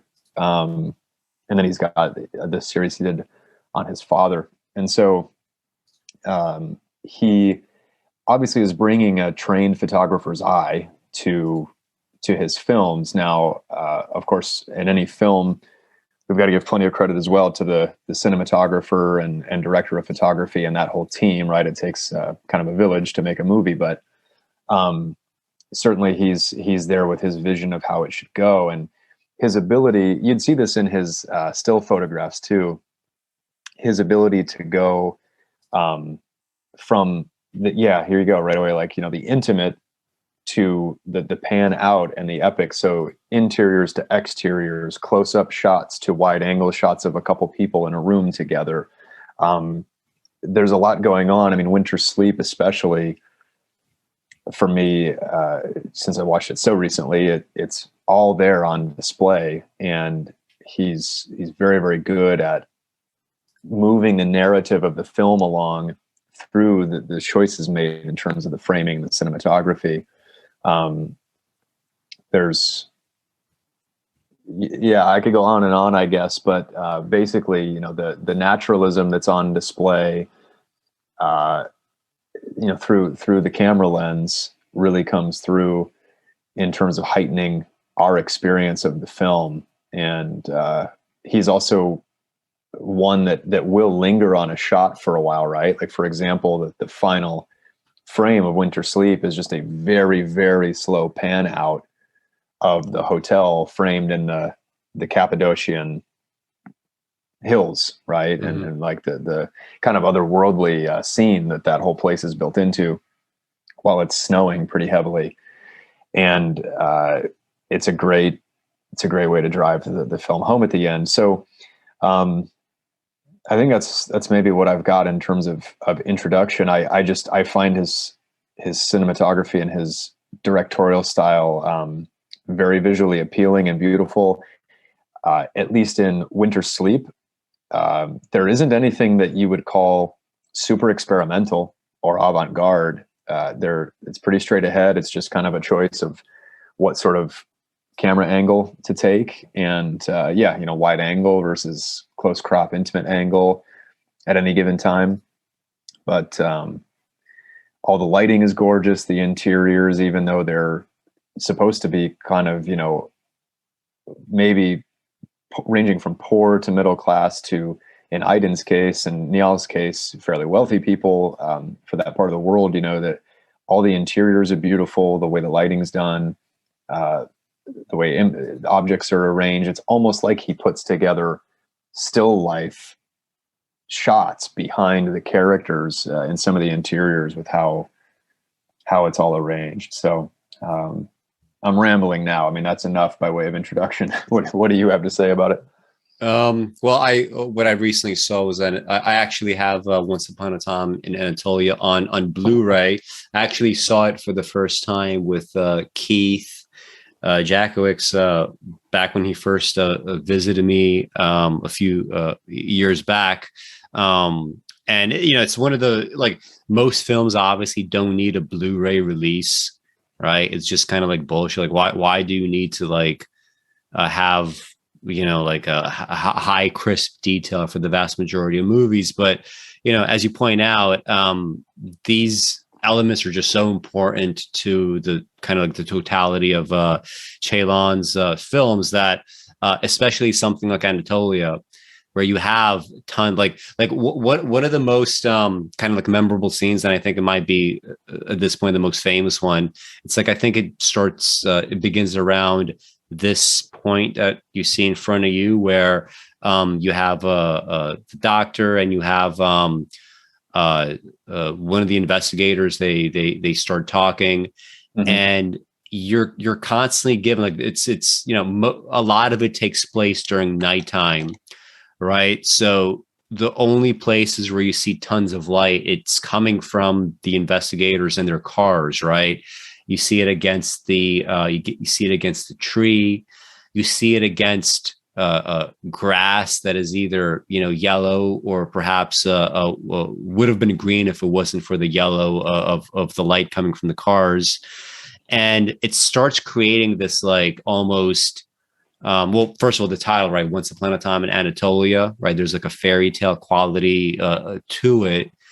And the kind of irreality that this sort of lighting does lends itself to kind of like some of the more kind of like philosophical inquiry that it does. So like when the most famous scene being like the monologue that one of the characters delivers, where the title of the film is stated explicitly.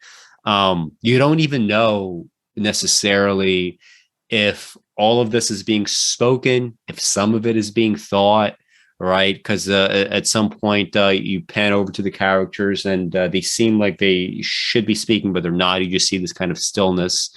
And this is exactly what it's not like, oh look, it's beautiful yellow light for the hell of it, right? That's not mm-hmm. the right way to discuss photography. It's not the right way to discuss cinematography. There needs to be a reason for it, right? Like, what are the kind of grander macro narratives that are being built up? Like, what else is what else is happening? So like, what is the purpose of this kind of light? Why, like at some point, for example, before you fully understand what is happening or what will happen, investigators are talking to the alleged murderers, and the lead investigator, he's like walking in front of his car, And anytime that the characters move a little too much, this creates like this thin like ribbon of like vertical light just like slicing through the middle of the screen. And this adds very nicely to the kind of tension that you're feeling like watching all the characters interact, because, there is like this kind of, there's like a murder, there's like some sort of drama involved, and it's kind of capturing that, right? It reminded me of in Killing of a Chinese Bookie, where Cosimo Vitelli is, he's like seeing he's asking a girl to come like dance for him, try out for one of the dancers in his kind of like semi nude club, and his girlfriend comes and visits, and she gets upset. And as she's kind of like walking in, when she moves a little bit to the side, the brightness of the light like hits the viewer, right, and kind of interrupts, kind of like, and that kind of emphasizes the anger. Here, it's less of an anger; it's more kind of emphatic of the tension that's happening, and it's just full of like details like that, right? I'm not sure if I have actually too much to say else about this, other than like, it's just this like the here the like with the stills here at least should suggest is some of the kind of like duplicity that I'm talking about, right? This movie has a lot of that happening. Yeah, and this is where that monologue is taking place, right? Like, imagine just the wind here. You see the constant movement of this grass. It's unnaturally has been yellowed, and this story, right? This like the story of like multiplicity, and also kind of like duplicity is like unfolding like under this kind of context, right? How does that add to it, right? These are the questions that you ought to be asking, not, oh my God, it's so beautiful to look at, I could just die, right? That's it's a pretty childish way of looking at technicals, because technicals are supposed to add up to everything that we just discussed, right? It's not just about the thing itself, right? It's also what is elided. It's also what's implied.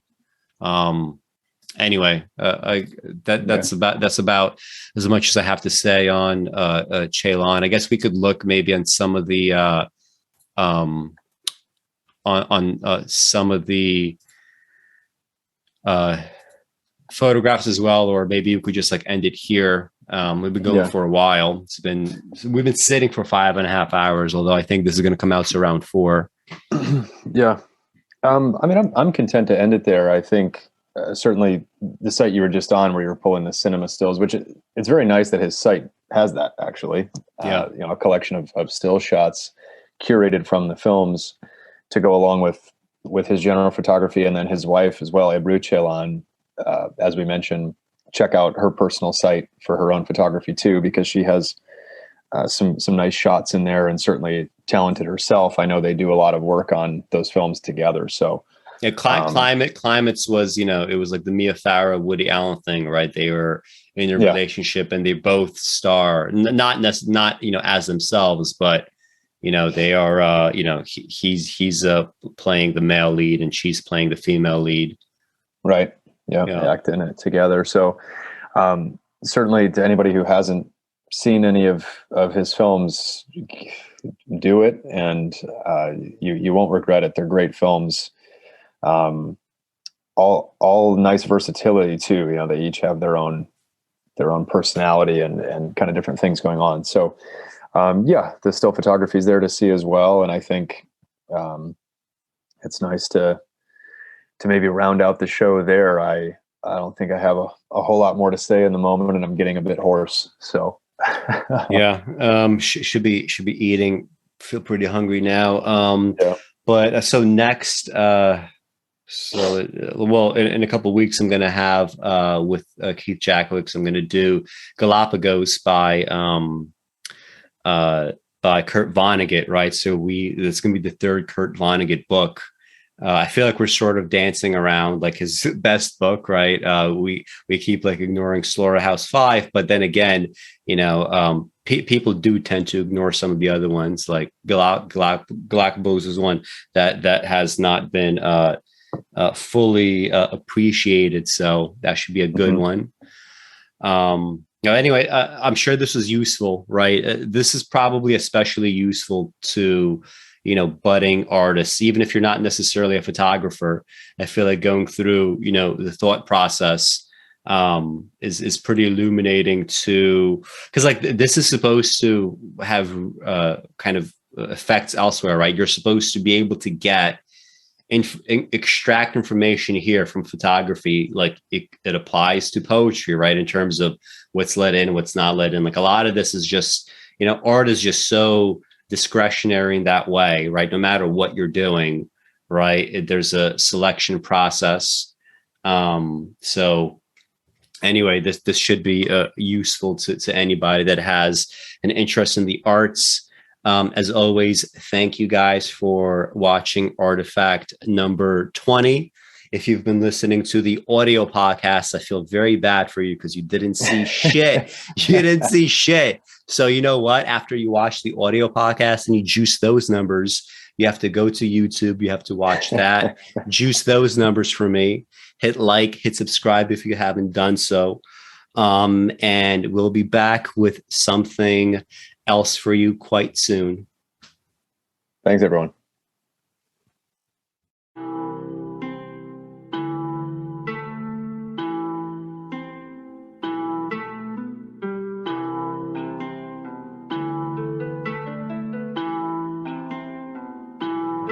Oh my God.